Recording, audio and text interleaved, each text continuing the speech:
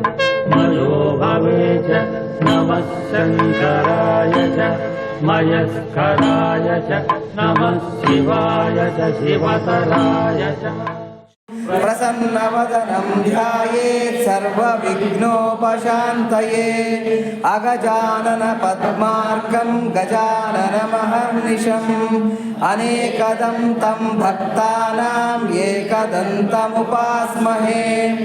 नारायणं नमस्कृत्य नरं चैव नरोत्तमं देवीं सरस्वतीं व्यासं ततो जयमुदीरयेत् ऋग्यजुस्सामरूपाय वेदाहरणकर्मणे प्रणवोद्गीतवपुषे महोश्वशिरसे नमः ज्ञानानन्दमयं देवं निर्मलस्फटिकाकृतिम् आधारं सर्वविद्यानां हयग्रीवमुपास्महे शङ्करं शङ्कराचार्यं केशवं बादरायणं सूत्रभाष्यकृतौ वन्दे भगवन्तौ पुनः पुनः गुरवे सर्वलोकानां भिषजे भवरोगिणां निधये सर्वविद्यानां दक्षिणामूर्तये नमः.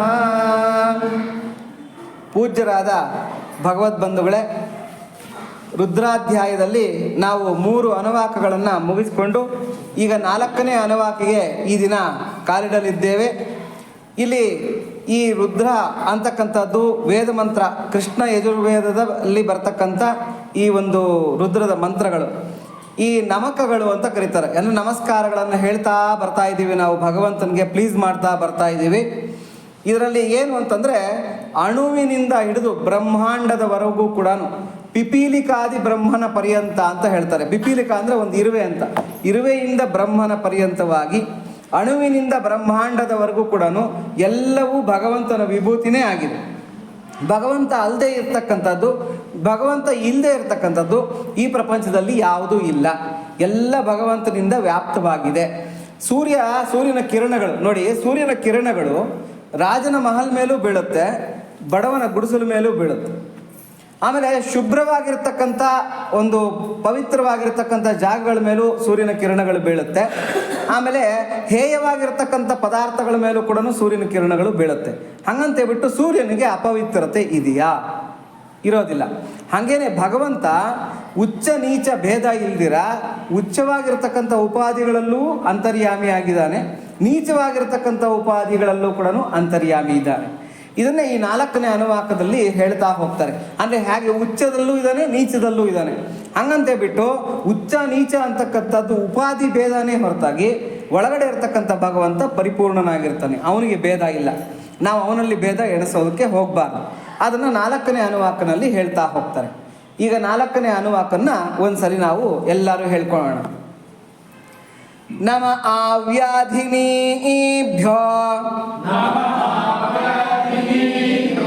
ವಿವಿಧ್ಯಂತೀಭ್ಯಶ್ಚ ವೋ ನಮೋ ನಮ ಉಗಣಾಭ್ಯಃ ಸ್ರಗುಂಹತೀಭ್ಯಶ್ಚ ವೋ ನಮೋ ನಮೋ ಗೃತ್ಸೇಭ್ಯೋ ಗೃತ್ಸಪತಿಭ್ಯಶ್ಚ ವೋ ನಮೋ ನಮೋ ವ್ರಾತೇಭ್ಯೋ ವ್ರಾತೇಭ್ಯೋ ವ್ರಾತಪತಿಭ್ಯಶ್ಚ ವೋ ನಮೋ ನಮೋ ಗಣೇಭ್ಯೋ ಗಣಪತಿಭ್ಯಶ್ಚ ವೋ ನಮೋ ನಮೋ ವಿರೂಪೇಭ್ಯೋ ವಿಶ್ವರೂಪೇಭ್ಯಶ್ಚ ವೋ ನಮೋ ನಮೋ ಮಹದ್ಭ್ಯಃ ಕ್ಷುಲ್ಲಕೇಭ್ಯಶ್ಚ ವೋ ನಮೋ ನಮೋ ರತಿಭ್ಯೋ ಅರಥೇಭ್ಯಶ್ಚ ವೋ ನಮೋ ನಮೋ ರಥೇಭ್ಯೋ ರಥಪತಿಭ್ಯಶ್ಚ ವೋ ನಮೋ ನಮಃ ಸೇನಾಭ್ಯಃ ಸೇನಾನಿಭ್ಯಶ್ಚ ವೋ ನಮೋ ನಮಃ ನಮಃ ಕ್ಷತ್ರುಭ್ಯಃ ಸಂಗ್ರಹೀತೃಭ್ಯಶ್ಚ ವೋ ನಮೋ ನಮಸ್ತಕ್ಷಭ್ಯೋ ರಥಕಾರೇಭ್ಯಶ್ಚ ವೋ ನಮೋ ನಮಃ ಕುಲಾಲೇಭ್ಯಃ ಕರ್ಮಾರೇಭ್ಯಶ್ಚ ವೋ ನಮೋ ನಮಃ ಪುಂಜಿಷ್ಠೇಭ್ಯೋ ನಿಷಾದೇಭ್ಯಶ್ಚ ವೋ ನಮೋ ನಮಃ ಇಷುಕೃದ್ಭ್ಯೋ ಧನ್ವಕೃದ್ಭ್ಯಶ್ಚ ವೋ ನಮೋ ನಮಃ ಮೃಗಯುಭ್ಯಶ್ಚ ನಿಭ್ಯಶ್ಚ ವೋ ನಮೋ ನಮಃ ಶ್ವಭ್ಯಶ್ವಪತಿಭ್ಯಶ್ಚ ವೋ ನಮಃ. ಇದು 4ನೇ ಅನುವಾಕು. ಈಗ ಒಂದೊಂದೇ ಅನುವಾಕಿನ ಮಂತ್ರವನ್ನು ನಾವು ಅಧ್ಯಯನ ಮಾಡ್ತಾ ಹೋಗೋಣ. 4ನೇ ಅನುವಾಕಿನ ಮೊದಲನೇ ಮಂತ್ರ ನಮಃ. ಹೇ ಶಕ್ತಿ ಸ್ವರೂಪನಾದ ರುದ್ರನೇ ನಿನಗೆ ನಮಸ್ಕಾರಗಳು. ಶಕ್ತಿ ಸ್ವರೂಪನಾದ ರುದ್ರ, ಎಲ್ಲ ಕಡೆ ಶಕ್ತಿಯ ಸ್ವರೂಪನಾಗಿ ಬೆಳಗುತ್ತಾ ಇರತಕ್ಕಂಥ ರುದ್ರ ನಮ್ಮಲ್ಲಿ ನಿಮ್ಮಲ್ಲಿ ಎಲ್ಲ ಜೀವಿಗಳಲ್ಲಿ ಚರಾಚರಗಳಲ್ಲಿ ಎಲ್ಲ ಕಡೆನೂ ನಾವು ಶಕ್ತಿ ಸ್ವರೂಪನ ದರ್ಶನ ಮಾಡ್ತಾ ಇರ್ತೀವಿ. ಶಕ್ತಿ ಇಲ್ಲದೆ ಇರತಕ್ಕಂಥದ್ದು ಯಾವುದು ಈ ಪ್ರಪಂಚದಲ್ಲಿ ಇಲ್ಲ. ಅಣುವಿನಿಂದ ಮೊದಲುಗೊಂಡು ಪ್ರತಿಯೊಂದರಲ್ಲೂ ಕೂಡ ಆ ಶಕ್ತಿ ಅಂತಕ್ಕಂಥದ್ದು ವ್ಯಾಪಿಸ್ಕೊಂಡಿದೆ. ಅಂತಹ ಶಕ್ತಿ ಸ್ವರೂಪನಾಗಿರ್ತಕ್ಕಂಥ ರುದ್ರನೇ ನಿನಗೆ ನಮಸ್ಕಾರಗಳು. ಆವ್ಯಾಧಿನಿಭ್ಯೋ ಅಂತ ಕರೀತಾರೆ. ಹಿಂಸಿಸುವ ಮಾತೃಗಣಗಳಿಗೆ ನಮಸ್ಕಾರಗಳು. ಹಿಂಸಿಸುವ ಮಾತೃಗಣಗಳು ಅಂತಂದರೆ ಇಲ್ಲಿ ನಾವು ಏನು ತಿಳ್ಕೊಬೇಕು ಅಂತಂದರೆ, ನೋಡಿ, ಕೆಲವ್ರಿಗೆ ಭಯ ಇರುತ್ತೆ. ಈ ಮಾಟ ಮಂತ್ರ ಇದೆಲ್ಲ ಮಾಡ್ತಾರೆ ಅಂತೇಳಿ ಶಾಕಿನಿ ಢಾಕಿನಿ ಆಮೇಲಿಂದ ಕಾಶ್ಮೂರ ಇದೇನೇನೋ ಪ್ರಯೋಗಗಳು ಮಾಡ್ತಾರಂತೆ. ಇದೆಲ್ಲ ಅಥರ್ವಣ ವೇದದ್ದಂತೆ. ಈ ಪ್ರಯೋಗ ಮಾಡಿದ್ರೆ 21 ದಿನದಲ್ಲಿ ನರಳಿ ಮನುಷ್ಯ ಸಾಯ್ತಾನಂತೆ. ಈ ಥರದ ನಂಬಿಕೆಗಳೆಲ್ಲ ನಮ್ಮಲ್ಲಿ ಬೆಳೆದು ಬಂದ್ಬಿಟ್ಟಿದೆ. ಚೆಡುಪು ಚೇತಬಡಿ ಚೆಡುಪು ಅಂತೆಲ್ಲ ಕರೀತಾರೆ. ಇದನ್ನೆಲ್ಲ ಮಾಡ್ತಾರಂತೆ ಅಂತ ಹೇಳ್ತಾರೆ. ಇವೆಲ್ಲ ಮಾಡೋದೇನೋ ನಿಜ ಇರ್ಬೋದೇನೋ, ಆದರೆ ಈ ಶಕ್ತಿಗಳು ಕೂಡ ಪರಮೇಶ್ವರಂದೇ. ಹಾಗಾಗಿ ನೀವೆಲ್ಲ ಯಾರು ಭಯ ಬೀಳಬೇಕಾದಿಲ್ಲ. ಯಾವ ಶಾಕಿನೀನು, ಯಾವ ಢಾಕಿನೀನು, ಯಾವ ಕಾಶ್ಮೀರನೂ ನಮ್ಮನ್ನು ಮುಟ್ಟೋದಕ್ಕೆ ಸಾಧ್ಯ ಇಲ್ಲ. ಯಾಕೆಂದರೆ ಯಾರು ಎಂಥ ಚಡಪನ್ನು ಮಾಡ್ಕೊಂಡು ಹೋಗಲಿ, ಎಂಥ ಚೇತಬಡಿಯನ್ನು ಮಾಡ್ಕೊಂಡು ಹೋಗಲಿ, ಕೈ ಮಸ್ಕು ಅಂತಲೂ ಏನೋ ಹೇಳ್ತಾರೆ, ಅವೆಲ್ಲ ಏನನ್ನ ಮಾಡ್ಕೊಂಡು ಹೋಗಲಿ, ಏನೇ ಮಾಡಿದ್ರು ಕೂಡ ನಮಗೇನು ಆಪತ್ತಿಲ್ಲ ಅಂತ ಇಲ್ಲಿ ರುದ್ರ ಹೇಳ್ತಾ ಇದೆ. ಇಲ್ಲಿ ಏನು ಹೇಳ್ತಾ ಇದೆ ಅಂತಂದರೆ, ಈ ಆವ್ಯಾಧಿನಿಭ್ಯೋ ಅಂತ ಕರೀತಾರೆ. ಅಂದರೆ ಹಿಂಸಿಸುವ ಮಾತೃಗಣಗಳು, ಹಿಂಸಿಸುವ ಮಾತೃಶಕ್ತಿಗಳು. ಯಾವುದು ಮಾರಿ ಆಗಿರ್ಬೋದು, ಅಥವಾ ಕಾಶ್ಮೀರ ಆಗಿರ್ಬೋದು, ಶಾಕಿನಿ ಢಾಕಿನಿ ಇತ್ಯಾದಿ ಶಕ್ತಿಗಳಾಗಿರ್ಬೋದು. ಇವೆಲ್ಲ ಕೂಡ ವಾಮಾಚಾರದ ಶಕ್ತಿಗಳು. ಅಂದರೆ ವಾಮಾಚಾರದಲ್ಲಿ ತಂತ್ರ ಮಂತ್ರದಿಂದ ವಶಪಡಿಸ್ಕೊತಕ್ಕಂಥ ಶಕ್ತಿಗಳು. ಇದು ಹೆಂಗೆ ಅಂತಂದರೆ, ಬೇಗ ಒಲಿಯುತ್ತೆ ಮನುಷ್ಯನಿಗೆ, ಆದರೆ ಅಷ್ಟೇ ಬೇಗ ಇದು ಕ್ರೋಧಿತವಾಗುತ್ತೆ. ಅಂದರೆ ಅಷ್ಟೇ ಬೇಗ ಅವ್ರ ಮೇಲೆ ತಿರುಗಿ ಬಿದ್ದುಬಿಡುತ್ತೆ ಈ ಶಕ್ತಿಗಳು. ಹಾಗಾಗಿ ಇದನ್ನು ಒಲಿಸ್ಕೊಳೋದು ಎಷ್ಟು ಸುಲಭನೋ ಅದರಿಂದ ಏಟು ತಿಂತಕ್ಕಂಥದ್ದು ಅಷ್ಟೇ ಸುಲಭ. ಹಾಗಾಗಿ ಯಾವ ಟೈಮ್ನಲ್ಲಿ ಅದು ಕ್ರೋಧಿತವಾಗುತ್ತೆ, ಸಣ್ಣ ಅಪಚಾರದಿಂದ ಕೂಡ ಅದು ದೊಡ್ಡದಾಗಿ ಅದು ಕ್ರೋಧಿತವಾಗತಕ್ಕಂಥ ಶಕ್ತಿಗಳು. ಹಾಗಾಗಿ ಈ ಶಕ್ತಿಗಳನ್ನು ಆರಾಧನೆ ಮಾಡ್ತಕ್ಕಂಥವ್ರು ಇಲ್ಲದೆ ಏನಿಲ್ಲ. ಹಿಂದಿನ ಕಾಲದಿಂದ ಅದು ಬೆಳ್ಕೊಂಡು ಬಂದಿರತಕ್ಕಂಥದ್ದು. ಇದು ಅಥರ್ವಣ ವೇದದ ಒಂದು ಭಾಗ. ಹಾಗಾಗಿ ಇದನ್ನು ನಾವು ಇಲ್ಲ ಅಂತ ಅಲ್ಲಗಳೆಯೋದಕ್ಕಾಗೋದಿಲ್ಲ. ಹಾಗಾಗಿ ಇದನ್ನೆಲ್ಲ ಕೂಡ ಮಾಡ್ತಕ್ಕಂಥವ್ರು ಹಿಂದೆ ಇದ್ದರು, ಈಗಿದಾರೋ ಇಲ್ವೋ ಗೊತ್ತಿಲ್ಲ. ಕೆಲವರು ಹೇಳ್ತಾರೆ ಬಂಗಾಳದಲ್ಲಿದ್ದಾರೆ, ಕೇರಳದಲ್ಲಿದ್ದಾರೆ, ಅಲ್ಲಿದ್ದಾರೆ, ಇಲ್ಲಿದ್ದಾರೆ, ಇಲ್ಲಿ ಕರ್ನಾಟಕದಲ್ಲಿ ಯಾವುದೋ ಹೇಳ್ತಾರೆ ಅದು ಅಲ್ಲೇ ಮಾಂತ್ರಿಕರು ಇವೆಲ್ಲ ಜಾಸ್ತಿ. ಅಥರ್ವಣ ವೇದನ ಉಪಾಸನೆ ಮಾಡಿರ್ತಕ್ಕಂಥವ್ರು ಜಾಸ್ತಿ ಅಂತ ಹೇಳ್ಬಿಟ್ಟಂತ. ಈ ಏನು ಶಕ್ತಿಗಳಿದೆ ಮಾತೃಶಕ್ತಿಗಳು, ಅಂದರೆ ಈ ಮಾರಕ ಶಕ್ತಿಗಳು, ಮಾತೃಶಕ್ತಿಗಳು ಅಂತಲೂ ಕರಿಬೋದು, ಮಾರಕ ಶಕ್ತಿಗಳು ಅಂತಲೂ ಕರಿಬೋದು.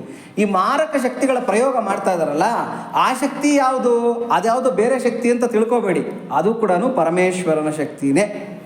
ಆದ್ದರಿಂದ ನಮಗೇನು ಭಯ ಇಲ್ಲ. ಯಾಕೆಂದರೆ ನಾವು ಇಲ್ಲೇನು ಮಾಡ್ತಾ ಇದ್ದೀವಿ, ಪರಮೇಶ್ವರನನ್ನು ಏನು ಶರಣಾಗತಿ ಮಾಡಿಬಿಡ್ತಾ ಇದ್ದೀವಿ. ನಾವು ಹೂಗೆ, ಕೊಂಬಿಗೆ, ಎಲೆಗೆ, ಕಾಂಡಕ್ಕೆ ನೀರು ಹಾಕಿದ್ರೆ ಏನನ್ನ ತಲುಪುತ್ತಾ, ಅದು ಮರಕ್ಕೆ ತಲುಪೋದಿಲ್ಲ. ಆದರೆ ಬೇರೆ ನೀರು ಹಾಕಿದ್ರೆ ಆಟೋಮೆಟಿಕ್ಕಾಗಿ ತಲುಪಿಬಿಡುತ್ತೆ, ಮರ ಎಲ್ಲ ತಲುಪುತ್ತೆ. ಅದೇ ಥರನೇ ನಾವು ಪರಮೇಶ್ವರನನ್ನು ಆರಾಧನೆ ಮಾಡಿಬಿಟ್ರೆ ಆ ಎಲ್ಲ ಮಾರಕ ಶಕ್ತಿಗಳು ಕೂಡ ಶಾಂತವಾಗಿಬಿಡುತ್ತೆ. ನಮ್ಮ ವಿಚಾರದಲ್ಲಿ ಯಾವುದೂ ಕೂಡ ಇದು ಮಾಡೋದಕ್ಕೆ ಆಗೋದಿಲ್ಲ. ಒಂದ್ಸಲಿ ಏನಾಗುತ್ತೆ ಅಂತಂದರೆ, ನೋಡಿ, ಭಾಗವತದಲ್ಲಿ ಬರ್ತಕ್ಕಂಥ ಕತೆ ಜಡಭರತ ಅಂತ ಇರ್ತಾರೆ. ಜಡಭರತ ಅಂತಕ್ಕಂಥವನು ಒಂದು ಕಡೆ ಅವನು ಜಡವಾಗಿ ಒಂದು ಮರದ ಕೆಳಗೆ ಕೂತ್ಕೊಂಡು ಯಾವಾಗಲೂ ದೇವ್ರ ಧ್ಯಾನನ ಮಾಡ್ಕೊತಾ ಇರ್ತಕ್ಕಂಥವನು. ಈ ಜಡಭರತನ ನೋಡಿಬಿಟ್ಟು ದಷ್ಟಪುಷ್ಟವಾಗಿದ್ದಾನೆ ಅಂತ ಹೇಳ್ಬಿಟ್ಟು ಒಬ್ಬ ತಂತ್ರಗಾರ ಅಂದರೆ ಒಬ್ಬ ಮಾಂತ್ರಿಕ ಏನು ಮಾಡ್ತಾನೆ, ಈ ಜಡಭರತನ ಕಾಳಿದೇವಿಗೆ ಬಲಿ ಕೊಡಬೇಕು ಅಂತ ಹೇಳ್ಬಿಟ್ಟು ಕರ್ಕೊಂಡು ಹೊರಟೋಗ್ತಾನೆ. ಕಾಳಿದೇವಿಗೆ ಬಲಿ ಕೊಡಬೇಕು ಅಂತ ಕರ್ಕೊಂಡು ಹೋಗ್ಬಿಟ್ಟು ಕಾಳಿದೇವಿ ಮುಂದೆ ಆತನನ್ನು ಕೂಡಿಸಿ ಎಲ್ಲ ಅವನ ತಂತ್ರವಿದ್ಯೆಗಳನ್ನೆಲ್ಲ ಪ್ರಯೋಗ ಮಾಡಿ ಇನ್ನೇನು ಜಡಭರತನ ತಲೆ ಕತ್ತರಿಸೋದ್ರಲ್ಲಿ ಇರ್ತಾನೆ. ಅಷ್ಟರೊಳಗೆ ಆಶ್ಚರ್ಯ ಅನ್ನೋ ಥರದಲ್ಲಿ ಆ ಕಾಳಿ ವಿಗ್ರಹದಿಂದ ಅವನ ಆರಾಧನೆ ಮಾಡ್ತಾ ಇರ್ತಕ್ಕಂಥ ಕಾಳಿ ವಿಗ್ರಹದಿಂದ ಕಾಳಿ ಪ್ರಕಟ ಆಗಿಬಿಟ್ಟು ಜಡಭರತನನ್ನು ಸಾಯಿಸೋದಕ್ಕೆ ರೆಡಿಯಾಗಿರ್ತಕ್ಕಂಥ ಈ ತಾಂತ್ರಿಕನ ತಲೆಯನ್ನೇ ಕತ್ತರಿಸ್ಬಿಡ್ತಾಳೆ ಕಾಳಿ.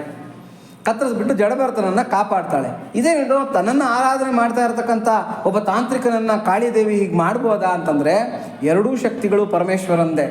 ಅಂದರೆ ಈ ಕಡೆ ವಾಮಾಚಾರದಲ್ಲಿ ಆರಾಧಿಸಲ್ಪಡ್ತಾ ಇರ್ತಕ್ಕಂಥದ್ದು ಅವನೇ, ಮತ್ತು ದಕ್ಷಿಣಾತ್ಯ ಪದ್ಧತಿನಲ್ಲಿ ಅಂದರೆ ವೇದ ವಿಧಿನಲ್ಲಿ ಆರಾಧನೆಗೊಳ್ತಾ ಇರ್ತಕ್ಕಂಥವನು ಅವನೇ. ಹಿಂದಿನ ಅನುವಾಕಗಳಲ್ಲಿ ನಾವು ನೋಡಿದ್ದೀವಿ, ಎಲ್ಲ ಪಥಗಳ ರೂಪದಲ್ಲಿರ್ತಕ್ಕಂಥವನು ಪರಮೇಶ್ವರನೇ ಅಂತೇಳ್ಬಿಟ್ಟು. ಹಾಗಾಗಿ ಇಲ್ಲಿ ವಾಮಾಚಾರ ಅಂತೇಳ್ಬಿಟ್ಟು ನಾವೇನು ಭಯ ಬೀಳಬೇಕಾದ್ದಿಲ್ಲ. ಧೈರ್ಯವಾಗಿ ಓಡಾಡಿ. ಈ 3 ದಾರಿಗಳು ಕಳೆಯೋ ಜಾಗದಲ್ಲಿ ರಂಗೋಲಿಗಳು ಹಾಕಿರ್ತಾರೆ, ಈ ಅಮಾವಾಸ್ಯೆನಲ್ಲಿ ಏನೇನೋ ಇದೆಲ್ಲ ಮಾಡಿಟ್ಬಿಟ್ಟಿರ್ತಾರೆ. ಏನು ಭಯ ಬೀಳಬೇಡಿ. ಯಾಕೆಂದರೆ ಪರಮೇಶ್ವರನ ಅಲ್ಲದ್ದು ಪರಮೇಶ್ವರನ ಇಲ್ಲದ್ದು ಈ ಪ್ರಪಂಚದಲ್ಲಿ ಯಾವುದೂ ಇಲ್ಲ. ಹಾಗಾಗಿ ಅಂಥವೇನನ್ನ ಕಾಣಿಸಿದಾಗ ಇನ್ನೂ ತಲೆ ಎತ್ತಿ ಧೈರ್ಯವಾಗಿ ಎದೆ ಉಬ್ಬಿಸಿ ಹೋಗಿ, ಏನು ಪರವಾಗಿಲ್ಲ. ಯಾಕೆಂದರೆ ನಮ್ಮ ಹಿಂದೆ ಪ್ರೊಟೆಕ್ಟರ್ ಆಗಿ ಬರ್ತಾ ಇರ್ತಕ್ಕಂಥವನು ಪರಮೇಶ್ವರನೇ. ಹಾಗಾಗಿ ಇಲ್ಲಿ ರುದ್ರ ಹೇಳ್ತಾ ಇದೆ, ಆವ್ಯಾಧಿನಿಭ್ಯೋ, ಆ ಮಾರಕ ಶಕ್ತಿಗಳಿದೆಯಲ್ಲ ಮಾತೃಶಕ್ತಿಗಳು, ಅದರ ರೂಪದಲ್ಲಿರ್ತಕ್ಕಂಥ ಹೇ ರುದ್ರನೇ ನಿನಗೆ ನಮಸ್ಕಾರಗಳು. ವಿವಿಧ್ಯಂತಿಭ್ಯ, ಪ್ರಹಾರಕರಾದ ದೇವಿಯರಿಗೆ, ಪ್ರಹಾರಕರಾದ ದೇವಿಯರು ಅಂದರೆ ಇವರು ಯಾವಾಗಲೂ ಕೂಡ ಆಯುಧಗಳನ್ನು ಧರಿಸಿ ಕೊಲ್ಲೋದಕ್ಕೆ ರೆಡಿಯಾಗಿರ್ತಾರೆ. ಅದಕ್ಕೆ ಮಾರಿ ಅಂತ ಕರೀತಾರೆ. ಮಾರಿ ಅಂದರೆ ಮಾರಕ ಶಕ್ತಿ ಅಂತ, ಅಂದರೆ ಕೊಲ್ಲೋದಕ್ಕೆ ರೆಡಿಯಾಗಿರ್ತಕ್ಕಂಥ ಶಕ್ತಿ ಅಂತ ಹೇಳ್ಬಿಟ್ಟು ಅಂತ. ಇಂಥ ಎಲ್ಲ ಶಕ್ತಿ ರೂಪದಲ್ಲಿರ್ತಕ್ಕಂಥ ಅವನು ಪರಮೇಶ್ವರನೇ. ಪರಮೇಶ್ವರನ ಶಕ್ತಿನೇ ಈ ರೂಪದಲ್ಲಿ ತೋರ್ಕೊತಾ ಇರ್ತಕ್ಕಂಥದ್ದು.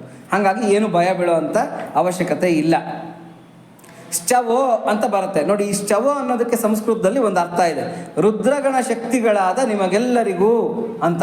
ಶ್ಚವೋ ಅಂತಂದರೆ ರುದ್ರಗಣ ಶಕ್ತಿಗಳು ಅಂದರೆ ನೀವ್ಯಾರೋ ಬೇರೆ ಅಲ್ಲ. ಅಂದರೆ ಈ ಶಾಕಿನಿ ಡಾಕಿನಿ ಇದೆಯಲ್ಲ ಯಾವುದು ವಾಮಾಚಾರದ ಶಕ್ತಿಗಳು, ಅವ್ಯಾವುದು ಕೂಡ ಬೇರೆ ಅಲ್ಲ, ಪರಮೇಶ್ವರನಿಂದ ಬೇರೆ ಅಲ್ಲ. ಮಾರಕ ಶಕ್ತಿಗಳು ಕೂಡ ಪರಮೇಶ್ವರನಿಂದ ಬೇರೆ ಅಲ್ಲ. ಈ ಗುಡುಬಂಡೆನಲ್ಲಿ ಚದುವಲುಕೊಂಡ ಅಂತ ಕರೀತಾರೆ. ಅದನ್ನು ವಿದ್ಯಾಗಿರಿ ಅಂತ ಕರೀತಾರೆ. ಹಿಂದಿನ ಕಾಲದಲ್ಲೂ ಕೂಡ ಅಂದರೆ ತುಂಬ ಹಳೆ ಕಾಲದಿಂದ ಅಲ್ಲಿ ಋಷ್ಯಾಶ್ರಮಗಳಿತ್ತಂತೆ. ನಾವು ಅಲ್ಲಿ ಗುಡುಬಂಡೆನಲ್ಲಿದ್ದಾಗ ಅದರನ್ನೆಲ್ಲ ವರ್ಣಿಸಿ ಹೇಳೋರು.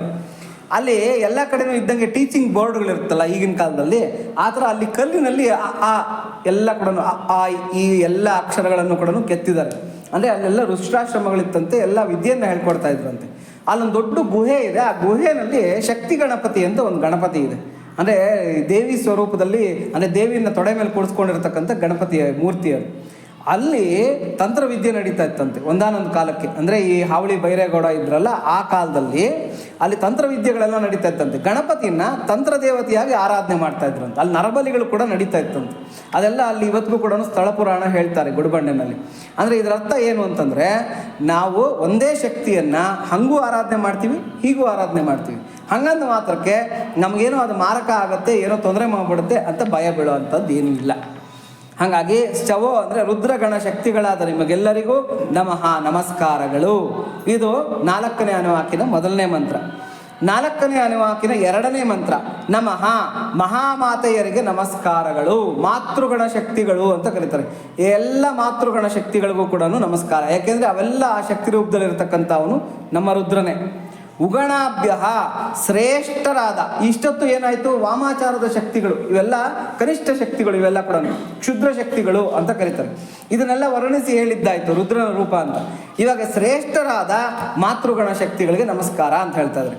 ಶ್ರೇಷ್ಠರಾದ ಮಾತೃಗಣ ಶಕ್ತಿಗಳು ಯಾವ್ಯಾವುದು ಅಂತಂದರೆ ದುರ್ಗೆ, ಭೈರವಿ, ನಾವೆಲ್ಲ ಆರಾಧನೆ ಮಾಡ್ತಕ್ಕಂಥದ್ದು, ಚಾಮುಂಡಿ, ಕಾಳಿ, ಚಂಡಿ, ಚೌಡೇಶ್ವರಿ, ಮಾರಿ ಇತ್ಯಾದಿ.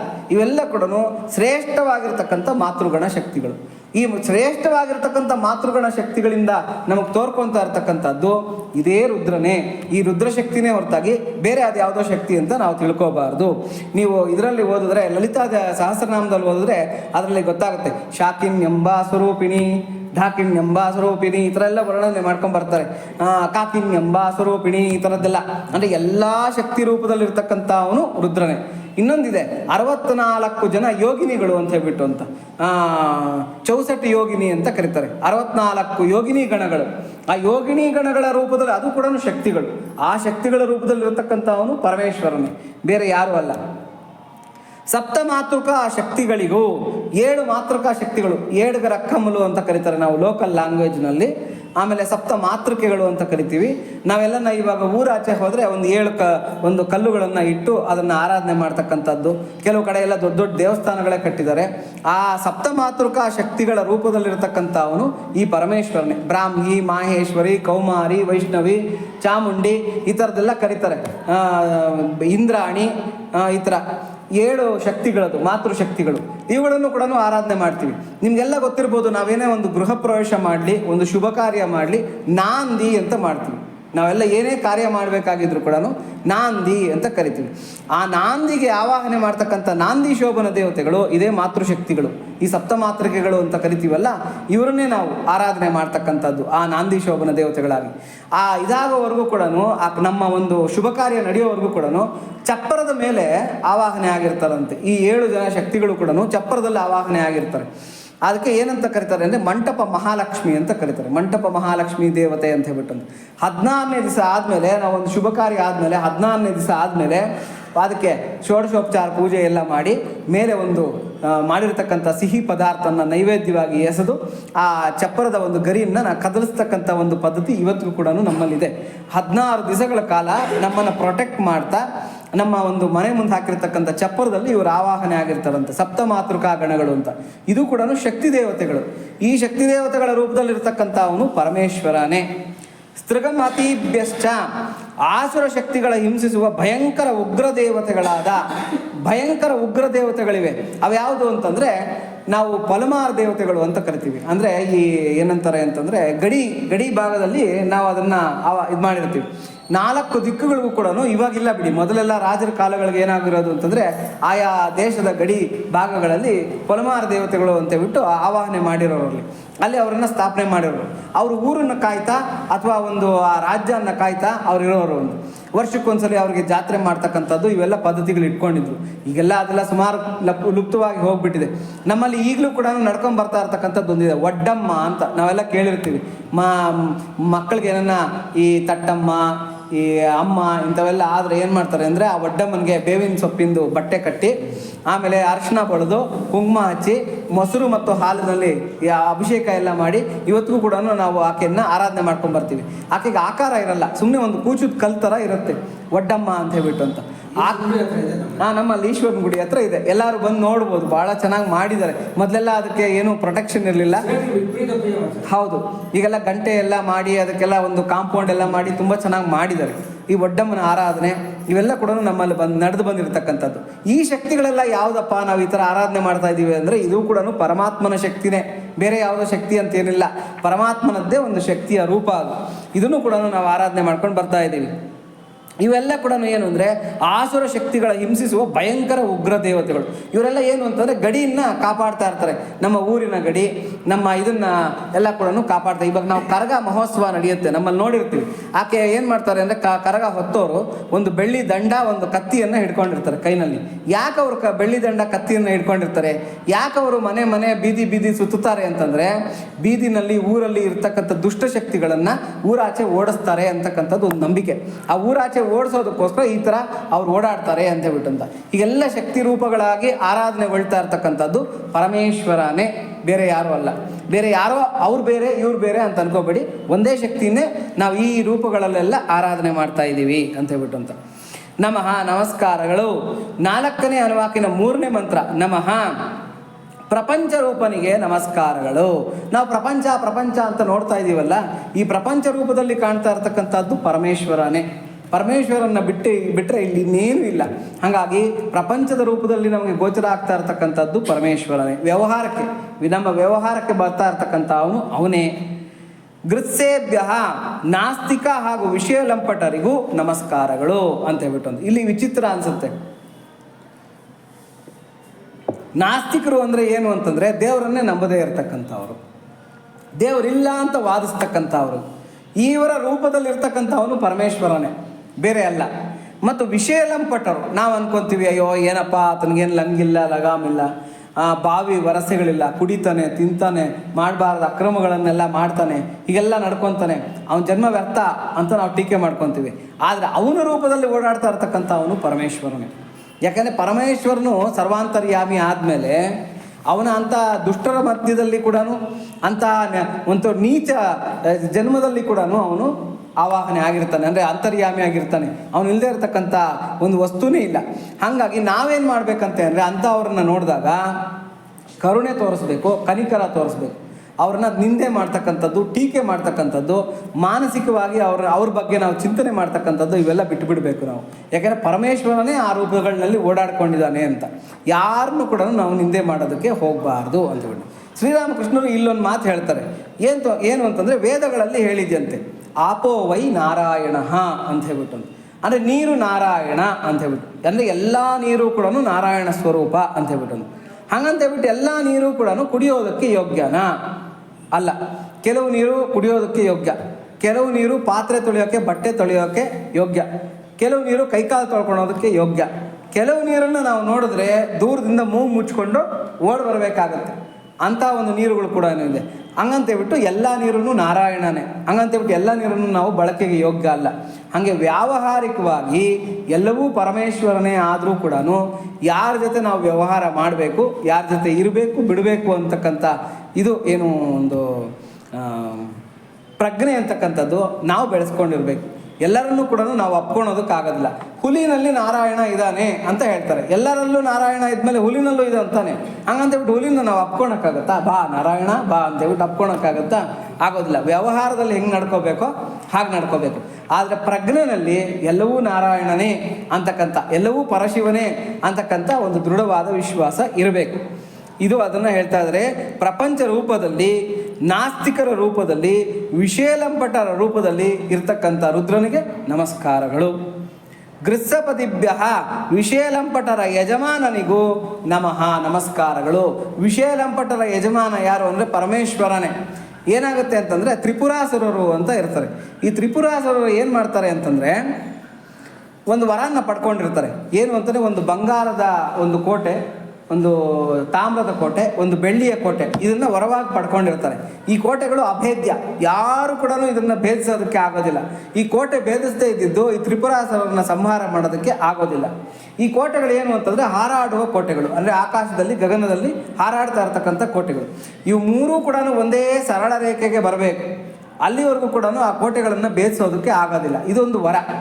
ಎರಡನೇದೇನು ಅಂತಂದರೆ ಆ ಕೋಟೆನಲ್ಲಿರ್ತಕ್ಕಂಥ ರಕ್ಕಸರು, ಅಂದರೆ ರಾಕ್ಷಸರು, ರಾಕ್ಷಸರ ಪತ್ನಿಯರು, ಇವರೆಲ್ಲ ಕೂಡ ಏನಂತಂದರೆ ಮಹಾಶಿವ ಭಕ್ತರು, ಪರಮಶಿವ ಭಕ್ತರು. ಇವರು ಶಿವನ ಭಕ್ತಿಯನ್ನು ಬಿಡದೇ ಇದ್ದಿದ್ದು ಇವರನ್ನು ಸಂಹಾರ ಮಾಡೋದಕ್ಕೆ ಯಾರ ಕೈನಲ್ಲೂ ಆಗೋದಿಲ್ಲ. ಅಷ್ಟು ಪರಮಶಿವ ಭಕ್ತರು. ಆಮೇಲೆ ಅವರ ಪತ್ನಿಯರೆಲ್ಲ ಕೂಡ ಪತಿವ್ರತ ಸ್ತ್ರೀಯರು. ಹೆಂಗೆ ಇವರನ್ನು ಭೇದಿಸೋದು? ಆದರೆ ಅವರು ಲೋಕಕಂಟಕರು, ಲೋಕಕ್ಕೆಲ್ಲ ಕಂಟಕವನ್ನು ಮಾಡಿ ತುಂಬ ದುಷ್ಟ ಚೇಷ್ಟೆಗಳನ್ನು ಮಾಡ್ತಾ ಇರ್ತಾರೆ. ಎಲ್ಲರೂ ಹೋಗಿ ನಾರಾಯಣನಲ್ಲಿ ಮತ್ತು ಪರಶಿವನಲ್ಲಿ ಪ್ರಾರ್ಥನೆ ಮಾಡ್ಕೊತಾರೆ.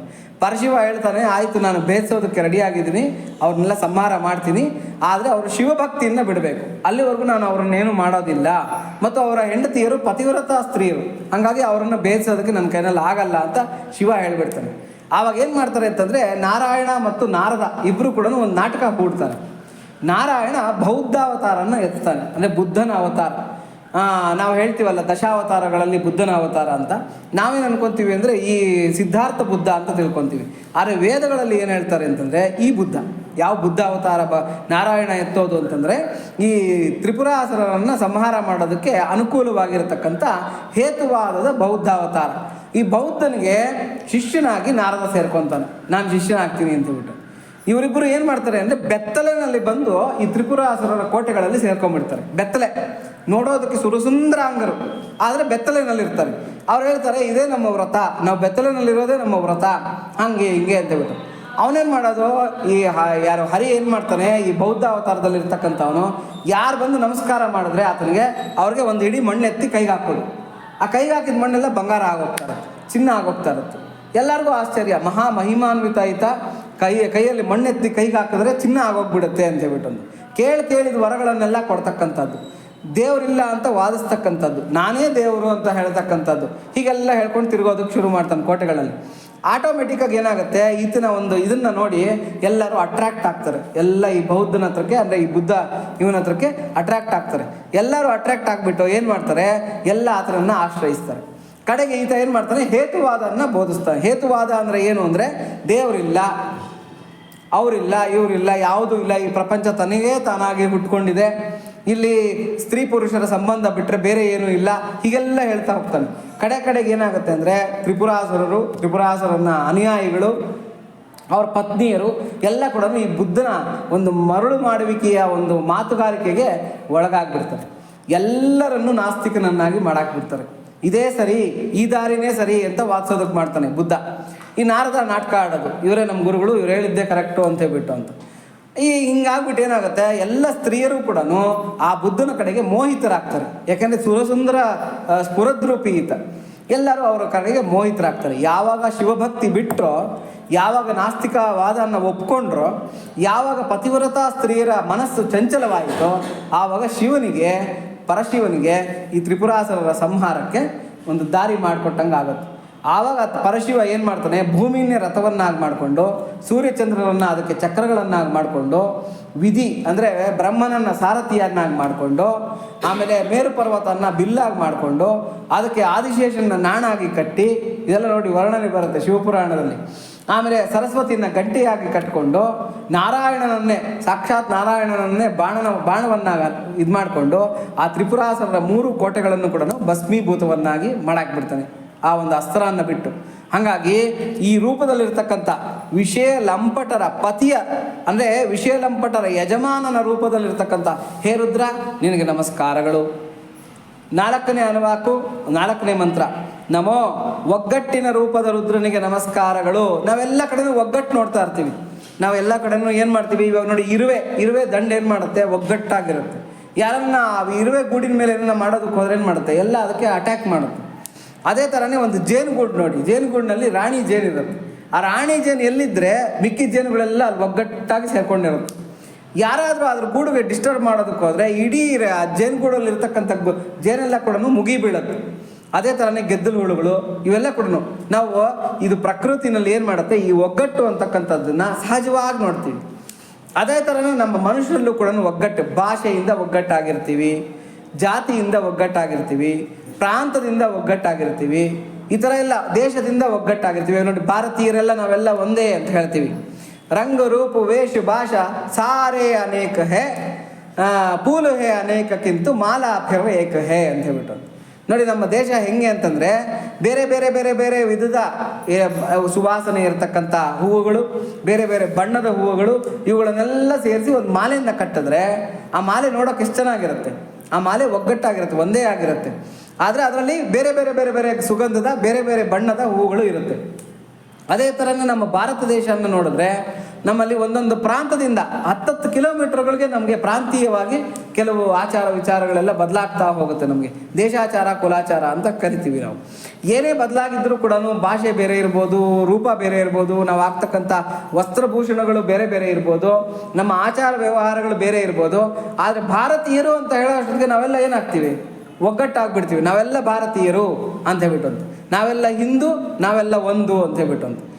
ಅದೇ ಥರನೇ ಈ ಒಗ್ಗಟ್ಟಿನ ರೂಪದಲ್ಲಿರ್ತಕ್ಕಂಥವನು ಪರಮೇಶ್ವರನೇ. ಈ ಒಗ್ಗಟ್ಟು ಅಂತಕ್ಕಂಥದ್ದು ಎಲ್ಲಿಂದ ಬರ್ತಾ ಇದೆ, ನಮಗೆ ಒಟ್ಟುಗೂಡಿರಬೇಕು, ನಾವೆಲ್ಲ ಒಂದಾಗಿರಬೇಕು, ಇವೆಲ್ಲ ಎಲ್ಲಿಂದ ಬರ್ತಾ ಇದೆ ಅಂದರೆ ಪರಮೇಶ್ವರನಿಂದನೇ ಬರ್ತಾ ಇರ್ತಕ್ಕಂಥ ಥಾಟ್ ಇದು. ಹಾಗಾಗಿ ಒಗ್ಗಟ್ಟಿನ ರೂಪದ ರುದ್ರನಿಗೆ ನಮಸ್ಕಾರಗಳು. ವ್ರಾತೇಭ್ಯೋ ಅಷ್ಟವಸುಗಳು, ನವಗ್ರಹಗಳು, ಏಕಾದಶ ರುದ್ರರು, ದ್ವಾದಶಾದಿತ್ಯರು, ಮರುದ್ಗಣಗಳು, ಅಶ್ವಿನಿ ದೇವತೆಗಳು ಇತ್ಯಾದಿ ಇತ್ಯಾದಿ ಗುಂಪುಗಳು. ನಾವು ಈ ಥರ ದೇವತೆಗಳ ಗುಂಪುಗಳನ್ನೆಲ್ಲ ನೋಡ್ತಾ ಇರ್ತೀವಿ. ಇವರೆಲ್ಲ ಹೆಂಗಂದರೆ ಒಗ್ಗಟ್ಟಾಗಿರ್ತಾರೆ, ಅಂದರೆ ಇವರೆಲ್ಲ ಒಟ್ಟುಗೂಡ್ಕೊಂಡಿರ್ತಾರೆ. ಇವಾಗ ನವಗ್ರಹಗಳೆಲ್ಲ ಒಂದು, ಅಷ್ಟವಸುಗಳೆಲ್ಲ ಒಂದು, ಈ ಥರ ಅಶ್ವಿನಿ ದೇವತೆಗಳೆಲ್ಲ ಒಂದು, ಈ ಥರ ಎಲ್ಲ ಒಗ್ಗಟ್ಟಾಗಿರ್ತಕ್ಕಂಥ ದೇವತಾಗಣದ ಗುಂಪುಗಳು. ಇವರೆಲ್ಲ ಒಗ್ಗಟ್ಟಾಗಿರೋದಕ್ಕೆ ಕಾರಣವಾಗಿರ್ತಕ್ಕಂಥವನು ಇದೇ ರುದ್ರನೇ. ಇವಾಗ ನೋಡಿ, ನಕ್ಷತ್ರ ಪುಂಜಗಳನ್ನು ನೋಡಿರ್ತೀವಿ ನಾವು, ಗ್ಯಾಲಕ್ಸಿಗಳನ್ನು ನೋಡಿರ್ತೀವಿ, ನಕ್ಷತ್ರ ಪುಂಜ. ಈ ನಕ್ಷತ್ರ ಪುಂಜ ಹೇಗೆ ಅಂತಂದರೆ ಜೋರಾಗಿ ಸೈಕಲ್ ಚಕ್ರದ ಥರ ತಿರುಗ್ತಾ ಇರುತ್ತೆ ಆಕಾಶದಲ್ಲಿ. ಸುಮಾರು ಸಾವಿರಾರು ಕಿಲೋಮೀಟರ್ ವೇಗದಲ್ಲಿ, ಬೆಳಕಿನ ವೇಗದಲ್ಲಿ ಅದೇನು ಮಾಡುತ್ತೆ, ತನಗೆ ತಾನು ಸುತ್ತಾಗ್ತಾ ಇರ್ತಕ್ಕಂಥದ್ದು. ಆದರೆ ಈ ಗ್ಯಾಲಕ್ಸಿಗಳು ಸುತ್ತೋವಾಗ ಇದರಲ್ಲಿ ಕೋಟ್ಯಾಂತರ ನಕ್ಷತ್ರಗಳಿರುತ್ತೆ. ಸಾಮಾನ್ಯಕ್ಕೆ ನಾವೇನು ಮಾಡ್ತೀವಿ, ಏನನ್ನ ಒಂದು ಛತ್ರಿ ತೊಗೊಳ್ರಿ, ಛತ್ರಿ ತೊಗೊಂಡು ಹಿಂಗೆ ತಿರುಗಿಸೋದಕ್ಕೆ ಶುರು ಮಾಡಿರಿ. ಛತ್ರಿ ಥರ ತೊಗೊಂಡು ಶುರು ಮಾಡಿದ್ರೆ ಏನಾಗುತ್ತೆ, ಛತ್ರಿಯ ಕೊನೆ ಇರುತ್ತಲ್ವ ಅದು ಸ್ವಲ್ಪ ಸ್ಲೋ ಆಗಿ ಸುತ್ತುತ್ತೆ. ಛತ್ರಿಯ ಮಧ್ಯಭಾಗ ಇರುತ್ತಲ್ವ ಅದು ಸ್ಪೀಡಾಗಿ ತಿರುಗ್ದಂಗೆ ಕಾಣಿಸುತ್ತೆ ನಮಗೆ. ಇದೇ ಆಮೇಲೆ ನಾವು ನವಗ್ರಹಗಳನ್ನು ತಗೊಳ್ಳಿ. ಈ ನಮ್ಮ ಹತ್ತಿರದಲ್ಲಿರ್ತಕ್ಕಂಥ ಸೂರ್ಯನಿಗೆ ಹತ್ತಿರದಲ್ಲಿರ್ತಕ್ಕಂಥ ಬುಧ ಗ್ರಹ ಆಗಿರ್ಬೋದು, ಶುಕ್ರ ಆಗಿರ್ಬೋದು, ಭೂಮಿ ಆಗಿರ್ಬೋದು, ಇವುಗಳು ತಿರುಗ್ತಕ್ಕಂಥ ಸೂರ್ಯನಿಗೆ ಸುತ್ತಾಕ್ತಕ್ಕಂಥ ಸ್ಪೀಡ್ ಸ್ವಲ್ಪ ಜಾಸ್ತಿ.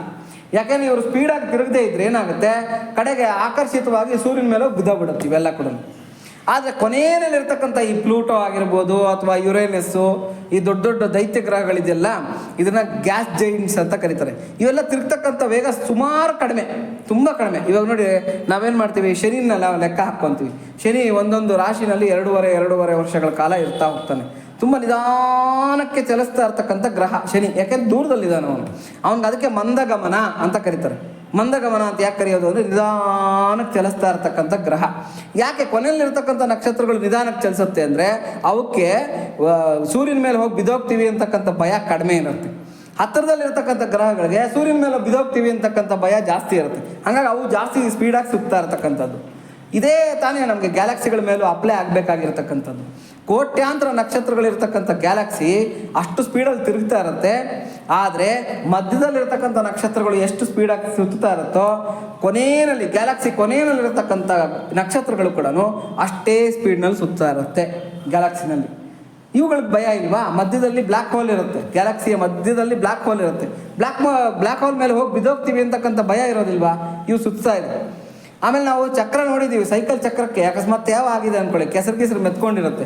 ಜೋರಾಗಿ ಸೈಕಲ್ ಚಕ್ರವನ್ನು ತಿರುಗಿಸಿದ್ರೆ ಅದ್ರ ಮೇಲೆ ಇರ್ತಕ್ಕಂಥ ಕೆಸರು ಏನಾಗುತ್ತೆ, ಸಿಡಿದೆಲ್ಲ ದೂರಕ್ಕೆ ಹೊರಟೋಗ್ಬಿಡುತ್ತೆ. ಹಾಗೇನೆ ಸ್ಪೀಡಾಗಿ ಸುತ್ತಾ ಇರ್ತಕ್ಕಂಥ ಈ ನಕ್ಷತ್ರ ಪುಂಜ, ಅದರಲ್ಲಿರ್ತಕ್ಕಂಥ ನಕ್ಷತ್ರಗಳನ್ನು ಚಿಮ್ಮಿ ಬಿಡ್ಬೇಕು ತಾನೆ ಆಕಾಶಕ್ಕೆ. ಆ ಸ್ಪೀಡಲ್ಲಿ ಏನಾಗಬೇಕು, ಆ ಸ್ಪೀಡ್ ತಟ್ಕೊಳಕ್ಕಾಗ್ದಿರ ಆ ನಕ್ಷತ್ರಗಳು ಚಿಮ್ಮಿ ಹೊರಗಡೆ ಹೊರಟೋಗ್ಬೇಕು.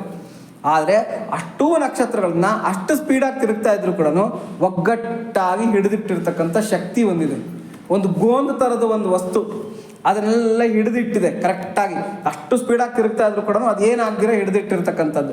ಅದು ಒಂದು ಇಂಚು ಕೂಡ ತನ್ನ ಸ್ಥಾನದಿಂದ ಚಲಿಸ್ತಾ ಇಲ್ಲ. ಬಾಂಡಿಂಗ್, ಆ ಬಾಂಡಿಂಗ್ ರೂಪದಲ್ಲಿರ್ತಕ್ಕಂಥದ್ದು, ಆ ಒಗ್ಗಟ್ಟಾಗಿ ಕೂಡಿಸಿಟ್ಟಿರ್ತಕ್ಕಂಥ ಆ ಪದಾರ್ಥ ಯಾವುದು ಅಂದರೆ ಪರಮೇಶ್ವರನ ಶಕ್ತಿ. ಈ ಒಗ್ಗಟ್ಟನ್ನ, ಈ ಕೂಡಿಸ್ತಾ ಇರ್ತಕ್ಕಂಥ ಈ ಬಾಂಡಿಂಗ್ ಶಕ್ತಿ ಇದೆಯಲ್ಲ, ಇದೇ ಪರಮೇಶ್ವರನ ಶಕ್ತಿ. ಇದನ್ನು ಇಲ್ಲಿ ವರ್ಣಿಸ್ತಾ ಇದ್ದಾರೆ. ವ್ರಾತೇಭ್ಯೋ, ಈ ಎಲ್ಲ ದೇವತಾ ಶಕ್ತಿಗಳನ್ನು ಕೂಡ ಗುಂಪುಗಳ ರೂಪದಲ್ಲಿ ಕೂಡಿಸಿಟ್ಟಿರ್ತಕ್ಕಂಥ ಶಕ್ತಿ ಪರಮಾತ್ಮನದ್ದು. ಈ ರೂಪದಲ್ಲಿರ್ತಕ್ಕಂಥ ಹೇ ರುದ್ರ ನಿನಗೆ ನಮಸ್ಕಾರಗಳು. ವ್ರಾತಪತಿ, ಗುಂಪುಗಳ ನಾಯಕನಿಗೂ ನಮಃ ನಮಸ್ಕಾರಗಳು. ಅಂದರೆ ಈ ಎಲ್ಲ ಗುಂಪುಗಳ ನಾಯಕನಿರ್ತಾನೆ. ಅಂದರೆ ಯಾವುದೇ ದೇವತಾ ಶಕ್ತಿಗಳು, ಇವಾಗ ನೋಡಿ ಎಲ್ಲ ದೇವತಾ ಗಣಗಳನ್ನು ತಗೊಂಡ್ರೆ ಇಂದ್ರ ನಾಯಕನಾಗಿರ್ತಾನೆ. ಇವಾಗ ನವಗ್ರಹಗಳನ್ನು ತಗೊಂಡ್ರೆ ಸೂರ್ಯ ನಾಯಕನಾಗಿರ್ತಾನೆ. ಹೀಗೆ ಪ್ರತಿಯೊಂದು ದೇವತಾ ಗುಂಪುಗಳಿಗೂ ಕೂಡ ಒಬ್ಬ ನಾಯಕ ಇರ್ತಾನೆ. ಆ ನಾಯಕನ ಶಕ್ತಿಯ ರೂಪದಲ್ಲಿರ್ತಕ್ಕಂಥ ಅವನು ಇದೇ ರುದ್ರನೇ. ಈ ರುದ್ರನ ಈ ವಿಭೂತಿಯೇ, ಈ ಶಕ್ತಿಯೇ ಆ ದೇವತಾಗಣಗಳಲ್ಲೂ ಕೂಡ ಕಾಣಿಸ್ಕೊತಾ ಇರ್ತಕ್ಕಂಥದ್ದು. ಹಾಗಾಗಿ ಎಲ್ಲ ರೂಪದಲ್ಲಿರ್ತಕ್ಕಂಥ ರುದ್ರ ನಿನಗೆ ನಮಸ್ಕಾರಗಳು. ಅಂದರೆ ಈ ದೇವತೆಗಳೆಲ್ಲ ಕೂಡ ಬೇರೆ ಅನ್ಕೋಬೇಡಿ. ರುದ್ರದಲ್ಲಿ ನೋಡಿದ್ರೆ ಎಲ್ಲ ದೇವತೆಗಳು ಬಂದು ಹೋಗ್ತಾರೆ. ವಿಷ್ಣು ಸಹಸ್ರನಾಮ ತೆಗೆದು ನೋಡಿ, ಎಲ್ಲ ದೇವತೆಗಳು ಬಂದು ಹೋಗ್ತಾರೆ. ಇದೇನು ಇಲ್ಲಿ ಕೀರ್ತನೆ ಮಾಡ್ತಾ ಇರೋದು ವಿಷ್ಣುನ್ನ. ಆದರೆ ಇಲ್ಲಿ ಎಲ್ಲ ದೇವತೆಗಳನ್ನು ಕೀರ್ತನೆ ಮಾಡ್ತಾ ಇದ್ದಾರೆ ಅಂದರೆ ಆ ಎಲ್ಲ ದೇವತಾ ಶಕ್ತಿಗಳ ರೂಪದಲ್ಲಿರ್ತಕ್ಕಂಥವನು ಪರಮಾತ್ಮನೇ. ಹಾಗಾಗಿ ಈ ಎಲ್ಲ ಪೃಥಗ್ ಅಂದರೆ ಈ ಭಗವದ್ಗೀತೆಯಲ್ಲೂ ಕೂಡ ಒಂದು ಮಾತು ಹೇಳ್ತಾನೆ ಕೃಷ್ಣ.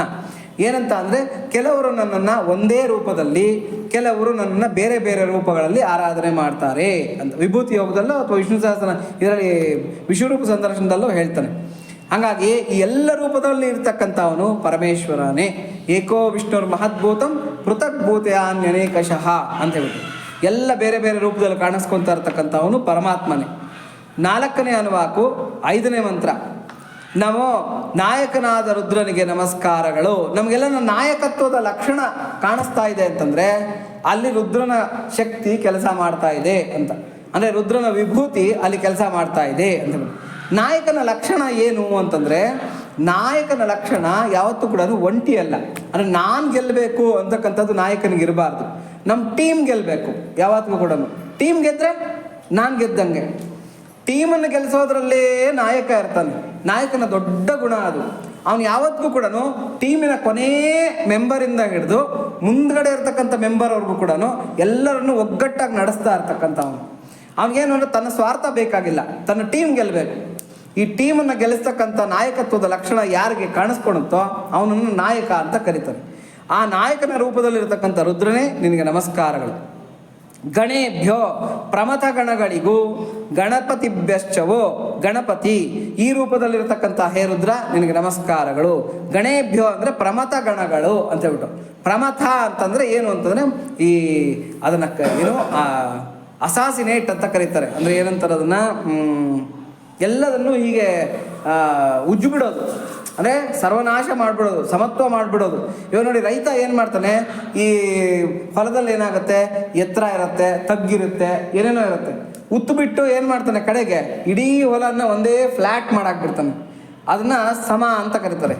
ಸಮೋಹಂ ಸರ್ವಭೂತೇಶು ಅಂತ ಹೇಳ್ಬಿಟ್ಟು ಎಲ್ಲದನ್ನು ಕೂಡ ಫ್ಲ್ಯಾಟ್ ಮಾಡ್ತಕ್ಕಂಥ ಲಕ್ಷಣ, ಅದನ್ನು ಪ್ರಮಥನ ಶಕ್ತಿ ಅಂತ ಕರೀತಾರೆ. ಆ ಪ್ರಮಥನ ಶಕ್ತಿಯ ರೂಪದಲ್ಲಿರ್ತಕ್ಕಂಥವನು ಇದೇ ಪರಮಾತ್ಮನೇ. ಗಣಪತಿಭ್ಯಶ್ಚವೋ ಆ ಪ್ರಮಥನ ಶಕ್ತಿಗಳಿದೆಯಲ್ಲ ಅದಕ್ಕೆಲ್ಲ ಒಂದೊಂದು ನಾಯಕರು ಇರ್ತಾರೆ. ಫಾರ್ ಎಕ್ಸಾಂಪಲ್ ಯಾರು ಅಂದರೆ ಗಣಪತಿ, ನಂದಿ, ಭೃಂಗಿ, ಚಂಡೀಶ್ವರ, ನಾವೆಲ್ಲ ಕೇಳಿರ್ತೀವಿ ಇದನ್ನು. ಹರಿಟ, ವೀರಭದ್ರ ಇವರೆಲ್ಲ ಕೂಡ ಗಣಪತಿಯ ಶಕ್ತಿಗಳು, ಅಂದರೆ ಗಣಾಧ್ಯಕ್ಷದ ಶಕ್ತಿಗಳು, ಅಂದರೆ ಈ ಪ್ರಮಥ ಶಕ್ತಿಗಳಿಗೆ ಅಧಿಪತಿಗಳಾಗಿ ಇರ್ತಕ್ಕಂಥ ಶಕ್ತಿಗಳು. ಈ ಎಲ್ಲ ಶಕ್ತಿಗಳ ರೂಪದಲ್ಲಿರ್ತಕ್ಕಂಥ ಅವನು ಪರಮಾತ್ಮನೇ. ಪರಮಾತ್ಮನಿಂದ ಏನು ಹೊರಗಾಗಿ ಇಲ್ಲ. 4ನೇ ಅನುವಾಕು 6ನೇ ಮಂತ್ರ ನಮೋ ವಿಚಿತ್ರಾಕಾರ ರುದ್ರನಿಗೆ ನಮಸ್ಕಾರಗಳು. ನಾವು ಪ್ರಪಂಚದಲ್ಲಿ ನೋಡ್ತಾ ಇರ್ತೀವಿ, ಒಂದೊಂದು ಇದ್ದಂಗೆ ಒಂದೊಂದು ಥರ ಇರಲ್ಲ. ಹೂಗಳೆಲ್ಲ ಒಂದೊಂದು ವಿಚಿತ್ರವಾಗಿರುತ್ತೆ. ಕೆಲವು ಹೂಗಳು ಅಗಲಕ್ಕಿರುತ್ತೆ, ಕೆಲವು ಹೂಗಳು ಇಷ್ಟು ಚಿಕ್ಕದಾಗಿರುತ್ತೆ, ಕೆಲವು ಹೂಗಳು ಈ ಥರ ಹೀಗೆ ಜೂಲಾಗಿ ಕಡ್ಡಿಯಾಗಿ ಬಂದಿರುತ್ತೆ. ವೆರೈಟಿ ಆಗಿರ್ತಕ್ಕಂಥ ಹೂವುಗಳು, ವೆರೈಟಿ ಆಗಿರ್ತಕ್ಕಂಥ ಪ್ರಾಣಿಗಳು. ಒಂದು ಪ್ರಾಣಿ ಇದ್ದಂಗೆ ಇನ್ನೊಂದು ಪ್ರಾಣಿ ಇರೋದಿಲ್ಲ, ಒಂದು ಜೀವಿ ಇದ್ದಂಗೆ ಇನ್ನೊಂದು ಜೀವಿ ಇರೋದಿಲ್ಲ, ಒಂದು ವಸ್ತು ಇದ್ದಂಗೆ ಇನ್ನೊಂದು ವಸ್ತು ಇರೋದಿಲ್ಲ. ನಮ್ಮಲ್ಲಿ ನೋಡಿ ಹೆಬ್ಬೆಟ್ಟು, ಒಬ್ಬರ ಹೆಬ್ಬೆಟ್ಟು ಇನ್ನೊಬ್ಬರ ಹೆಬ್ಬೆಟ್ಟಿಗೆ ಮ್ಯಾಚ್ ಆಗೋದಿಲ್ಲ. ಅದೇ ಥರ ನಾಲ್ಗೆ ಅಂತೆ. ಮತ್ತು ಕಣ್ಣಿನ ಪಾಪೆ ಇದೆಯಲ್ಲ ಅದು ಕೂಡ, ಇವೆಲ್ಲ ಕೂಡ ಒಬ್ಬರದಿದ್ದಂಗೆ ಇನ್ನೊಬ್ಬರದಿರಲ್ಲ. ಅಂದರೆ ಎಷ್ಟು ಡೈಗಳು ಇಟ್ಕೊಂಡಿರ್ಬೇಕು ಪರಮೇಶ್ವರ ಇಷ್ಟು ಜನಕ್ಕೆ ಹಾಕಬೇಕು ಅಂತಂದರೆ. ಅಂದರೆ ಅಷ್ಟು ಥರದ ಸೃಷ್ಟಿಯನ್ನು ಮಾಡ್ತಾ ಇದ್ದಾನೆ. ವೆರೈಟಿ ಈ ಸೃಷ್ಟಿನಲ್ಲೇ ವೆರೈಟಿ ಅಂತಕ್ಕಂಥದ್ದು ಇದೆ. ಒಬ್ಬೊಬ್ರದ್ದು ಒಂದು ವಾಯ್ಸು, ಒಬ್ಬರ ವಾಯ್ಸ್ ಇದ್ದಂಗೆ ಇನ್ನೊಬ್ಬರು ವಾಯ್ಸ್ ಇರೋದಿಲ್ಲ. ಹಾಗೆ ವಿಚಿತ್ರ ಅನಿಸುತ್ತೆ ಎಷ್ಟು ಥರದ ಇದನ್ನು ಮಾಡ್ಕೊಂಡಿದ್ದಾನೆ ಭಗವಂತ ಅಂತ. ಈ ಎಲ್ಲ ವಿಚಿತ್ರಾಕಾರದ ರುದ್ರನಿಗೆ ನಮಸ್ಕಾರಗಳು. ಏನೇನು ವೆರೈಟಿ ಕಾಣಿಸ್ತಾ ಇದೆ ಆ ವೆರೈಟಿ ಆಗಿರತಕ್ಕಂಥ ಎಲ್ಲದಕ್ಕೂ ಕೂಡ ಪರಮೇಶ್ವರನೇ. ಪರಮೇಶ್ವರನ ಬಿಟ್ಟರೆ ಬೇರೆ ಇಲ್ಲ. ವಿರೂಪೇಭ್ಯ ಅಂತಂದರೆ ವಿಚಿತ್ರವಾದ ರೂಪವುಳ್ಳವನು ಅಂತ ಹೇಳ್ಬಿಟ್ಟಂತ. ನೋಡಿ ವಕ್ರ, ಇವೆಲ್ಲ ನೋಡಿ ನೀವು ಮನಸ್ಸಿನಲ್ಲಿ ಇಟ್ಕೋಬೇಕು. ವಕ್ರ, ವಿಕಾರ, ಚಿನ್ನ, ಭಿನ್ನ ಆಕಾರಗಳ ರುದ್ರನಿಗೆ ನಮಸ್ಕಾರಗಳು ಅಂತ ಹೇಳ್ಬಿಟ್ಟು. ಕೆಲವರು ಮೂಗು ಹಿಂಗೆ ಚಪ್ಪಟಿ ಆಗಿರುತ್ತೆ, ಕೆಲವ್ರ ಮೂಗು ಉದ್ದಕ್ಕೆ ಗರುಡನ ಮೂಗಿದ್ದಂಗೆ ಇರುತ್ತೆ, ಕೆಲವ್ರ ಮೂಗು ಒಂಥರ ಹಿಂಗೆ ಸೊಟ್ಟಗಿರುತ್ತೆ, ಒಬ್ಬೊಬ್ಬರ ಮೂಗು ಒಂದೊಂದು ಥರ ಇರುತ್ತೆ, ಒಬ್ಬೊಬ್ಬರು ಫೇಸ್ ಒಂದೊಂದು ಥರ ಇರುತ್ತೆ, ಒಬ್ಬೊಬ್ಬರು ಹೇರ್ ಸ್ಟೈಲ್ ಒಂದೊಂದು ಥರ ಇರುತ್ತೆ. ನಾವೇನು ಮಾಡ್ತೀವಿ, ನಮ್ಮದೇನೋ ತುಂಬ ಚೆನ್ನಾಗಿದೆ, ನಾವು ಸ್ವರ್ಗದಿಂದ ಇಳಿದು ಬಂದಿದ್ದೀವಿ, ನಾವೇನೋ ಅಶ್ವಿನಿ ದೇವತೆಗಳಿಗೆ ವಾರಸ್ದಾರರು ಅನ್ನೋ ಥರದಲ್ಲಿ ಬೇರೆಯವ್ರನ್ನೆಲ್ಲ ಆಡ್ಕೊಳಕ್ಕೆ ಹೋಗ್ತೀವಿ. ಅವ್ನ ಕೂದಲು ಹಿಂಗಿದೆ, ಇವನ್ ಮೂಗು ಹಿಂಗಿದೆ, ಇವನ್ ಕಣ್ಣು ಹಿಂಗಿದೆ ಅಂತ ಹೇಳ್ಬಿಟ್ಟಂತ. ಹಂಗೆ ಮಾಡ್ತಕ್ಕಂಥದ್ದು ಮಹಾಪಾಪ. ಹಂಗೆ ಮಾಡೋಕ್ಕೋದ್ರೆ ಅದು ನಾವು ಪರಮಾತ್ಮನಿಗೆ ಮಾಡ್ತಕ್ಕಂಥ ದ್ರೋಹ ಅದು. ಯಾಕೆ ಅಂತಂದರೆ ಎಲ್ಲ ರೂಪಗಳು ಯಾರ್ದು? ಪರಮಾತ್ಮನಂತೆ. ಹಾಗಾಗಿ ಯಾರ ರೂಪವನ್ನು ಕೂಡ ನಾವು ಟೀಕೆ ಮಾಡೋದಕ್ಕೆ ಹೋಗಬಾರ್ದು. ಹಿಂದಿನ ಪ್ರವಚನದಲ್ಲಿ ನಾನು ಹೇಳಿದ್ದೆ, ಆವಾಗ ಸಾಕಷ್ಟು ಜನ ಬಂದಿರಲಿಲ್ಲ, ಇವಾಗ ಇನ್ನೊಂದ್ಸಲಿ ಹೇಳ್ಬಿಡ್ತೀವಿ. ಅಷ್ಟಾವಕ್ರ ಮಹರ್ಷಿಗಳು ಅಂತ ಇರ್ತಾರೆ, ಅಷ್ಟಾವಕ್ರರು ಅಂತ. ಅವರು ಅವರ ತಂದೆ ಗರ್ಭದಲ್ಲಿ ಇರಬೇಕಾಗಿದ್ದರೆ ಅವ್ರ ತಂದೆ ಶಿಷ್ಯರಿಗೆ ಪಾಠ ಹೇಳ್ಕೊಡ್ತಾ ಇರ್ತಾರೆ, ವೇದ ಪಾಠ ಹೇಳ್ಕೊಡ್ತಾ ಇರ್ತಾರೆ. ವೇದ ಪಾಠ ಹೇಳ್ಕೊಡ್ತಾ ಇದ್ದರೆ ಅವರು 8 ಕಡೆ ವೇದ ಪಾಠಗಳಲ್ಲಿ ಆ ತಪ್ಪುಗಳನ್ನು ಹೇಳ್ಕೊಡ್ತಾರೆ. ಆ ತಪ್ಪುಗಳನ್ನು ಗರ್ಭದಲ್ಲಿರ್ತಕ್ಕಂಥ ಅಷ್ಟಾವಕ್ರ ಮಹರ್ಷಿಗಳು ತಿದ್ದುತ್ತಾರೆ. ಅಪ್ಪ ನೀನು ಇದು ಹೇಳ್ತಾ ಇರ್ತಕ್ಕಂಥದ್ದು ತಪ್ಪು, ಇಂತಿಂಥ ಕಡೆ ತಪ್ಪು ಮಾಡ್ತಾ ಇದೆಯಾ ಅಂದ್ಬಿಟ್ಟು. ಆವಾಗ ಅವ್ರ ತಂದೆಗೆ ತುಂಬ ಕೋಪ ಬಂದ್ಬಿಡುತ್ತೆ. ಇನ್ನೂ ನೀನು ಭೂಮಿಗೆ ಬಂದಿಲ್ಲ, ಭೂಮಿಗೆ ಬರೋಕ್ಕೆ ಮುಂಚೆನೇ ನನ್ನನ್ನು ಟೀಕೆ ಮಾಡ್ತಾ ಇದೆಯಾ, ಇನ್ನು ನೀನು ಭೂಮಿಗೆ ಬಂದರೆ ನನ್ನನ್ನು ಎಷ್ಟು ಟೀಕೆ ಮಾಡ್ತೀಯಾ, ತಂದೆ ಅನ್ನೋ ಗೌರವ ಇಲ್ಲ, ಹಾಗಾಗಿ ನೀನು ಅಷ್ಟಾವಕ್ರನಾಗು ಅಂತೇಳ್ಬಿಟ್ಟು ಶಾಪ ಕೊಟ್ಬಿಡ್ತಾರೆ. ಕೆಲವು ಕಡೆ ಅಷ್ಟಾವಕ್ರರಾಗುವಂಥ ಶಾಪ ಕೊಟ್ಟರು ಅಂತ ಹೇಳ್ತಾರೆ, ಕೆಲವು ಕಡೆ ಆ ತಾಯಿ ಗರ್ಭಕ್ಕೆ ಮೊಣಕಾಲಲ್ಲಿ ಒದ್ದು ಬಿಡ್ತಾನೆ ಆತ ತಂದೆ, ನೀನು ತೀರ್ಕೊಂಬಿಡು ಅಂತ ಹೇಳ್ಬಿಟ್ಟು ಅಂತ. ಆದರೂ ಕೂಡ ಅವ್ರ ತಪಶಕ್ತಿಯಿಂದ ಹುಟ್ಟಿ ಬಂದ್ರಂತೆ. ಹಾಗಾಗಿ ಅವರ 8 ಭಾಗಗಳು ವಕ್ರ, ಅಂದರೆ ಅವರ ಶರೀರದ 8 ಭಾಗಗಳು, ಕೈ, ಸೊಂಟ, ಕುತ್ತಿಗೆ, ಕಾಲುಗಳು ಇವೆಲ್ಲ ಕೂಡ ವಕ್ರ. 8 ಕಾಲು ವಕ್ರ ಅಂದರೆ 8 ಭಾಗ ವಕ್ರ ಆಗಿರೋದ್ರಿಂದ ಅವ್ರನ್ನ ಅಷ್ಟಾವಕ್ರರು ಅಂತ ಕರೀತಾರೆ. ಮಹಾತಪಸ್ವಿಗಳು, ಮಹಾಸಿದ್ಧರು ಅಂತ. ಅವ್ರು ಒಂದ್ಸಲಿ ಏನಾಗುತ್ತೆ ಅಂದರೆ ನಡ್ಕೊಂಡು ಬರ್ತಾ ಇರಬೇಕಾಗಿದ್ರೆ ಅಲ್ಲೊಬ್ಬ ಗಂಧರ್ವ ಅವನು ಬೆತ್ತಲಿಯಾಗಿ ಸ್ನಾನ ಮಾಡ್ತಾ ಇರ್ತಾನೆ. ಎಲ್ಲಿ? ಆ ಯಮುನಾ ನದಿನಲ್ಲಿ ಸ್ನಾನ ಮಾಡ್ತಾ ಇರ್ತಾನೆ. ಅಷ್ಟಾವಕ್ರರು ಬರ್ತಾ ಇರೋದನ್ನ ಅವ್ರ ಪತ್ನಿಯರು ಹೇಳ್ತಾರೆ, ಅಷ್ಟಾವಕ್ರರು ಬರ್ತಾ ಇದ್ದಾರೆ ನೋಡಿ, ನೀವು ಏನು ಬೇಕೋ ಅದು ವ್ಯವಸ್ಥೆಯನ್ನು ಮಾಡ್ಕೊಳ್ಳಿ, ಯಾಕಂದರೆ ಮಹಾತ್ಮರು ನಡ್ಕೊಂಡು ಬರ್ತಾ ಇದ್ದಾರೆ, ತಪಸ್ಸಿದ್ರು ಅಂತೇಳ್ಬಿಟ್ಟು. ಅವನು ವಾರಣಿ ಅಂತಕ್ಕಂಥ ಮದ್ಯಾನ್ನ ಕುಡಿದ್ಬಿಟ್ಟಿರ್ತಾನೆ ಗಂಧರ್ವ. ಆ ಮದ್ಯ ಕುಡಿದಿರೋ ಅಮಲ್ನಲ್ಲಿರೋದ್ರಿಂದ ಅವನಿಗೆ ಮಹಾತ್ಮರು ಇವೆಲ್ಲ ಏನು ಜ್ಞಾಪಕಕ್ಕೆ ಬರೋದಿಲ್ಲ. ಹೌದಾ, ಅವರನ್ನು ಸ್ವಲ್ಪ ಕೀಟ್ಲೆ ಮಾಡ್ತೀನಿ. ಅವ್ರ ಪತ್ನಿಯರೆಲ್ಲ ಹೇಳ್ತಾರೆ, ಬೇಡ ಇವ್ರ ತಂಟೆಗೆ ಹೋಗಬೇಡಿ ಅಂತೇಳಿ. ಈತ ಏನು ಮಾಡ್ತಾನೆ, ಹೋಗ್ಬಿಟ್ಟು ಅಷ್ಟಾವಕ್ರರಿಗೆ ಹಿಂದಿಂದೇನೆ ಅಟ್ಕೊಂಡು ಹೋಗ್ತಾನೆ. ಆಹಾ, ಹಂಸ ನಡಿಗೆ ನಿಂದು ಎಷ್ಟು ಚೆನ್ನಾಗಿ ನಡೀತಾ ಇದೆಯಾ, ಹೀಗೆ ಎಷ್ಟು ಅದ್ಭುತವಾಗಿದೆ ನಿನ್ನ ಶರೀರ, ಎಷ್ಟು ಸುಂದರವಾಗಿದೆ, ಇದನ್ನು ಯಾವ ಅಂಗಡಿನಲ್ಲಿ ಕೊಣಕ್ಕೊಂಡೆ ಅಂತ ಹೇಳ್ಬಿಟ್ಟು. ಅಷ್ಟಾವಕ್ರರು ಮಹಾತ್ಮರು ತಪಸ್ಸಿದ್ಧರಾಗಿರೋದ್ರಿಂದ ಅವ್ರೇನು ಮಾಡ್ತಾರೆ, ಸುಮ್ಮನೆ ಸ್ಮೈಲ್ ಕೊಟ್ಬಿಟ್ಟು ನಕ್ಕೊಂಡು ಮುಂದಕ್ಕೆ ಹೊರಟೋಗ್ತಾ ಇರ್ತಾರೆ. ಈತ ಬಿಡಲ್ಲ, ವಾರಣಿ ಮಧ್ಯೆ ಕುಡ್ದಿರ್ತಾನೆ. ಪದೇ ಪದೇ ಬೆನ್ನಟ್ಕೊಂಡು ಹೋಗಿ, ಈ ಶರೀರನ ನೀವು ಯಾವ ಅಂಗಡಿನಲ್ಲಿ ಕೊಡ್ಕೊಂಡ್ರಿ, ಶರೀರನ ನೀವು ಯಾವ ಅಂಗಡಿನಲ್ಲಿ ಕೊಡ್ಕೊಂಡ್ರಿ ಪದೇ ಹಿಂಸೆ ಮಾಡ್ತಾ ಇರ್ತಾನೆ. ಕಡೆಗೆ ಅಷ್ಟಾವಕ್ರರಿಗೆ ತಾಳ್ಮೆ ಅಂತಕ್ಕಂಥದ್ದು ಹೋಗುತ್ತೆ. ಆವಾಗ ಅವ್ರು ಹೇಳ್ತಾರೆ, ನಾನು ಭಗವಂತನ ಅಂಗಡಿನಲ್ಲಿ ಕರ್ಮ ಅಂತಕ್ಕಂಥ ದುಡ್ಡನ್ನು ಕೊಟ್ಟು ಈ ಶರೀರನ ಕೊಂಡ್ಕೊಂಡಿದ್ದೀನಿ. ನನ್ನ ಶರೀರದ ಮೇಲೆ ನಿನಗೆ ಇಷ್ಟೊಂದು ವ್ಯಾಮೋಹ ಇದೆ ಅನ್ನೋದಾದರೆ, ನಾನು ಅಷ್ಟಾವಕ್ರನಾಗಿದ್ದರೆ ನೀನು ಶತವಕ್ರನಾಗು ಅಂತ ಶಾಪ ಕೊಟ್ಬಿಡ್ತೀನಿ. ಶತ ಅಂದರೆ 100 ಕಡೆ ವಕ್ರನಾಗೋಗು ಅಂತ ಹೇಳ್ಬಿಟ್ಟು. ಅವನೇ ಅಘಾಸುರ ಆಗಿ ಹುಟ್ಟದ ಅಂತ.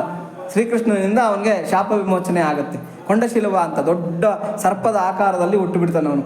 ಕಂಸನ ಆಸ್ಥಾನದಲ್ಲಿ ರಾಕ್ಷಸ ಆತ. ಆ ಅಘಾಸುರನಾಗಿ ಹುಟ್ಟು ಬಿಡ್ತಾನೆ. ಇದರಿಂದ ಗೊತ್ತಾಗ್ತಕ್ಕಂಥದ್ದೇನು ಅಂದರೆ, ಯಾರ ಶರೀರವನ್ನು ಕೂಡ ನಾವು ಟೀಕೆ ಮಾಡೋದಕ್ಕೆ ಹೋಗಬಾರ್ದು. ಯಾಕೆಂದ್ರೆ ಯಾರು ಕೂಡ ಅವ್ರೇನು ಬಯಸಿ ತೊಗೊಂಡಿರ್ತಕ್ಕಂಥ ಶರೀರ ಅಲ್ಲ, ಭಗವಂತ ಕೊಟ್ಟಿರ್ತಕ್ಕಂಥ ಶರೀರ. ಇವನು ಕಪ್ಪು ಅಂತ ಆಡ್ಕೊಳೋದು, ಅವ್ನು ಬಿಳುಪು ಅಂತ ಆಡ್ಕೊಳೋದು ಸುಮ್ಮನಿರೋದೇ ಇಲ್ಲ. ಯಾವಾಗ ಇನ್ನೊಬ್ಬರ ಕಡೆ ನಾವು ಬೆರಳು ತೋರಿಸೋದಕ್ಕೆ ಶುರು ಮಾಡ್ತೀವಿ ಅಂತಂದರೆ, ನಾನೇ ಶ್ರೇಷ್ಠ ಅಂತಕ್ಕಂಥದ್ದು ಯಾರಿಗೆ ಬರುತ್ತೆ ಅವ್ರಿಗೆ ಆ ಬುದ್ಧಿ ಬರುತ್ತೆ. ನಾನು ಶ್ರೇಷ್ಠ ಅಂತಕ್ಕಂಥದ್ದು ಆತ್ಮವಿಶ್ವಾಸ ಅಂತೆ. ಪ್ರತಿಯೊಬ್ಬರಲ್ಲೂ ಇರಬೇಕಂಥದ್ದು, ನಾನು ಶ್ರೇಷ್ಠ ಹೌದು ಅಂತ ಹೇಳ್ಬಿಟ್ಟು. ನಾನೇ ಶ್ರೇಷ್ಠ ಅಂತಕ್ಕಂಥದ್ದು ದುರಹಂಕಾರದ ಲಕ್ಷಣ. ಅದು ಯಾರಿಗೆ ಅತೀ ದುರಹಂಕಾರ ಇರುತ್ತೆ, ನಾನೇ ಶ್ರೇಷ್ಠ ಅಂತಕ್ಕಂಥ ಅಹಂಕಾರ ಇರುತ್ತೆ, ಇಂಥವ್ರಿಗೆ ಈ ನೇಚರ್ ಬರುತ್ತೆ. ಅಂದರೆ ಬೇರೆಯವ್ರ ಕಡೆ ಬೆರಳು ತೋರಿಸೋದು. ನೋಡು ಅವ್ನು ಹೆಂಗೆ ನಡೀತಾನೆ, ನೋಡು ಅವ್ನು ಹೆಂಗೆ ಮಾತಾಡ್ತಾರೆ, ನೋಡು ಅವ್ನು ಹಂಗೆ, ಅವ್ನ ಮೂಗು ನೋಡಿ ಹೆಂಗಿದೆ, ಅವ್ನ ಕೂದಲು ನೋಡಿ ಹೆಂಗಿದೆ. ಇದೇನ ಶುರು ಆಯಿತು ಅಂತಂದರೆ ಅವನು ಅದ ಪತನಕ್ಕೆ ಬಿದ್ದ, ಹಾಳಾದ ಅಂತಲೇ ಅರ್ಥ. ಯಾಕೆ ಅಂತಂದರೆ, ಭಗವಂತ ಮನಸ್ಸು ಮಾಡಿದ್ರೆ ಎಲ್ಲಿಗೆ ಬೇಕಾದ್ರೂ ಎತ್ತಾಕ್ಬಿಡ್ತಾನೆ. ಈ ಶರೀರ ಅಲ್ಲ, ಮನುಷ್ಯ ಶರೀರ ಅಲ್ಲ, ಪ್ರಾಣಿಗಳ ಶರೀರಕ್ಕೆ ಕೂಡ ಎತ್ತಾಕ್ಬಿಡ್ತಾನೆ. ನೀವು 16ನೇ ಅಧ್ಯಾಯ ತೆಗೆದು ನೋಡಿ, ಭಗವದ್ಗೀತೆಯಲ್ಲಿ 16ನೇ ಅಧ್ಯಾಯ ದೈವಾಸುರ ಸಂಪದ್ ವಿಭಾಗ ಯೋಗ ಅಂತ ಇದೆ. ಆ ದೈವಾಸುರ ಸಂಪದ್ ವಿಭಾಗ ಯೋಗದಲ್ಲಿ ಪರಮಾತ್ಮ ಹೇಳ್ತಾನೆ, ನರಾಧಮರು ಅಂತ ಬೈತಾನೆ. ಇಂತಹ ನರಾಧಮರನ್ನು ನಾನು ಮತ್ತೆ ನಾನು ಅಸರಿ ಯೋನಿಗೆ ಎತ್ತಿ ಬಿಸಾಕ್ತೀನಿ ಅಂತ. ಬರೀ ಯೋನಿಗಲ್ಲ, ಅಸರಿ ಯೋನಿಗೆ ಮತ್ತೆ ಎಸಿತೀನಿ ಅಂತ. ಇವ್ರ ಕಡೆಗೆ ನನ್ನನ್ನು ಹೊಂದದೇನೆ ಇವರು ಹಾಳಾಗ್ಬಿಡ್ತಾರೆ ಅಂತಕ್ಕಂಥ ಒಂದು ಎಚ್ಚರಿಕೆಯನ್ನು 16ನೇ ಅಧ್ಯಾಯದಲ್ಲಿ ಕೊಡ್ತಾನೆ ಪರಮೇಶ್ವರ. ಹಾಗಾಗಿ ಬಹಳ ಎಚ್ಚರಿಕೆಯಾಗಿರಬೇಕು. ಭಗವಂತ ಇಷ್ಟಪಡದೇ ಇರತಕ್ಕಂಥ ಒಂದೇ ಒಂದು ಗುಣ ಏನು ಅಂದರೆ, ನೋಡಿ, ಅವನಷ್ಟು ಕ್ಷಮಾಶೀಲಿ ಯಾರೂ ಇಲ್ಲ. ಪ್ರತಿಯೊಂದನ್ನು ಕ್ಷಮಿಸ್ತಾನೆ. ನಾವು ಮಾಡ್ತಕ್ಕಂಥ ಎಲ್ಲ ತಪ್ಪುಗಳೆಲ್ಲವ ಪರಿಹರಿಸುವ ನಮ್ಮಪ್ಪನಲ್ಲವೇ ನೀನು ಅಂತ ಅವನು ಕ್ಷಮಿಸದೇ ಇದ್ರೆ ನಮ್ಮನ್ನು ಇನ್ಯಾರು ಕ್ಷಮಿಸಬೇಕು? ಅಮೇಯ ಕರುಣಾಶಾಲಿ, ಅವನಷ್ಟು ಕ್ಷಮಾಶೀಲ ಯಾರೂ ಇಲ್ಲ. ಸಹಸ್ರಾರು ತಾಯಿಯರಷ್ಟು ಮಮಕಾರ ಅಂತೆ. ಅಂಥ ಪರಮೇಶ್ವರನಿಗೆ ಕೋಪ ಬರೆಸ್ತಕ್ಕಂಥ ಒಂದೇ ಒಂದು ಗುಣ ಏನು ಅಂದರೆ ದುರಹಂಕಾರ, ಅಹಂಕಾರ. ನನಗೆ ದುಡ್ಡಿದೆ ಅನ್ನೋ ಅಹಂಕಾರ, ನನಗೆ ಯೌವನ ಇದೆ ಅನ್ನೋ ಅಹಂಕಾರ, ನನಗೆ ದೇಹದಾರ್ಢ್ಯ ಇದೆ ಅನ್ನೋ ಅಹಂಕಾರ, ಆಮೇಲೆ ನಾನು ಬುದ್ಧಿವಂತ ಅನ್ನೋ ಅಹಂಕಾರ. ಈ ಅಹಂಕಾರಗಳು ಬಂತು ಅಂದರೆ ಸರ್ವನಾಶ ಅನ್ನೋದು ಕಟ್ಟಿಟ್ಟ ಬುದ್ಧಿ. ಮಹಾಲಕ್ಷ್ಮಿಯನ್ನ ಬಿಡಲಿಲ್ಲ, ಪಾರ್ಷದರನ್ನು ಬಿಡಲಿಲ್ಲ. ನಾವೆಲ್ಲ ಕೇಳಿರ್ತೀವಿ, ಆ ಕಥೆಗಳೆಲ್ಲ ಕೇಳಿರ್ತೀವಿ. ಅವನ ಒಂದು ಅನುಯಾಯಿಗಳನ್ನು ಬಿಡಲಿಲ್ಲ, ಭಕ್ತರನ್ನು ಬಿಡಲಿಲ್ಲ ಅಂತ ಇವರು ಪ್ರವೃತ್ತಿಗಳನ್ನೇ ಬಿಡದೇ ಇದ್ಮೇಲೆ ಪರಮಾತ್ಮ ಸಾಮಾನ್ಯ ಜನಗಳನ್ನು ಬಿಡ್ತಾನೆ ಅಹಂಕಾರ ಪಟ್ಟರೆ. ಆದ್ರೆ ನಮಗೇನೋ ಅಹಂಕಾರ, ನನ್ನ ಸಮಾನ ಇಲ್ಲ ಅಂತ ಹೇಳ್ಬಿಟ್ಟು ಏನನ್ನು ನೋಡಿ ನಾವು ಅಹಂಕಾರ ಪಡಬೇಕು? ಹಾಗಾಗಿ ಅಹಂಕಾರ ಬಂತು ಅಂತಂದರೆ ನಾವು ಭಗವತ್ ಪಥದಿಂದ ನಷ್ಟ ಆದ್ವಿ ಅಂತಲೇ ಅರ್ಥ. ಅದು ಕಟ್ಟಿಟ್ಟ ಬುದ್ಧಿ. ಹಾಗಾಗಿ ಈ ಅಹಂಕಾರ ಬರೆದಿರ ನಾವು ನೋಡ್ಕೋಬೇಕು. ಇಲ್ಲಿ ಈ ಎಚ್ಚರಿಕೆಯನ್ನು ಪರಮೇಶ್ವರ ಕೊಡ್ತಾ ಇದ್ದಾನೆ. ಹಾಗಾಗಿ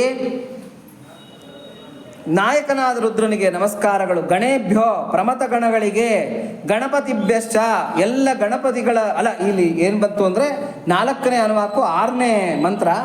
ವಿಚಿತ್ರಾಕಾರ ರುದ್ರನಿಗೆ ನಮಸ್ಕಾರಗಳು. ಬೇರೆ ಬೇರೆ ರೂಪಗಳಲ್ಲಿ ಕಾಣಿಸ್ಕೊಂತ ಇರ್ತಕ್ಕಂಥವನು ರುದ್ರನೇ. ವಿರೂಪೇಭ್ಯ ವಕ್ರ ವಿಕಾರ ಚಿನ್ನ ಭಿನ್ನ ಆಕಾರಗಳ ರೂಪದಲ್ಲಿರ್ತಕ್ಕಂಥ ಹೇ ರುದ್ರ ನಿನಗೆ ನಮಸ್ಕಾರಗಳು ಅಂತ ಹೇಳ್ಬಿಟ್ಟು ಅವರವರಿಗೆ ಕೊಡಬೇಕಾಗಿರ್ತಕ್ಕಂಥ ಮರ್ಯಾದೆಗಳನ್ನು ಅವರವರಿಗೆ ಕೊಡಬೇಕು. ಫಾರ್ ಎಕ್ಸಾಂಪಲ್, ಯಾರೋ ವಿಕಾರವಾಗಿರ್ತಕ್ಕಂಥ ಮುಖ, ಕಪ್ಪಗಿದ್ದಾನೆ, ಅವನ ಮುಖ ಒಂಥರ ವಿಕಾರವಾಗಿದೆ ಅಂಥವ್ರು ನಮ್ಮ ಹತ್ರಕ್ಕೆ ಬಂದರೆ ನಾವು ಅವನ ಮುಖವನ್ನು ನೋಡಿ ಅವನನ್ನು ಮಣೆ ಹಾಕಬಾರ್ದು. ಅವನೊಳಗಿರ್ತಕ್ಕಂಥ ಆತ್ಮಕ್ಕೆ ಬೆಲೆ ಕೊಡಬೇಕು. ಅವನ ಮುಖ ನೋಡಿ ಇವನು ಸುಂದರವಾಗಿಲ್ಲ, ಇವನು ಪೌಡ್ರ್ ಹಾಕಿಲ್ಲ, ಸ್ನೋ ಹಾಕಿಲ್ಲ, ಇವನು ಕರೆಕ್ಟಾಗಿರ್ತಕ್ಕಂಥ ಬಟ್ಟೆ ಹಾಕಿಲ್ಲ, ಶೂ ಹಾಕಿಲ್ಲ, ಇವನಿಗೇನು ಮರ್ಯಾದೆ ಕೊಡೋದು, ಹಿಂಗೆಲ್ಲ ತಿಳ್ಕೊಬಾರ್ದು. ಪ್ರತಿಯೊಬ್ಬರನ್ನೂ ನಾವು ಪರಮಾತ್ಮನ ಸ್ವರೂಪ ಅಂತ ತಿಳ್ಕೊಂಡು ಗೌರವಿಸಬೇಕು. ಅದನ್ನು ಈ ಮಂತ್ರ ಹೇಳ್ತಾ ಇರ್ತಕ್ಕಂಥದ್ದು. ವಿಶ್ವರೂಪೇಭ್ಯಶ್ಚ ವಿಶ್ವವೇ ತನ್ನ ಸ್ವರೂಪವಾಗಿರುವ ಹೇ ರುದ್ರ ನಿನಗೆ ನಮಸ್ಕಾರಗಳು. ನಮ್ಗೆ ಏನೇನು ಕಾಣ್ತಾ ಇದೆ, ಯಾರ್ಯಾರು ಕಾಣ್ತಾ ಇದ್ದಾರೆ, ಯಾವ್ಯಾವ ಜೀವಿ ಕಾಣ್ತಾ ಇದೆ, ಅದೆಲ್ಲ ಕೂಡ ಪರಮಾತ್ಮನ ರೂಪಗಳೇ. ಸಹಸ್ರ ಶೀರ್ಷ ಪುರುಷ ಸಹಸ್ರಾಕ್ಷ ಸಹಸ್ರಪಾತ್ ಸ ಭೂಮಿಂ ವಿಶ್ವತೋ ಭೃತ್ವ ಅತ್ಯತಿಷ್ಠದಶಾಂಗುಲಂ ಅಂತ ಹೇಳುತ್ತೆ ವೇದ. ಅಂದರೆ ಸಹಸ್ರಾರು ತಲೆಗಳು, ಸಹಸ್ರಾರು ಕೈಗಳು, ಸಹಸ್ರಾರು ಕಾಲುಗಳು, ಸಹಸ್ರಾರು ಮುಖಗಳು, ಇವುಗಳೆಲ್ಲ ಕಾಣಿಸ್ಕೊಳ್ತಾ ಇರ್ತಕ್ಕಂಥವನು ಇದೇ ಪರಮಾತ್ಮನೇ. ಈ ಪರಮಾತ್ಮನ ರೂಪಗಳೇ ಇವೆಲ್ಲ ಕೂಡ. ಹಾಗಾಗಿ ವಿಶ್ವರೂಪ ಅಂತಂದ್ರೆ ಏನು, ನಮ್ದೇನೋ ನಾವೇನು ತಿಳ್ಕೊಂಡ್ಬಿಡ್ತೀವಿ. ವಿಶ್ವರೂಪ ಅಂತಂದ್ರೆ ಏನು ಅಂತಂದ್ರೆ ಆ ಕೃಷ್ಣ ಒಂದು ಇದಕ್ಕಿದಂಗೆ ಹಿಂಗೊಂದು ರೂಪ ತಾಳ್ಕೊಂಬಿಟ್ಟ, ಅವ್ನಿಗೆ ಇಷ್ಟೊಂದು ಕೈಗಳು ಬಂದ್ಬಿಡ್ತು, ಇಷ್ಟೊಂದು ತಲೆಗಳು ಬಂದ್ಬಿಡ್ತು, ಇದೇ ವಿಶ್ವರೂಪ ಅಂತ ತಿಳ್ಕೊತೀವಿ. ಅಲ್ಲ, ವಿಶ್ವರೂಪ ಅಂದರೆ ನಾವು ನೋಡ್ತಾ ಇರ್ತಕ್ಕಂಥ ಈ ವಿಶ್ವ ಇದೆಯಲ್ಲ, ಆ ವಿಶ್ವದ ರೂಪದಲ್ಲಿ ಇರ್ತಕ್ಕಂಥವನೇ ಪರಮಾತ್ಮ. ಅಲ್ಲಿರ್ತಕ್ಕಂಥ ಪ್ರತಿ ಅಣು ರೇಣು ತೃಣ ಕಾಷ್ಟನೂ ಪರಮಾತ್ಮನೇ. ಹಾಗಾಗಿ ಈ ರೂಪದಲ್ಲಿರ್ತಕ್ಕಂಥ ಅವನು ಪರಮೇಶ್ವರ, ವಿಶ್ವರೂಪ ಅಂತ ಕರೀತಾರೆ. ನೋಡಿ, ನಾವು ವಿಷ್ಣು ಸಹಸ್ರನಾಮ ತೆಗೆದು ನೋಡಿ, ಫಸ್ಟ್ ವಿಷ್ಣು ಅಂತ ಬರುತ್ತಾ, ವಿಶ್ವಂ ಬರುತ್ತೆ ಫಸ್ಟ್, ವಿಶ್ವಂ ವಿಷ್ಣುರ್ ವಷಟ್ಕಾರೋ ಬರುತ್ತೆ. ಅಂದರೆ ಫಸ್ಟು ನೀನು ಕಣ್ ತೆಗೆದು ನಿನ್ನ ಸುತ್ತೂರ ಇರತಕ್ಕಂಥ ಪ್ರಪಂಚನ ಪರಮಾತ್ಮ ಅಂತ ಗುರ್ತಿಸ್ಕೋ. ಆವಾಗ ವಿಷ್ಣು ಸ್ವರೂಪ ನಿನಗೆ ಸಾಕ್ಷಾತ್ಕಾರ ಆಗತ್ತೆ ಅಂತ ಹೇಳ್ಬಿಟ್ಟು ಸ್ಥೂಲನ ಫಸ್ಟ್ ನಾವು ಗುರ್ತಿಸ್ಬೇಕು, ಆಮೇಲೆ ಸೂಕ್ಷ್ಮ ಅಂತಕ್ಕಂಥದ್ದನ್ನು ಗುರ್ಸೋದಕ್ಕೆ ಹೋಗಬೇಕು. ಹಾಗಾಗಿ ಈ ಇಡೀ ವಿಶ್ವ ಏನಿದೆ ಅದೇ ಪರಮಾತ್ಮನ ರೂಪ. ಈ ವಿಶ್ವರೂಪದಲ್ಲಿರ್ತಕ್ಕಂಥ ಹೇ ರುದ್ರ ನಿನಗೆ ನಮಸ್ಕಾರಗಳು, ಪರಮಾತ್ಮನಿಗೆ ನಮಸ್ಕಾರಗಳು. 4ನೇ ಅನುವಾಕು 7ನೇ ಮಂತ್ರ. ನಮೋ ಶ್ರೇಷ್ಠನಾದ ಪರಮೇಶ್ವರನಿಗೆ ನಮಸ್ಕಾರಗಳು. ಪರಮಾತ್ಮನಿಗಿಂತ ಶ್ರೇಷ್ಠ ವಸ್ತು ಯಾವುದೂ ಇಲ್ಲ. ಎಲ್ಲ ಶ್ರೇಷ್ಠ ವಸ್ತುಗಳಲ್ಲೂ ಶ್ರೇಷ್ಠವಾಗಿರತಕ್ಕಂಥ ವಸ್ತು. ಪವಿತ್ರಾಣಾಂ ಪವಿತ್ರಮ್ಯೋ ಮಂಗಳಾನಾಂ ಚ ಮಂಗಳಂ ದೈವತಂ ದೇವತಾನಾಂ ಚ ಭೂತಾನಾಂ ಯೋ ವ್ಯಯ ಪಿತಾ ಅಂತ ಹೇಳುತ್ತೆ ವಿಷ್ಣು ಸಹಸ್ರನಾಮ. ಶ್ರೇಷ್ಠರಲ್ಲೇ ಶ್ರೇಷ್ಠ, ಪವಿತ್ರರಲ್ಲೇ ಪವಿತ್ರ, ಮಂಗಳಗಳಲ್ಲೇ ಮಂಗಳ ಸ್ವರೂಪನಾಗಿರ್ತಕ್ಕಂಥ ಸ್ವರೂಪ ಪರಮಾತ್ಮನದ್ದು. ಅಂತಹ ಹೇ ರುದ್ರ ನಿನಗೆ ನಮಸ್ಕಾರಗಳು. ಮಹದ್ಭ್ಯ ಅಣಿಮಾದಿ ಅಷ್ಟಸಿದ್ಧಿಗಳ ವಶಪಡಿಸಿಕೊಂಡ ಸಿದ್ಧ ಚಾರಣ ದೇವತೆಗಳಿಗೂ ನಮಸ್ಕಾರಗಳು. ಏನೋ ಅಷ್ಟಸಿದ್ಧಿಗಳನ್ನು ವಶಪಡಿಸ್ಕೊಂಡಿರ್ತಕ್ಕಂಥ ಸಿದ್ಧಚಾರಣರು ಅಂತ ನಾವೆಲ್ಲ ಕೇಳಿರ್ತೀವಿ. ಸಿದ್ಧ ಚಾರಣರು, ಗಂಧರ್ವರು, ಯಕ್ಷರು, ಕುಬೇರರು ಇವೆಲ್ಲ ಕೇಳ್ತೀವಿ ನಾವು. ಇವರೆಲ್ಲ ಅಷ್ಟಸಿದ್ಧಿಗಳನ್ನು ವಶಪಡಿಸ್ಕೊಂಡಿರ್ತಾರೆ. ಅವ್ರಿಗೆ ಬೇರೆ ಬೇರೆ ಆಗಿರತಕ್ಕಂಥ ಶಕ್ತಿಗಳಿರುತ್ತೆ. ಆ ಅಣಿಮಾದಿ ಅಷ್ಟಸಿದ್ಧಿಗಳು ಅಂತ ಅವರು ಬೇರೆ ಬೇರೆ ರೂಪಗಳಲ್ಲಿ ಕಾಣಿಸ್ಕೊತಕ್ಕಂಥದ್ದು. ಅದೇ ಥರನೇ ಅವ್ರಿಗೆ ಜ್ಞಾನವೂ ಇರುತ್ತೆ. ಅಂದರೆ ತ್ರಿಕಾಲವೇತ್ತರು ಇವರು. ಹಿಂದೆ ನಡೆದಿರ್ತಕ್ಕಂಥ, ಈಗ ನಡೀತಾ ಇರ್ತಕ್ಕಂಥ, ಮುಂದೆ ನಡೀತಾ ಇರ್ತಕ್ಕಂಥ ವಿಷಯಗಳನ್ನೆಲ್ಲ ಬಲ್ಲವರಾಗಿರ್ತಕ್ಕಂಥವರು ಈ ಸಿದ್ಧಚಾರಣರು ಅಂತ. ಈ ಸಿದ್ಧಚಾರಣರ ರೂಪದಲ್ಲಿರ್ತಕ್ಕಂಥ ಅವನು ರುದ್ರನೇ. ಹಾಗಾಗಿ ಇವ್ರಿಗೆಲ್ಲ ಕೂಡ ನಮಸ್ಕಾರಗಳು ಅಂತ. ಭಾಗವತದಲ್ಲಿ ಒಂದು ಪ್ರಯೋಗ ಹೇಳುತ್ತೆ. ಆ ಪ್ರಯೋಗ ಎಲ್ಲ ನಾವು ಮಾಡಿ ನೋಡ್ಬೋದು, ಆದರೆ ಪ್ರಯತ್ನ ಪಡ್ರಿ, ಸಿದ್ಧಿಸುತ್ತೆ. ಭಾಗವತದಲ್ಲಿ ನಾರದ ಮಹರ್ಷಿಗಳು ಹೇಳ್ತಾರೆ, ಯಾರಿಗೆ? ಧ್ರುವನಿಗೆ. ಧ್ರುವೋಪಾಖ್ಯಾನದಲ್ಲಿ ಬರುತ್ತೆ. ಧ್ರುವನಿಗೆ ದ್ವಾದಶಾಕ್ಷರಿಯನ್ನು ಉಪದೇಶ ಮಾಡ್ತಾರೆ ನಾರದರು. ಕಾಡಿನಲ್ಲಿ ಹೋಗಿ ತಪಸ್ಸು ಮಾಡಬೇಕು ಅಂತ. ಓಂ ನಮೋ ಭಗವತೆ ವಾಸುದೇವಾಯ ಅಂತಕ್ಕಂಥದ್ದು ದ್ವಾದಶಾಕ್ಷರಿ. ಅದನ್ನು ಉಪದೇಶ ಮಾಡಿಬಿಟ್ಟು ಧ್ರುವನಿಗೆ ಹೇಳ್ತಾರೆ ನಾರದರು, ಇದನ್ನು ಯಾರು 3 ಹಗಲು 3 ರಾತ್ರಿ ಕಂಟಿನ್ಯೂಸ್ ಜಪಿಸ್ತಾರೆ ಅಂತ ಅವ್ರಿಗೆ ಗಗನ ಸಂಚಾರಿಗಳಾಗಿರ್ತಕ್ಕಂಥ ಸಿದ್ಧಚಾರಣರು ಪ್ರತ್ಯಕ್ಷವಾಗಿ ಗೋಚರಿಸ್ತಾರೆ ಅಂತ ಹೇಳ್ಬಿಟ್ಟು ಅದನ್ನು ನಾವು ಮಾಡಿ ನೋಡ್ಬೋದು. ಅಂದರೆ ಅದೊಂದು ಪ್ರಾಯೋಗಿಕವಾಗಿ ಅದನ್ನು ನೋಡ್ಬೋದು ಅಂತ ಹೇಳ್ಬಿಟ್ಟು ಅಂತ ಅದನ್ನು ನಾರದರು ಭಾಗವತದಲ್ಲಿ ಹೇಳ್ತಾರೆ. ಅದೊಂದು ವಿಶೇಷ. ಹಾಗಾಗಿ ಸಿದ್ಧಚಾರಣರ ರೂಪದಲ್ಲಿರ್ತಕ್ಕಂಥ ಹೇ ರುದ್ರ ನಿನಗೆ ನಮಸ್ಕಾರಗಳು. ಕ್ಷುಲ್ಲಕೇಭ್ಯ, ಹಾಗಾದ್ರೆ ಅಷ್ಟು ಶ್ರೇಷ್ಠರಾಗಿರ್ತಕ್ಕಂಥ ಸಿದ್ಧಚಾರಣ ರೂಪದಲ್ಲಿ ರುದ್ರ ಇದ್ದಾನ, ಬೇರೆ ರೂಪದಲ್ಲಿ ಇಲ್ವಾ ಅಂತಂದರೆ, ಕ್ಷುಲ್ಲಕೇಭ್ಯ ಸಾಮಾನ್ಯರಲ್ಲಿ ಸಾಮಾನ್ಯವಾದ ಜೀವಿಗಳಿಗೂ ನಮಸ್ಕಾರಗಳು. ಹೇ ರುದ್ರ, ನೀನು ಬರೀ ಸಿದ್ಧಚಾರಣರ ರೂಪದಲ್ಲಿಲ್ಲ, ಸಾಮಾನ್ಯರಲ್ಲಿ ಸಾಮಾನ್ಯವಾಗಿರ್ತಕ್ಕಂಥ ಜೀವಿಗಳಲ್ಲೂ ನೀನಿದ್ದೀಯ. ನಾವು ಒಂದು ಸೊಳ್ಳೆ ಬಂದು ಕಚ್ತಾ ಇರುತ್ತೆ, ಪಟ್ ಅಂತ ಹೊಡೆದು ಬಿಸಾಕ್ತೀವಿ, ಆ ರೂಪದಲ್ಲಿರ್ತಕ್ಕಂಥವನು ರುದ್ರನೇ. ಅದಕ್ಕೆ ಭಾಗವತದಲ್ಲಿ ಶುಕಮಹರ್ಷಿಗಳು ಹೇಳ್ತಾರೆ, ತಿಗಣೆ, ಸೊಳ್ಳೆ ಇವಕ್ಕೆಲ್ಲ ರಕ್ತ ಹೀರಿ ಜೀವನ ಮಾಡಬೇಕು ಅಂತಕ್ಕಂಥ ನಿಯಮವನ್ನು ಮಾಡಿರ್ತಕ್ಕಂಥವನು ಯಾರು? ಪರಮಾತ್ಮನೇ ಮಾಡಿರ್ತಕ್ಕಂಥದ್ದು. ಹಾಗಾಗಿ ಅದರ ಆಹಾರನ ಪಾಪ ಅದು ಹುಡುಕೊಂಡು ಬರುತ್ತೆ, ನಾವೇನು ಮಾಡ್ತೀವಿ, ಅದನ್ನು ಪಟ್ ಅಂತ ಹೊಡೆದು ಬಿಸಾಕ್ತೀವಿ, ಸೊಳ್ಳೆ ನೋಡ್ದಾಕ್ಬಿಟ್ವಿ ಅಂದ್ಕೊಳ್ತೀವಿ. ಆದರೆ ಆ ಸೊಳ್ಳೆ ರೂಪದಲ್ಲಿರ್ತಕ್ಕಂಥವನು ಪರಮಾತ್ಮನೇ.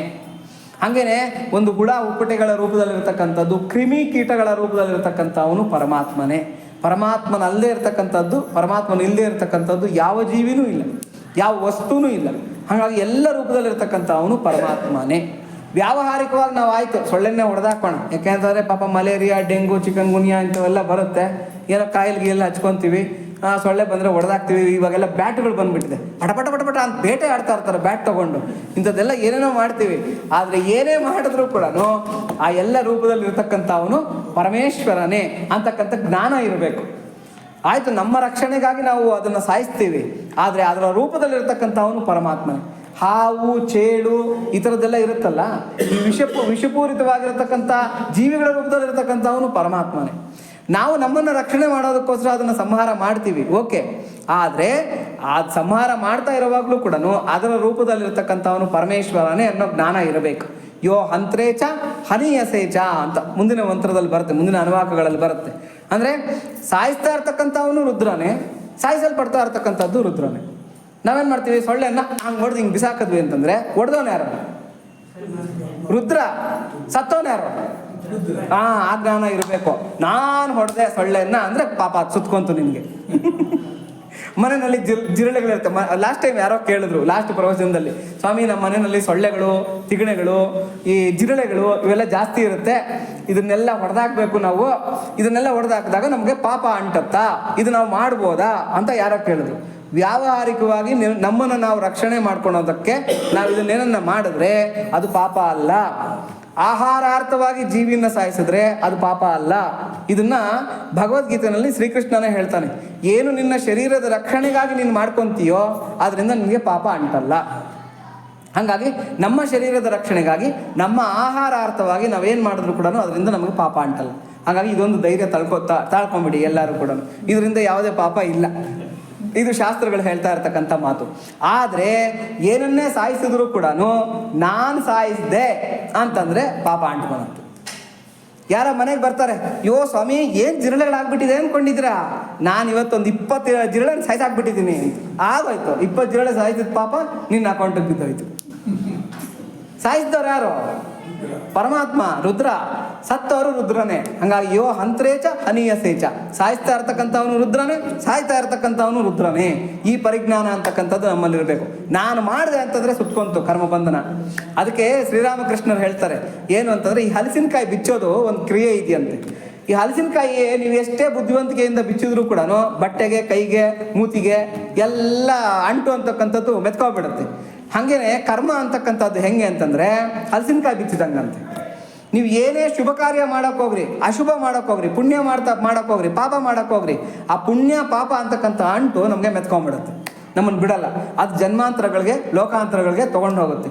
ಅದಕ್ಕೆ ನಾವೇನು ಮಾಡಬೇಕಂತೆ, ಜ್ಞಾನದ ಎಣ್ಣೆಯನ್ನು, ಭಕ್ತಿಯ ಎಣ್ಣೆಯನ್ನು ಮನಸ್ಸಿಗೆ ಬಳಕೊಂಡ್ಬಿಡ್ಬೇಕಂತೆ. ಆವಾಗ ನೋಡಿ ನೀವು ಧೈರ್ಯವಾಗಿ ಯಾವ ಕರ್ಮವನ್ನು ಬಿಚ್ಕೊಳ್ರಿ. ಅಂದರೆ ಆ ಕರ್ಮದ ಒಂದು ಇದನ್ನು, ಆ ಹಲಸಿನಕಾಯಿ ಬಿಚ್ಚೋ ಕೆಲಸ ಮಾಡಿರಿ. ಯಾವ ಕರ್ಮನೂ ಕೂಡ ದೋಷಯುಕ್ತವಾಗೇ ಇದೆ, ದೋಷ ಮುಕ್ತವಾಗಿ ಯಾವುದೂ ಇಲ್ಲ. ನಾವೇನು ಅನ್ಕೊತೀವಿ, ಪುಣ್ಯ ಕಾರ್ಯ ಮಾಡ್ತಾ ಇದ್ದೀವಿ ಅಂತ ತಿಳ್ಕೊತೀವಿ, ಅದರಿಂದ ಪಾಪ ಅಂತಕ್ಕಂಥದ್ದು ಬರ್ತಾ ಇರ್ತಕ್ಕಂಥದ್ದು. ಹಾಗಾಗಿ ಇಲ್ಲ ಪಾಪ ಅಂತ ಮಾಡೋಕೆ ಹೋಗ್ತೀವಿ, ಕೆಲವು ಟೈಮಲ್ಲಿ ಪುಣ್ಯ ಅಂತಕ್ಕಂಥದ್ದು ಬರುತ್ತೆ. ಇವಾಗ ಹೆಂಗೆ ಅಂತಂದರೆ, ಯಾವುದೋ ಒಂದು ಸುಳ್ಳು ಹೇಳ್ಬಿಟ್ಟು ಯಾರೋ ಒಬ್ಬನು ತಂದೆ ಮಗ ಬರಲಿಲ್ಲ, ನಾನು ಊಟ ಮಾಡಲ್ಲ, ಔಷಧಿ ತೊಗೊಳಲ್ಲ ಅಂತ ಗಲಾಟೆ ಮಾಡ್ತಾ ಇದ್ದ ಅಂತ ಇಟ್ಕೊಳ್ಳಿ. ನಾವೇನೋ ಒಂದು ಸುಳ್ಳು ಹೇಳ್ಬಿಟ್ಟು ನಿಮ್ಮ ಮಗ ಬರ್ತಾ ಇದ್ದಾನಂತೆ, ಈಗ ತಾನೇ ಪೋಸ್ಟ್ ಬಂತು, ಫೋನ್ ಬಂತು ಅಂತ ಏನೋ ಒಂದು ಸುಳ್ಳು ಹೇಳ್ಬಿಟ್ಟು ಅವನ ಕೈನಲ್ಲಿ ಔಷಧಿ ಊಟನ ಮಾಡಿಸ್ತೀವಿ. ಇದು ಪಾಪನ ಪುಣ್ಯನ? ಆ್ಯಕ್ಚುಲಾಗಿ ಹೇಳಬೇಕು ಅಂದರೆ ಪಾಪ. ಯಾಕೆಂದರೆ ನೀನು ಸುಳ್ಳು ಹೇಳಿದ್ದೀಯ, ಅವನಿಗೆ ಮೋಸ ಮಾಡಿದ್ದೀಯ, ಆದರೆ ನಿನ್ನ ಅಕೌಂಟಿಗೆ ಬೀಳೋದು ಪುಣ್ಯ. ಈ ಥರ ಇನ್ನೊಂದು ಏನಾಗುತ್ತೆ, ಏನೋ ಒಂದು ಪುಣ್ಯ ಕಾರ್ಯ ಮಾಡೋದಕ್ಕೆ ಹೋಗ್ತೀವಿ, ನಮ್ಗೆ ಗೊತ್ತಿಲ್ದಿರೋನೇ ಅಲ್ಲೇನೋ ಒಂದು ಪಾಪ ನಡೆದೋಗಿರುತ್ತೆ, ಸಣ್ಣ ಪುಟ್ಟದ್ದು, ಅವಾಗ ಪಾಪ ಅಂತಕ್ಕಂಥದ್ದು ಅಂಟತ್ತೆ. ಅಂದರೆ ಯಾವುದೇ ಕರ್ಮ ಕೂಡ ಹೊಗೆ ಇಲ್ದಿರ ಬೆಂಕಿ ಹೆಂಗಿಲ್ವೋ ಹಾಗೆ ಈ ದೋಷ ಇಲ್ದಿರ ಯಾವ ಕರ್ಮನೂ ಇಲ್ಲ. ನಾವು ಏನೇ ಮಾಡೋಕೆ ಹೋದ್ರೂ ಪಾಪ ಪುಣ್ಯ ಅಂತಕ್ಕಂಥದ್ದು ಅಂಟ್ಕೊಳುತ್ತೆ. ಹಾಗಾಗಿ ನಾನು ಮಾಡಿದೆ ಅನ್ನೋದನ್ನು ಬಿಟ್ಟು ಬಿಡಬೇಕು ಫಸ್ಟ್. ಎಲ್ಲ ಪರಮಾತ್ಮನಿಂದ ನಡೀತಾ ಇರ್ತಕ್ಕಂಥದ್ದು, ಪರಮಾತ್ಮನ ಸಂಕಲ್ಪದಂತೆ. ನಾವು ಏನೇ ಸಾಯಿಸಿದ್ರು ಕೂಡ ಅದು ಪರಮಾತ್ಮನ ಸಂಕಲ್ಪ. ಯಾವುದೇ ಒಂದು ಕ್ರಿಯೆ ಮಾಡಿದ್ರೂ ಪರಮಾತ್ಮನ ಸಂಕಲ್ಪ. ಆಮೇಲೆ ಏನೇ ದಾನ ಕೊಟ್ಟರು, ಏನೇ ಪುಣ್ಯ ಕಾರ್ಯ ಮಾಡಿದ್ರು ಕೂಡ ಪರಮಾತ್ಮನ ಸಂಕಲ್ಪ. ನಾವೇನು ಮಾಡ್ತೀವಿ, ದೋಷಗಳನ್ನು ನಮ್ಮ ಮೇಲೆ ಹಾಕ್ಕೊಳಲ್ಲ, ಎಲ್ಲ ದೇವರು ಅನ್ನೋದು. ಆದರೆ ಏನನ್ನ ಪಾಸಿಟಿವ್ ಇದ್ದರೆ, ನಮ್ಗೇನ ಸ್ವಲ್ಪ ಕಾಲರ್ ಎಗರ ಹಾಕ್ಕೊಳೋಂಥದ್ದಿದ್ರೆ ಇದು ನಾನು ಮಾಡಿದ್ದು ಅಂತ ಹೇಳ್ಬಿಟ್ಟು. ಅದಕ್ಕೆ ಶ್ರೀರಾಮಕೃಷ್ಣರು ಒಂದು ಕತೆ ಹೇಳ್ತಾರೆ. ಏನು ಅಂದರೆ, ಒಬ್ಬ ಬ್ರಾಹ್ಮಣ ಇದ್ದಂತೆ, ಅವನೊಂದು ತೋಟ ಮಾಡಿದ್ನಂತೆ, ಸುಂದರವಾಗಿರ್ತಕ್ಕಂಥ ತೋಟ. ಎಲ್ಲೆಲ್ಲಿಂದನೋ ಏನೇನೋ ತೊಗೊಂಬಂದು ಎಲ್ಲ ಬೇರೆ ಬೇರೆ ಗಿಡಗಳನ್ನೆಲ್ಲ ಬೆಳೆಸಿದ್ನಂತೆ. ಇದ್ದಕ್ಕಿದ್ದಂಗೆ ಒಂದ್ಸಲ ಏನಾಯ್ತು ಅಂದರೆ, ಪಕ್ಕದ ಹೊಲದವರ ಹಸು ಇವರ ಹೊಲದಲ್ಲಿ ಮೇಯಕ್ಕೆ ಬಂದ್ಬಿಡ್ತಂತೆ. ಅಲ್ಲಲ್ಲೇ ನಾನು ಎಷ್ಟು ಕಷ್ಟಪಟ್ಟು ತೋಟ ಬೆಳೆಸಿದ್ದೀನಿ, ನನ್ನ ತೋಟದಲ್ಲಿರ್ತಕ್ಕಂಥ ಗಿಡಗಳನ್ನೆಲ್ಲ ತಿಂದಾಕ್ತಾ ಇದೆಯಾ ಅಂತ ಹೇಳ್ಬಿಟ್ಟು ದೊಣ್ಣೆ ತೊಗೊಂಡು ಚೆನ್ನಾಗಿ ಹೊಡೆದು ಬಿಡ್ತಾನೆ. ಆ ಇವನ ಗ್ರಹಚಾರನೋ ಪಾಪ ಹಸುವಿನ ಗ್ರಹಚಾರನೋ ಆ ಹಸು ಸತ್ತೋಗ್ಬಿಡುತ್ತೆ. ಗೋಹತ್ಯೆ ಪಾಪ ಅಂತಕ್ಕಂಥದ್ದು ಇವನಿಗೆ ಬಂದ್ಬಿಡುತ್ತೆ. ಪಾಪ ಪುರುಷ ಬರ್ತಾನೆ, ನಾನು ನಿನ್ನನ್ನು ಆವಾಹನೆ ಆಗಬೇಕು, ನೀನು ಗೋಹತ್ಯೆ ಮಾಡಿದೀಯಾ, ನಿನ್ನ ಮೇಲೆ ಆವಾಹನೆ ಆಗ್ತೀನಿ ಅಂತೇಳ್ಬಿಟ್ಟು. ಇವನು ಭಾರಿ ಘಾಟಿ ಬ್ರಾಹ್ಮಣ ಇವನು. ಅವನು ಹೇಳ್ತಾನೆ, ನಾನೆಲ್ಲಪ್ಪ ಪಾಪ ಮಾಡಿದ್ದೀನಿ, ಭಗವದ್ಗೀತೆನಲ್ಲಿ ಕೃಷ್ಣ ಏನು ಹೇಳಿದ್ದಾನೆ, ಸಾಯಿಸೋದಕ್ಕೆ ನೀನು ಯಾರು, ಸಾಯೋದಕ್ಕೆ ಅವನು ಯಾರು ಅಂತ ಹೇಳ್ಬಿಟ್ಟು ಭಗವದ್ಗೀತೆಯಲ್ಲಿ ಹೇಳಿದ್ದಾನೆ. ಹಂಗಾಗಿ ನಾನು ಆ ಗೋವನ್ನು ಸಾಯಿಸಿಲ್ಲ, ಇದಕ್ಕೂ ನನಗೂ ಸಂಬಂಧ ಇಲ್ಲ. ಮತ್ತು ನಾನು ಪಾಪ ಪುರುಷ, ಗೋಹತ್ಯೆ ನಡೆದಿದೆ, ಆದರೆ ನಾನು ಯಾರೋ ಒಬ್ಬರನ್ನ ಆವಾಹನೆ ಆಗಲೇಬೇಕು. ನಾನು ಯಾರ ಮೇಲೆ ಆವಾಹನೆ ಆಗಲಿ? ನೋಡಪ್ಪ, ಈ ಬಲಗೈನಲ್ಲಿ ಇಂದ್ರ ಇರ್ತಾರೆ, ಹಂಗಾಗಿ ಈ ಕೈಯಿಂದ ಆ ಗೋಹತ್ಯೆ ಅಂತಕ್ಕಂಥದ್ದು ನಡೆದಿದೆ. ಈ ಕೈಗೆ ಅಧಿಪತಿ ಯಾರು? ಇಂದ್ರ. ನೀನು ಹೋಗ್ಬಿಟ್ಟು ಇಂದ್ರನ್ನ ಹಿಡ್ಕೊಂಡ್ಬಿಡು ಅಂತ ಹೇಳ್ಬಿಟ್ಟು ಬುದ್ಧಿವಂತಿಕೆಯಿಂದ ಏನು ಮಾಡ್ತಾನೆ, ಇವಾಗ ನಾವು ಯಾವುದಾದ್ರು ರಾಂಗ್ ಅಡ್ರೆಸ್ ಯಾವುದಾದ್ರು ಬಂದರೆ ಏನು ಮಾಡ್ತೀವಿ, ಅದ್ರ ಮೇಲೆ ಬೇರೆ ಇದು ಈ ಅಡ್ರೆಸ್ಗೆ ಹೋಗ್ಲಿ ಅಂತ ಹೇಳ್ಬಿಟ್ಟು ಬರೆದು ಕಳಿಸ್ಬಿಡ್ತೀವಲ್ಲ, ಹಂಗೆ ಕಳಿಸ್ಬಿಡ್ತಾನೆ ಇಂದ್ರನ ಹತ್ರಕ್ಕೆ. ಈ ಪಾಪ ಪುರುಷ ಇಂದ್ರನ ಹತ್ರಕ್ಕೆ ಹೋಗ್ತಾನೆ. ಇಂದ್ರ ಹೇಳ್ತಾನೆ, ಗಾಬರಿ ಬಿದ್ದುಬಿಡ್ತಾನೆ, ನಾನು ಯಾವಾಗಪ್ಪ ಗೋಹತ್ಯೆ ಮಾಡಿದ್ದೀನಿ, ಯಾರು ಹೇಳಿದ್ರು ನಿನಗೆ ಅಂತ. ಈ ಬ್ರಾಹ್ಮಣ ಹೇಳ್ದ ಅಂತ, ತಡಿ ಅವನ ಬಾಯಿನಲ್ಲೇ ಹೇಳಿಸ್ತೀನಿ ಗೋಹತ್ಯೆ ಮಾಡಿದ್ದೀನಿ ಅಂತ ಹೇಳ್ಬಿಟ್ಟು ಅಂತ, ಬರ್ತೀನಿ ಇರು ಅಂತ ಹೇಳ್ಬಿಟ್ಟು ಮಾರುವೇಷದಲ್ಲಿ ಏನು ಮಾಡ್ತಾನೆ, ಈ ತೋಟಕ್ಕೆ ಬರ್ತಾನೆ, ಈ ಬ್ರಾಹ್ಮಣ ಬೆಳೆಸಿರ್ತಕ್ಕಂಥ ತೋಟಕ್ಕೆ ಬರ್ತಾನೆ. ಬಂದ್ಬಿಟ್ಟು ಏನು ಮಾಡ್ತಾನೆ, ಸ್ವಾಮಿ ಏನು ಸ್ವಾಮಿ ಇದು ತೋಟ ನಂದನವನ ಇದ್ದಂಗಿದೆ, ಯಾರು ಸ್ವಾಮಿ ಇಷ್ಟೆಲ್ಲ ಗಿಡಗಳನ್ನು ಬೆಳೆಸಿರೋದು, ಯಾರು ಸ್ವಾಮಿ ಇಷ್ಟೆಲ್ಲ ಕ್ರಿಯೆಯನ್ನು ಮಾಡಿದ್ದಾರೆ, ಎಷ್ಟು ಕಷ್ಟಪಟ್ಟಿರಬೇಕು ಈ ತೋಟನೆಲ್ಲ ಬೆಳೆಸೋದಕ್ಕೆ ಅಂತ ಹೇಳ್ಬಿಟ್ಟು. ಈ ಬ್ರಾಹ್ಮಣನಿಗೆ ಇದ್ದಕ್ಕಿದ್ದಂಗೆ ಈ ಕಾಲರ್ ಹಿಂಗೆ ಮೇಲಕ್ಕೆ ನಿಂಗೆ ಎದ್ದೇಳ, ಎಳ್ಳಿರೊಂದು ಹೊಡ್ಕೊಂಬಾರ ಇದಕ್ಕೆ ಕೊಡ, ಇವ್ನಿಗೆಲ್ಲ ಮರ್ಯಾದೆ ಮಾಡ. ಸ್ವಾಮಿ ಏನು ಅನ್ಕೊಂಡಿದ್ದೀರಾ, ಇದು 20 ವರ್ಷದ ಕೆಳಗೆ ನಾನು ಶುರು ಮಾಡಿದ ತೋಟ, ನಾನು ನನ್ನ ಕೈಯಾರ ಬೆಳೆಸಿರ್ತಕ್ಕಂಥ ತೋಟ ಇದೆಲ್ಲ ಕೂಡ. ನಾನು ನನ್ನ ಕೈಯಾರ ಅಲ್ಲಿಂದ ಗಿಡಗಳನ್ನು ತರಿಸ್ದೆ, ಇಲ್ಲಿಂದ ಗಿಡಗಳನ್ನು ತರಿಸ್ದೆ, ಆ ಗಿಡ ಬೆಳೆಸ್ದೆ, ಈ ಗಿಡ ಬೆಳೆಸ್ದೆ ಅಂತ ಹೇಳ್ಬಿಟ್ಟು ಎಲ್ಲ ಕೊಚ್ಕೊತಾ ಇದ್ನಂತೆ. ಕಡೆಗೆ ಹೀಗೆ ಹೇಳ್ಕೊತ ಬಂದಂತೆ. ಸ್ವಾಮಿ ಇದೇನು ಹಸು ಸತ್ತೋಗ್ಬಿಟ್ಟಿದೆ, ಯಾರು ಸ್ವಾಮಿ ಈ ಹಸುನ ಸಾಯಿಸಿದ್ದು ಅಂತ ಸುಮ್ಮನೆ ಇದ್ನಂತೆ ಬ್ರಾಹ್ಮಣ. ಹೇಳಿ ಸ್ವಾಮಿ, ಆ ಗಿಡನ ನಾನು ಅಲ್ಲಿಂದ ತಂದು ಬೆಳೆಸ್ದೆ, ಈ ಗಿಡನ ನಾನು ಇಲ್ಲಿಂದ ತಂದು ಬೆಳೆಸ್ದೆ ಅಂತ ಹೇಳ್ಕೊಳಕ್ಕಾಗತ್ತೆ? ಹಸುನ ನಾನು ಸಾಯಿಸಿದೆ ಅಂತ ಹೇಳೋದಕ್ಕಾಗೋದಿಲ್ಲ. ಎಲ್ಲದನ್ನೂ ನೀವೇ ಮಾಡಿದ್ಮೇಲೆ ಹಸುನ ಸಾಯಿಸಿರ್ತಕ್ಕಂಥವ್ರು ನೀವೇ. ಈ ಪಾಪನ ಹೊರೋದಕ್ಕೆ ನಾನು ರೆಡಿ ಇಲ್ಲ ಅಂತ ಹೇಳ್ತಾನೆ. ನೀನು ಯಾರಪ್ಪ ಅಂತ ಕೇಳ್ತಾನೆ ಇವನು ಬ್ರಾಹ್ಮಣ. ನಾನು ಇಂದ್ರ.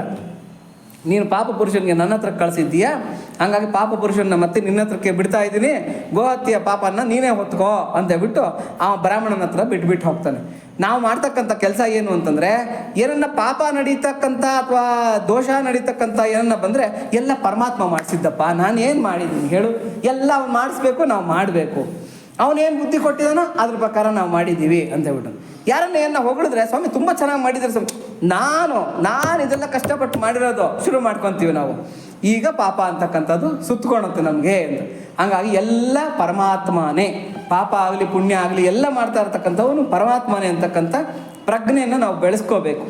ಕ್ಷುಲ್ಲಕೇಭ್ಯ, ಸಾಮಾನ್ಯರಲ್ಲಿ ಸಾಮಾನ್ಯವಾದ ಜೀವಿಗಳಿಗೂ ನಮಃ ನಮಸ್ಕಾರಗಳು.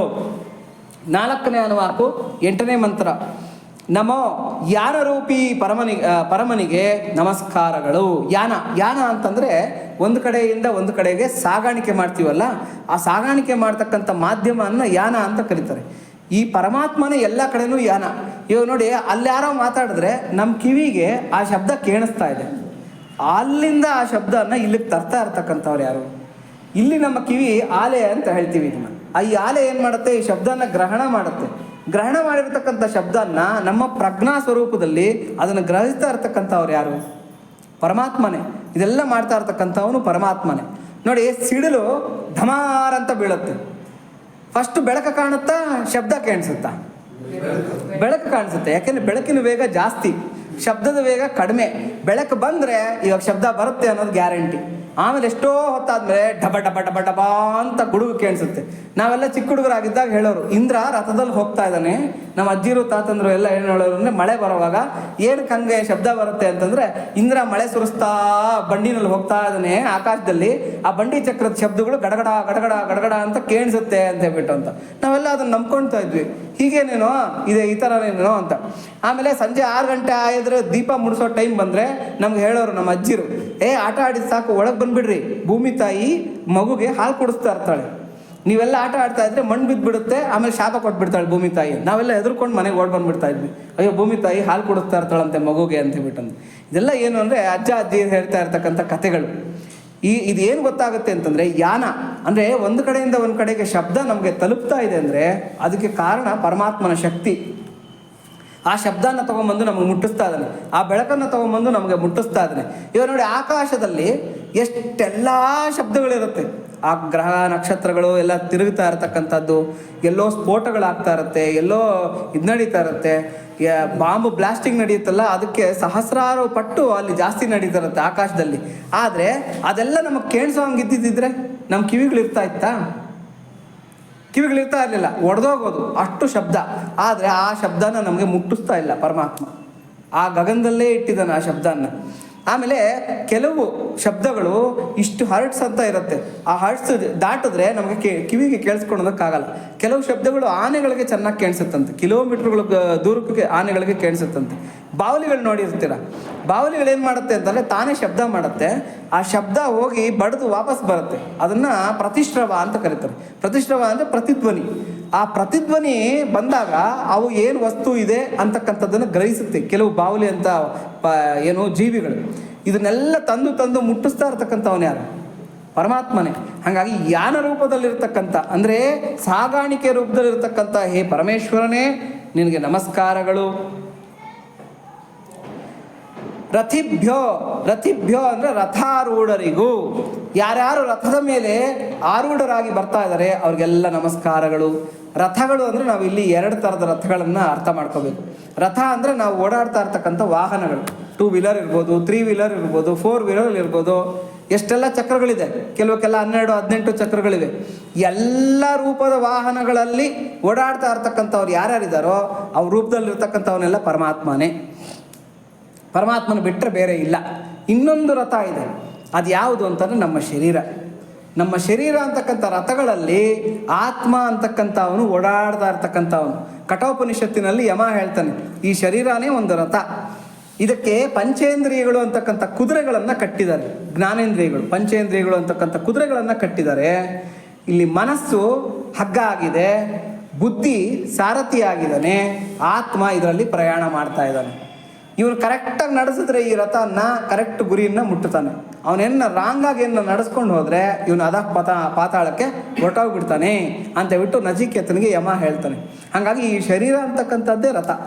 ಈ ಶರೀರ ಅಂತಕ್ಕಂಥ ರಥಗಳಲ್ಲಿ ಓಡಾಡ್ತಾ ಇರತಕ್ಕಂಥ ಈ ಆತ್ಮ ಸ್ವರೂಪ ಏನಿದೆಯೋ ಅವನೇ ಪರಮಾತ್ಮ. ಅದು ಪರಮಾತ್ಮ ಸ್ವರೂಪ ಅಂತಕ್ಕಂಥದ್ದನ್ನು ಇಲ್ಲಿ ನೆನಪಿಸ್ತಾ ಇದ್ದಾರೆ.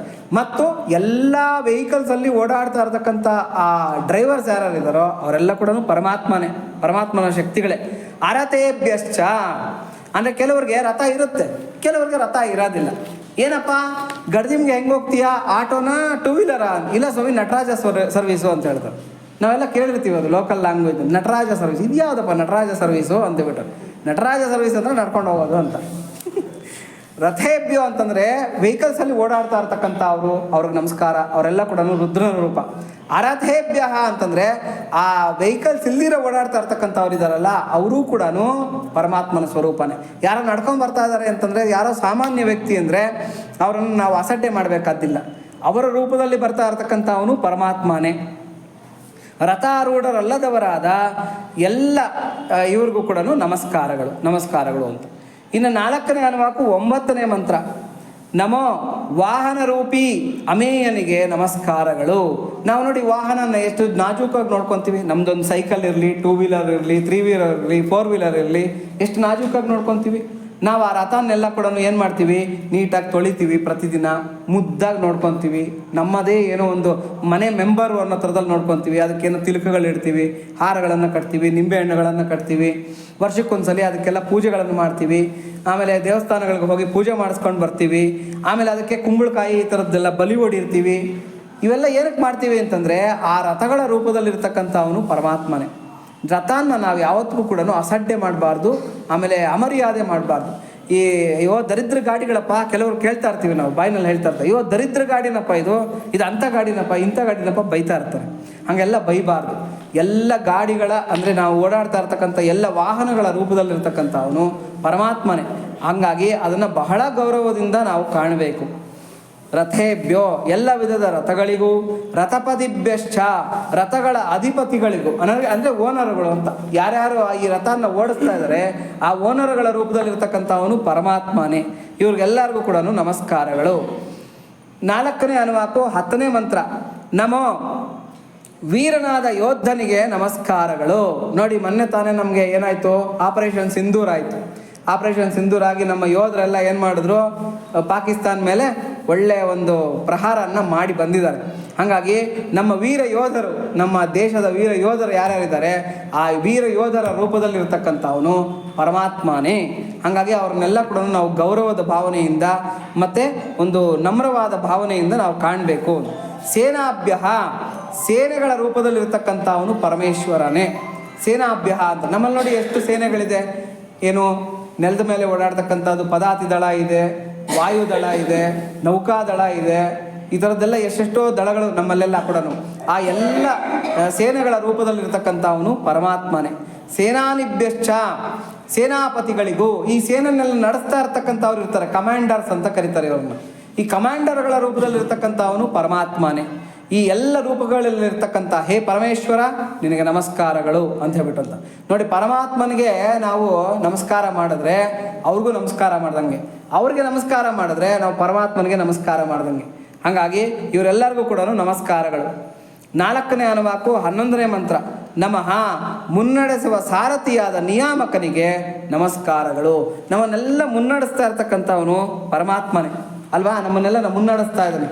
ಒಳ್ಳೆಯದು ಕೆಟ್ಟದ್ದು ಹೇಳ್ಕೊಂಡು ನಮ್ಗೆ ಹೆಂಗೆ ಹೋಗಬೇಕು, ಹೆಂಗೆ ಬರಬೇಕು ಅಂತಕ್ಕಂಥದ್ದೆಲ್ಲ ನೇಮಿಸ್ತಾ ಇರ್ತಕ್ಕಂಥವನು ಪರಮಾತ್ಮನೇ. ನೋಡಿ, ನಾವು 10 ಜನನ್ನ ಒಂದು ಸಲಹೆಗಳನ್ನು ಕೇಳ್ತೀವಿ. ಏನಪ್ಪ ಇದೇನೋ ಒಂದು ಕೆಲಸ ಮಾಡಬೇಕು ಅಂದ್ಕೊತಾ ಇದ್ದೀವಿ, ನೀನೇನು ಹೇಳ್ತೀಯಾ. ಒಂದು 10 ಜನರ ಹತ್ರ ನಾವೇನು ಮಾಡ್ತೀವಿ, ಸಲಹೆ ಸೂಚನೆಗಳನ್ನು ತೊಗೊತೀವಿ. ಆಮೇಲೆ ಏನು ಮಾಡ್ತೀವಿ, ಕಾಮಾಗಿ ಒಂದು ಕಡೆ ಕೂತ್ಕೊಂಡು ನಿಧಾನಕ್ಕೆ ನಮ್ಮಲ್ಲಿ ನಾವೇ ಥಿಂಕ್ ಮಾಡಿಬಿಟ್ಟು ಕಡೆಗೆ ನಮ್ಮ ನಿರ್ಣಯ ಏನಿರುತ್ತೋ ಅದ್ರ ಪ್ರಕಾರ ನಡ್ಕೊತೀವಿ. ಹೌದಲ್ವಾ. ಯಾರೋ ಹೇಳಿದ್ರು ಅಂತೇಳ್ಬಿಟ್ಟು ನಾವೇನು ನಡ್ಕೊಳೋದಕ್ಕೆ ಹೋಗೋದಿಲ್ಲ. ಅಂದರೆ ನಮ್ಮ ನಿರ್ಣಯ ಕೊಡ್ತಾ ಇರ್ತಕ್ಕಂಥವನು ಯಾರು, ನಮ್ಮಲ್ಲೇ ಅಂತರ್ಯಾಮಿ ಆಗಿರ್ತಕ್ಕಂಥ ಪರಮಾತ್ಮ.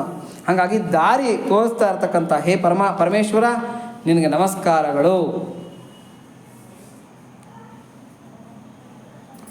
ಮುನ್ನಡೆಸುವ ಸಾರಥಿಯಾದ ನಿಯಾಮಕನಿಗೆ ನಮಸ್ಕಾರಗಳು. ನಮ್ಮನ್ನು ಕೈ ಹಿಡಿದು ಮುನ್ನಡೆಸ್ತಾ ಇದೆಯಾ, ಈ ಗುರಿಗೆ ಹೋಗು, ಹೀಗೆ ಹೋಗು ಅಂತ ನಮಗೆ ಸಲಹೆ ಸೂಚನೆಗಳು ಕೊಡ್ತಾ ಇರ್ತಕ್ಕಂಥದ್ದು ಪರಮಾತ್ಮನೇ. ಕ್ಷತ್ರುಭ್ಯ ರಥ ಸಾರಥಿಗೂ ನಮಸ್ಕಾರ. ರಥಗಳನ್ನು ಮುನ್ನಡೆಸ್ತಾ ಇರ್ತಕ್ಕಂಥ ಸಾರಥಿಗಳಿರ್ತಾರೆ, ಹೌದಲ್ವಾ. ಅವ್ರದ್ದು ಎಷ್ಟು ಉನ್ನತವಾಗಿರ್ತಕ್ಕಂಥ ಪಾತ್ರ ಅಂತಕ್ಕಂಥದ್ದು ಇರುತ್ತೆ. ಇವಾಗ ನೋಡಿ, ಅರ್ಜುನನಿಗೆ ಶ್ರೀಕೃಷ್ಣ ಸಾರಥಿಯಾಗಿದ್ದ. ದಶರಥ ಅಂತ ಕರಿತೀವಿ. ಈ ದಶರಥನಿಗೆ ಕೈಕೇಯಿ ಅಂತಕ್ಕಂಥ ಅವಳು ಸಾರಥಿಯಾಗಿದ್ದು, ದೇವದಾನವ ಯುದ್ಧ ನಡೀತಾ ಇರಬೇಕಾಗಿದ್ರೆ. ಈ ಥರ ಎಲ್ಲ ಸಾರಥಿಗಳ ರೂಪದಲ್ಲಿರ್ತಕ್ಕಂಥ ಅವನು ಪರಮೇಶ್ವರನೇ. ಒಂದ್ಸಲಿ ವಿವೇಕಾನಂದರಿಗೆ ಅವ್ರ ತಂದೆ ಕೇಳಿದ್ರಂತೆ, ದೊಡ್ಡವನಾದ್ಮೇಲೆ ನೀನೇನಾಗಬೇಕು ಅಂತ ಬಯಸ್ತೀಯಾ ಅಂತ ಹೇಳ್ಬಿಟ್ಟು. ನಾನು ಗಾಡಿ ಓಡಿಸೋನಾಗಬೇಕು ಅಂತ ಹೇಳ್ಬಿಟ್ಟು ಹೇಳದ್ನಂತೆ. ಅವ್ರ ತಂದೆ ವಕೀಲರು, ಅವ್ರಿಗೆ ಭಾಳ ಕೋಪ ಬಂದ್ಬಿಡ್ತಂತೆ. ನರೇನ್, ನಿನಗಿಂತ ಒಂದು ತುಚ್ಛವಾದ ಭಾವನೆ ಇದೆಯಾ ಅಂತ ಹೇಳ್ಬಿಟ್ಟು ಅವ್ರು ಬೈದ್ಬಿಟ್ರು. ಆವಾಗ ನರೇನ್ ಹತ್ಕೊಂಡು ಬಂದ್ರಂತೆ. ಅಂದರೆ ವಿವೇಕಾನಂದರ ಪೂರ್ವಾಶ್ರಮದ ಹೆಸರು ನರೇನ್ ಅಂತ, ಚಿಕ್ಕ ಹುಡುಗ. ಆವಾಗ ಅವ್ರ ತಾಯಿ ಕೇಳಿದ್ರಂತೆ, ಯಾಕಪ್ಪ ಅಳ್ತಾ ಇದ್ದೀಯಾ ಅಂತ ಹೇಳ್ಬಿಟ್ಟು. ಇಲ್ಲ, ತಂದೆಯವ್ರು ಬೈದ್ಬಿಟ್ರು. ಯಾಕೆ ಬೈದರು? ನೀನು ದೊಡ್ಡವನಾದ್ಮೇಲೆ ಏನಾಗ್ತೀಯಾ ಅಂತ ಕೇಳಿದ್ರು. ನಾನು ಗಾಡಿ ಓಡಿಸೋನಾಗ್ತೀನಿ ಅಂತ ಹೇಳಿದೆ. ಅದಕ್ಕೆ ಯಾಕೆ ಬೈಬೇಕಂತೆ ಅಂತ ತಾಯಿ ಹೇಳದಂತೆ. ಆವಾಗ ಹೇಳದಂತೆ, ಅಮ್ಮ ಗಾಡಿ ಓಡಿಸೋದು ತಪ್ಪ ಅಂತ ನರೇಂದ್ರ ಕೇಳದಂತೆ. ಆವಾಗ ಶ್ರೀಕೃಷ್ಣ ಸಾರಥಿಯಾಗಿ ಅರ್ಜುನನ ರಥನ ಓಡಿಸ್ತಾ ಇರ್ತಕ್ಕಂಥ ಚಿತ್ರನ ತೋರಿಸ್ಬಿಟ್ಟು ಆಕೆ ಹೇಳ್ತಾರೆ, ನೋಡಪ್ಪ, ಅರ್ಜುನನ ರಥನ ಹೇಗೆ ಧರ್ಮದ ಪಥದಲ್ಲಿ ನಡೆಸಿದ ಶ್ರೀಕೃಷ್ಣ, ಆ ಥರ ನೀನು ಈ ದೇಶ ಅಂತಕ್ಕಂಥ ರಥನ ನೀನು ಧರ್ಮದ ಪಥದಲ್ಲಿ ನಡೆಸಬೇಕು ಮುಂದೆ ದೊಡ್ಡವನಾದ್ಮೇಲೆ. ಹಾಗಾಗಿ ನೀನು ಅನ್ಕೊಂಡಿರ್ತಕ್ಕಂಥ ಗುರಿ ತುಂಬ ಉತ್ಕೃಷ್ಟವಾಗಿರ್ತಕ್ಕಂಥದ್ದು. ಆ ಗುರಿಯನ್ನು ಗಟ್ಟಿಯಾಗಿ ಹಿಡ್ಕೋ ಅಂತ ತಾಯಿ ಹೇಳಿದ್ರಂತೆ. ಮನೆಯ ಮೊದಲ ಪಾಠಶಾಲೆ ತಾಯಿ ತಾನೇ ಮೊದಲ ಗುರು ಅಂತ ಹೇಳ್ಬಿಟ್ಟು ಅಂತ. ಹಾಗಾಗಿ ನರೇಂದ್ರನ್ಗೆ ಆ ತಾಯಿಯ ಒಂದು ಮಾತುಗಳು ಅಂತಕ್ಕಂಥದ್ದು ಪ್ರಭಾವ ಬೀರ್ತಂತೆ. ಹಾಗಾಗಿ ಸಾರಥ್ಯ ಅಂತಕ್ಕಂಥದ್ದು ಅಷ್ಟು ಸುಲಭ ಅಲ್ಲ. ಆ ಸಾರಥಿಯಾಗಿರ್ತಕ್ಕಂಥವನು ಪರಮೇಶ್ವರನು. ನಂಬು ನಾರಾಯಣನ, ನಂಬು ನರಹರಿಯ, ನಂಬಿದ ಬಕುತರ ಕುಟುಂಬ ಸಾರಥಿಯ. ನಮ್ಮ ಕುಟುಂಬದ ಸಾರಥ್ಯವನ್ನು ಯಾರ ಕೈ ಕೊಡಬೇಕು? ಭಗವಂತನ ಕೈ ಕೊಟ್ಬಿಡ್ಬೇಕು. ಅಪ್ಪ ನೀನೇನಪ್ಪ ನಮ್ಮ ಮನೆ ಯಜಮಾನ, ನಮ್ಮನ್ನು ಕರೆಕ್ಟಾಗಿ ನಡೆಸ್ಕೊಂಡು ಹೋಗು ಅಂತ ಭಗವಂತ ಕರೆಕ್ಟಾಗಿ ಗುರಿಯನ್ನು ತಲುಪಿಸ್ತಾನೆ ಅಂತಕ್ಕಂಥದ್ದು. ಹಾಗಾಗಿ ಸಾರಥಿಯಾಗಿರ್ತಕ್ಕಂಥ ಹೇ ರುದ್ರ ನಿನಗೆ ನಮಸ್ಕಾರಗಳು. ಸಂಗ್ರಹಿತೃಭ್ಯಶ್ಚ, ರಥಗಳು ಯಾವ ಯಾವ ಗುರಿಯೆಡೆಗೆ ತಲುಪಬೇಕೆಂದು ನಿಯಮನ ಮಾಡುವವನಿಗೆ, ಅಂದರೆ ಕಂಟ್ರೋಲರ್, ಇವನಿಗೆ ನಮಸ್ಕಾರ. ಇಲ್ಲಿ ನೋಡಿ, ಇಲ್ಲಿ ಇಷ್ಟು ರಥಗಳಿದೆ. ಈ ರಥಗಳೆಲ್ಲ ಕೂಡ ಯಾವ್ಯಾವ ಗುರಿ ತಲುಪಬೇಕು ಅನ್ನೋದು ಈ ರಥಗಳಿಗೆ ಗೊತ್ತಿಲ್ಲ. ಹೌದಾ? ನಾವೇನು ಅನ್ಕೊತಾ ಇರ್ತೀವಿ, ಹಾಗೆ ಮಾಡ್ಬೇಕು ಹೀಗೆ ಮಾಡ್ಬೇಕು ಅನ್ಕೊತಾ ಇರ್ತೀವಿ. ಆದರೆ ಈ ರಥಗಳೆಲ್ಲ ಯಾವ ಗುರಿಯನ್ನು ತಲುಪಬೇಕು ಅಂತ ಮೊದಲೇ ರಿಮೋಟ್ ಕಂಟ್ರೋಲ್ ಇಟ್ಕೊಂಡು ಕಂಟ್ರೋಲ್ ಮಾಡಿ ಇಕ್ತಾ ಇರ್ತಾನೆ. ಯಾರು? ಪರಮೇಶ್ವರ. ಹಾಗಾಗಿ ಅವನ ಕಾಲು ಇಟ್ಕೊಂಡ್ರೆ ನಮ್ಮ ರಥಗಳೆಲ್ಲ ಕೂಡ ಸರಿಯಾದ ಗುರಿ ತಲುಪೋದಕ್ಕೆ ಸಾಧ್ಯ ಆಗುತ್ತೆ. ಹಾಗಾಗಿ ಹೇ ರುದ್ರ, ನೀನು ಸಂಗ್ರಹಿತೃಭ್ಯ ಅಂದರೆ ರಥಗಳು ಯಾವ ಯಾವ ಗುರಿಯೆಡೆಗೆ ತಲುಪಬೇಕೆಂದು ನಿಯಮನ ಮಾಡುವ ಕಂಟ್ರೋಲರ್ ನೀನು. ಹಾಗಾಗಿ ನಿನಗೆ ನಮಸ್ಕಾರಗಳು ಅಂತ ಹೇಳುತ್ತೆ. 4ನೇ ಅನುವಾಕು 12ನೇ ಮಂತ್ರ. ನಮಃ, ನಿರ್ಮಾತೃವಿಗೆ ನಮಸ್ಕಾರಗಳು. ಕನ್ಸ್ಟ್ರಕ್ಟರ್ ಅಂತ ಕರೀತಾರೆ. ನಿರ್ಮಾತೃ, ಕನ್ಸ್ಟ್ರಕ್ಟರ್ ಅಂತ ಹೇಳ್ಬಿಟ್ಟು ಅಂತಹ ಒಂದು ನಿನಗೆ ನಮಸ್ಕಾರಗಳು. ತಕ್ಷಭ್ಯೋ, ಬಡಗಿಗಳಿಗೂ, ಬಡಗಿಗಳು ಅಂದರೆ ಗೊತ್ತಲ್ವಾ ಏನು? ಈ ಕೆತ್ತನೆ ಕೆಲಸ ಮಾಡಿ, ಈ ಮರದ ಕೆಲಸಗಳನ್ನು ಮಾಡಿ ಬೇರೆ ಬೇರೆ ನಿರ್ಮಾಣಗಳನ್ನು ಮಾಡ್ತಾ ಇರ್ತಕ್ಕಂಥವ್ರು, ಅಂತಹ ಬಡಗಿಗಳಿಗೆ ನಮಸ್ಕಾರಗಳು. ರಥಕಾರೇಭ್ಯಶ್ಚ, ರಥಗಳನ್ನು ನಿರ್ಮಿಸುವವರಿಗೂ ನಮಃ ನಮಸ್ಕಾರಗಳು. ಕೆತ್ತನೆ ಕೆಲಸವನ್ನು ಮಾಡಿ ರಥಗಳನ್ನು ನಿರ್ಮಾಣ ಮಾಡ್ತಾ ಇರ್ತಕ್ಕಂಥ ಹೇ ರುದ್ರ ನಿನಗೆ ನಮಸ್ಕಾರಗಳು ಅಂತಬಿಟ್ಟು. ಇಲ್ಲಿ 2 ರಥಗಳನ್ನು ನಾವು ಥಿಂಕ್ ಮಾಡೋಣ. ಒಂದು ಲೌಕಿಕವಾಗಿರ್ತಕ್ಕಂಥ ಇವತ್ತು ನಾವು ಓಡಿಸ್ತಾ ಇರ್ತಕ್ಕಂಥ ವೆಹಿಕಲ್ಸ್ ಎಷ್ಟು ಪ್ಲ್ಯಾನ್ಡ್ ಆಗಿ ಮಾಡಿದ್ದಾರೆ. ಡೋರಿಂಗ್ ಹಾಕಿದ್ರೆ ಅದು ಡಬ್ ಅಂತ ಬೀಳಬೇಕು, ಲಾಕ್ ಆಗಬೇಕು. ಡೋರ್ ತೆಗಿಬೇಕಾದ್ರೆ ಒಂದು ಸಿಸ್ಟಮ್. ಆಮೇಲೆ ಚೈಲ್ಡ್ ಲಾಕ್ ಅಂತ ಇರುತ್ತೆ, ಅದಕ್ಕೊಂದು ಸಿಸ್ಟಮ್ಮು. ಏನೇನೋ ಸಿಸ್ಟಮ್ಗಳು. ಇವಾಗ ಆಕ್ಸಿಡೆಂಟ್ ಆದರೆ ಬಲೂನ್ ಓಪನ್ ಆಗೋದು, ಇವೆಲ್ಲ ಈ ಪ್ಲ್ಯಾನ್ ಮಾಡಿದವ್ರು ಯಾರು? ಇದೆಲ್ಲ ಪರಮೇಶ್ವರನ ಪ್ಲ್ಯಾನೇ. ಇವೆಲ್ಲ ಕೂಡ ಬೇರೆ ಬೇರೆ ರೂಪದಲ್ಲಿ ಅವರವರ ಬುದ್ಧಿಗೆ ಅದನ್ನು ತೋಚೋ ಥರ ಮಾಡಿ ಆಯಾ ರಥಗಳನ್ನು ನಿರ್ಮಾಣ ಮಾಡ್ತಾ ಇರ್ತಕ್ಕಂಥ ಹೇ ಪರಮೇಶ್ವರ ನಿನಗೆ ನಮಸ್ಕಾರಗಳು. ಆಮೇಲೆ ಈ ಶರೀರ ಅಂತಕ್ಕಂಥದ್ದು ರಥಗಳು. ಈ ಶರೀರ ಅಂತಕ್ಕಂಥ ರಥನ ಎಷ್ಟು ಪ್ಲ್ಯಾನಡ್ ಆಗಿ ಮಾಡಿದಾರೆ ನೋಡಿ. ಇದರಲ್ಲಿ ಪಂಚೀಕರಣ ಅಂತ ಕರೀತಾರೆ. ಅಂದರೆ ಪಂಚ ಭೂತಗಳನ್ನು ಎಲ್ಲದನ್ನು ಸೇರಿಸಿಟ್ಟಿದ್ದಾರೆ. ಎಲ್ಲ ವಿರುದ್ಧ ಧರ್ಮಗಳು. ಗಾಳಿ ಹರಿತಾ ಇರತ್ತೆ, ನೀರು ಇದಕ್ಕೇನು ತಗ್ಗಿನ ಪ್ರದೇಶಕ್ಕೆ ಹೋಗ್ತಾ ಇರುತ್ತೆ. ಆಮೇಲೆ ಬೆಂಕಿ ಮೇಲ್ಮುಖವಾಗಿ ಹರಿತಾ ಇರುತ್ತೆ. ಈ ಥರ ಪೃಥ್ವಿದೊಂದು, ಈ ಥರ ವೆರೈಟಿ ಆಗಿರತಕ್ಕಂಥ 5 ಪಂಚಭೂತಗಳನ್ನು ಸೇರಿಸ್ಬಿಟ್ಟು ನಮ್ಮ ಶರೀರದಲ್ಲಿ ಎಂಥ ವೆರೈಟಿ ಮಾಡಿಟ್ಟಿದ್ದಾನೆ ಅಂತಂದರೆ ನೋಡಿ, ನಮ್ಮ ಅಂಗಾಲಿಂದ ಹಿಡಿದು ತಲೆಯ ಮೇಲ್ಭಾಗದವರೆಗೂ ರಕ್ತ ಸಂಚಾರ ಆಗುತ್ತೆ. ಇದು ಆಶ್ಚರ್ಯ ಅಲ್ವಾ? ನಮ್ಮಲ್ಲಿ ಕುಡಿದ ನೀರು ಕಿಡ್ನಿಯಿಂದ ಫಿಲ್ಟ್ರೇಷನ್ ಆಗಿ ಕೆಳಗಡೆಗೆ ಬರುತ್ತೆ. ಉಪ್ಪು ಎಲ್ಲ ಆಚೆಗೆ ತೆಗೆಯಲ್ಪಡುತ್ತೆ. ಆಮೇಲೆ ನಮ್ಮ ಜೀರ್ಣಕ್ರಿಯೆಯನ್ನು ನೋಡಿದಾಗ, ಹಾರ್ಟ್ ಬೀಟಿಂಗನ್ನು ನೋಡಿದಾಗ, ಲಂಗ್ಸ್ ಒಂದು ವ್ಯವಸ್ಥೆಯನ್ನು ನೋಡಿದಾಗ, ನಮ್ಮ ಬುದ್ಧಿ, ಆಮೇಲೆ ನಮ್ಮ ಕಣ್ಣಿನ ನೋಟ, ನಮ್ಮ ಕಿವಿಯ ಆಲಿಕೆ, ರುಚಿ ನೋಡೋದು ನಾಲ್ಗೆನಲ್ಲಿ ಎಷ್ಟು ಅದ್ಭುತ. ಆ ರುಚಿನಲ್ಲಿ ನಾಲ್ಗೆಯ ಬಡ್ಸ್ ಅಂತ ಇರುತ್ತೆ, ಏನು ಟೇಸ್ಟ್ ಬಡ್ಸ್ ಅಂತ ಇರುತ್ತೆ. ನಾಲ್ಗೆ ಮುಂಭಾಗದಲ್ಲೆಲ್ಲ ಕೂಡ ಸಿಹಿಯನ್ನು ಟೇಸ್ಟ್ ಮಾಡ್ತಾ ಇರತಕ್ಕಂಥ ಟೇಸ್ಟ್ ಬಡ್ಸ್ ಇರುತ್ತಂತೆ. ಆಮೇಲಿಂದ ಈ ಸೈಡ್ಸಲ್ಲಿ ಏನಿರುತ್ತೆ, ಹುಳಿಯನ್ನು ಟೇಸ್ಟ್ ಮಾಡ್ತಕ್ಕಂಥ ಟೇಸ್ಟ್ ಬಡ್ಸ್ ಇರುತ್ತಂತೆ. ಅದಕ್ಕೆ ನೋಡಿ, ನಾವು ಹುಳಿಯನ್ನು ತಿಂದರೆ, ಹುಣಸೆಕಾಯಿ ಅಂಥದ್ದನ್ನು ತಿಂದಾಗ ಅಂತೀವಿ ಅಂತ ಹೇಳ್ಕೊತೀವಿ. ಯಾಕೆಂದರೆ ಟೇಸ್ಟ್ ಬಡ್ಸ್ ಇಲ್ಲಿರುತ್ತೆ, ಸೈಡ್ಸಲ್ಲಿರುತ್ತೆ, ಗೊತ್ತಾಗಲಿ ಅಂತ ಹೇಳ್ಬಿಟ್ಟು ಅಂತ. ಉಪ್ಪನ್ನು ಇದು ಟೇಸ್ಟ್ ಮಾಡ್ತಕ್ಕಂಥದ್ದು ನಾಲಿಗೆ ತುದಿಯ ಮೇಲ್ಭಾಗದಲ್ಲಿರುತ್ತೆ. ಕಹಿಯನ್ನು ಟೇಸ್ಟ್ ಮಾಡ್ತಕ್ಕಂಥ ಬಡ್ಸು ಕೊನೆಯಲ್ಲಿರುತ್ತೆ, ಇಲ್ಲಿರುತ್ತೆ. ಅದಕ್ಕೆ ನಮಗೆ ನೋಡಿ, ಏನನ್ನ ತಿನ್ನಬೇಕಾದ್ರೆ ಕಹಿ ಯಾವಾಗ ಗೊತ್ತಾಗುತ್ತೆ ಅಂದರೆ ನುಂಗೋವಾಗ ಗೊತ್ತಾಗುತ್ತೆ. ಕಹಿಯಪ್ಪ ಅಂತೀವಿ, ಅಲ್ಲಿವರೆಗೂ ನಮ್ಗೆ ಗೊತ್ತಾಗೋದಿಲ್ಲ. ಈ ಥರ ವೆರೈಟಿಯಾಗಿ ಎಲ್ಲ ನಿರ್ಮಾಣ ಮಾಡಿರ್ತಕ್ಕಂಥವನು ರಥಕಾರೇಭ್ಯ, ಅಂದರೆ ರಥಗಳನ್ನು ನಿರ್ಮಾಣ ಮಾಡಿರ್ತಕ್ಕಂಥ ಹೇ ರುದ್ರ ನಿನಗೆ ನಮಸ್ಕಾರಗಳು. ಎಷ್ಟು ಪ್ಲ್ಯಾನಡ್ ಆಗಿ ಮಾಡಿದ್ದೀಯಾ. ಆಮೇಲೆ ಇಲ್ಲೊಂದು ಕತೆ ಹೇಳ್ಕೊಳ್ಳೋಣ. ನಿಮಗೆಲ್ಲ ಬೋರ್ ಆಗ್ತಾ ಇದೆಯಾ? ಏನಿಲ್ಲ ಅಲ್ವಾ? ಸ್ವಲ್ಪ ಉದ್ದಕ್ಕೆ ಹೇಳ್ಕೊಂಡು ಹೋಗ್ತಾ ಇದ್ದೀನಿ. ಹಾಗೆ ಬುದ್ಧನ ಹತ್ರಕ್ಕೆ ಒಬ್ಬ ವ್ಯಕ್ತಿ ಬರ್ತಾನೆ. ಬಂದ್ಬಿಟ್ಟು ಕೇಳ್ತಾನೆ, ಸ್ವಾಮಿ ನನಗೆ ಬೇಜಾರಾಗ್ಬಿಟ್ಟಿದೆ ಸಂಸಾರದ ಮೇಲೆ, ನನಗೆ ಸನ್ಯಾಸತ್ವ ಕೊಟ್ಬಿಡು, ನನ್ನನ್ನು ಸನ್ಯಾಸಿಯನ್ನಾಗಿ ಮಾಡಾಕ್ಬಿಡು, ನಾನು ಇನ್ನು ಸಂಸಾರದಲ್ಲಿ ಇರೋದಕ್ಕಾಗೋದಿಲ್ಲ ಅಂತ. ಬುದ್ಧನಿಗೆ ಅರ್ಥ ಆಯ್ತಂತೆ ಈತನ ಫೇಸು, ಈತ ಪಡ್ತಾ ಇರ್ತಕ್ಕಂಥ ಟೆನ್ಷನ್ನು ಎಲ್ಲ ನೋಡೋದಂತೆ. ಹೆಂಡತಿ ಕೈಲಿ ಜಗಳ ಆಡ್ಕೊಂಡು ಬಂದಿದ್ದಾನೆ, ಇದು ತಾತ್ಕಾಲಿಕ ವೈರಾಗ್ಯ. ಇದು ಏನು ಅಂತ, ಹೆಂಡತಿ ಕೈಲಿ ಇವತ್ತು ಜಗಳ ಆಡ್ಬಿಟ್ಟಿದ್ದಾನೆ, ಇವತ್ತು ಸನ್ಯಾಸ ತೊಗೊಬಿಡ್ಬೇಕು. ನಾಳೆ ಹೆಂಡತಿ ಬಂದ್ಬಿಟ್ಟು ಇವರಿ ಏನೋ ಆಗಿದ್ದಾಗೋಯ್ತು ಬಂದ್ಬಿಡ್ರಿ ಮನೆಗೆ ಅಂತಾರೆ, ಕಾವಿ ಕಿತ್ತು ಪಕ್ಕಕ್ಕೆ ಎಸ್ಬಿಟ್ಟು ಮನೆಗೆ ಹೊಟ್ಟೋಗ್ಬೇಕು. ಈ ಥರದ್ದು ಇದನ್ನು ಆತುರ ಸನ್ಯಾಸ ಅಂತ ಕರೀತಾರೆ. ಬುದ್ಧನಿಗೆ ಅರ್ಥ ಆಗುತ್ತೆ ಇದು ಸರಿಯಾಗಿರ್ತಕ್ಕಂಥ ಒಂದು ವೈರಾಗ್ಯ ಅಲ್ಲ ಅಂತ ಹೇಳ್ಬಿಟ್ಟು ಬುದ್ಧ ಏನು ಮಾಡ್ತಾನೆ, ಒಂದು ಕತೆ ಹೇಳ್ತಾನೆ. ಯಾರಿಗೆ ಆ ಸನ್ಯಾಸ ಕೊಡು ಅಂತ ಬಂದಿರತಕ್ಕಂಥ ಅವನಿಗೆ. ಒಬ್ಬ ಚಕ್ರವರ್ತಿಗೆ ಒಂದು ರಥ, ಅದ್ಭುತವಾಗಿರತಕ್ಕಂಥ ರಥ ಇತ್ತಂತೆ. ಆ ರಥದ ಚಕ್ರಗಳು ಯುದ್ಧದಲ್ಲಿ ಮುರಿದೋಗ್ಬಿಟ್ಟಿತ್ತಂತೆ. ಬಡಗಿನ ಕರೆದು ಬಿಟ್ಟು ಹೇಳಿದ್ರಂತೆ, ಬಡಗಿ ನನಗೆ 2 ಚಕ್ರಗಳನ್ನು ಮಾಡಿಕೊಡು, ರಥಕ್ಕೆ ಅದ್ಭುತವಾಗಿರ್ತಕ್ಕಂಥ ಚಕ್ರಗಳನ್ನು ಮಾಡಿಕೊಡು ಅಂದ್ಬಿಟ್ಟು. ಸ್ವಾಮಿ ನೀವು ಕೊಟ್ಟರೆ ಎಲ್ಲ ಮೆಟೀರಿಯಲನ್ನು ಕೊಟ್ಟರೆ 6 ತಿಂಗಳು ಟೈಮ್ ಕೊಟ್ಟರೆ ನಾನು ಒಳ್ಳೆ ಅದ್ಭುತವಾಗಿರ್ತಕ್ಕಂಥ 2 ಚಕ್ರಗಳನ್ನು ನಿನಗೆ ಮಾಡಿಕೊಡ್ತೀನಿ ಅಂತ ಬಡಗಿ ಹೇಳದ್ನಂತೆ. ಆಯಿತು ತಗೋ 6 ತಿಂಗಳು ಟೈಮು ಅಂತ ಚಕ್ರವರ್ತಿ ಹೇಳದ್ನಂತೆ. ಇವನು ಮರ ಮಟ್ಟು ಏನು ಬೇಕೋ ಅದನ್ನೆಲ್ಲ ಎತ್ಕೊಂಡು ಹೋದಂತೆ, ನಾನು ಚಕ್ರಗಳನ್ನು ಮಾಡ್ಕೊಂಡು ಬರ್ತೀನಿ ಅಂತೇಳ್ಬಿಟ್ಟು. 5 ತಿಂಗಳು 15 ದಿವಸ ಆಗಿತ್ತಂತೆ. ಇನ್ನೆಷ್ಟು ದಿವಸ ಬಾಕಿ ಇತ್ತು? 6 ತಿಂಗಳಿಗೆ ಇನ್ನು 15 ದಿವಸ ಬಾಕಿ ಇತ್ತಂತೆ. ಏನು ಮಾಡಿದ್ದಾನೆ ಬಡಗಿ ನೋಡೋಣ ಅಂತ ಹೇಳ್ಬಿಟ್ಟು ಕರ್ಸದ್ನಂತೆ ಚಕ್ರವರ್ತಿ. ಏನಪ್ಪ ಬಡಗಿ, ನಾನು ಹೇಳಿರ್ತಕ್ಕಂಥ 2 ಚಕ್ರಗಳನ್ನ ರಥದ್ದು ಮಾಡ್ದ ಅಂತ ಹೇಳಿ. ಸ್ವಾಮಿ 1 ಚಕ್ರ ರೆಡಿಯಾಗಿದೆ, ಇನ್ನೊಂದು ಚಕ್ರ ಮಾಡಬೇಕಾಗಿದೆ. ನೀನು ಕೇಳಿದ್ದೆ 6 ತಿಂಗಳ ಟೈಮು, ನಾನು 6 ತಿಂಗಳ ಟೈಮ್ ಕೊಟ್ಟಿದ್ದೀನಿ. ಈಗ ಆಲ್ರೆಡಿ 5 ತಿಂಗಳು 15 ದಿವಸ ಕಳೆದೋಗ್ಬಿಟ್ಟಿದೆ, ಇನ್ನು ಕೇವಲ 15 ದಿವಸ ಇದೆ. ನೀನು ಅದೇನು ಮಾಡ್ತೀಯೋ ಗೊತ್ತಿಲ್ಲ. 6 ತಿಂಗಳು ನೀನು ಕೊಟ್ಟಿರ್ತಕ್ಕಂಥ ಗಡುವು ಪೂರ್ಣ ಆಗೋ ಅಷ್ಟೊತ್ತಿಗೆ 2 ರಥಚಕ್ರಗಳು ನನ್ನ ಮುಂದೆ ಇರಬೇಕು, ಇಲ್ಲದೇ ಇದ್ರೆ ನೀನು ತಲೆ ತೆಗೆಸ್ಬಿಡ್ತೀನಿ ಅಂತ ಚಕ್ರವರ್ತಿ ಹೇಳದಂತೆ. ಆಯಿತು ಮಹಾಪ್ರಭು, ದೊರಜೇಸದ ದಂಡಲ್ಲೇ ಅದು ಅಂತ. ಆಯ್ತಪ್ಪ ನೀನೇನು ಹೇಳಿದ್ರೆ ಅದನ್ನು ನಾನು ಮಾಡಬೇಕು ಅಂತೇಳ್ಬಿಟ್ಟಂತ. ಸರಿ ಆಯ್ತಂತೆ. 6 ತಿಂಗಳ ಗಡುವು ಪೂರ್ಣ ಆಯ್ತಂತೆ. ಅದ್ಭುತವಾಗಿರ್ತಕ್ಕಂಥ 2 ಚಕ್ರಗಳನ್ನು ತಂದು ಅಲ್ಲಿ ಇಟ್ಟನಂತೆ ಬಡಗಿ. ನೋಡೋಕೆ ಹೆಂಗಿದೆಯಂತೆ ಅಂದರೆ ಅವಳಿ ಜವಳಿ ಮಕ್ಕಳಿದ್ದಂಗಿದೆಯಂತೆ. ಏನು ಅವಕ್ಕೂ ಡಿಫ್ರೆನ್ಸೇ ಇಲ್ಲ, ನೋಡೋದಕ್ಕೆ ಒಂದೇ ಥರದ ಚಕ್ರಗಳು ಅದ್ಭುತವಾಗಿದೆಯಂತೆ.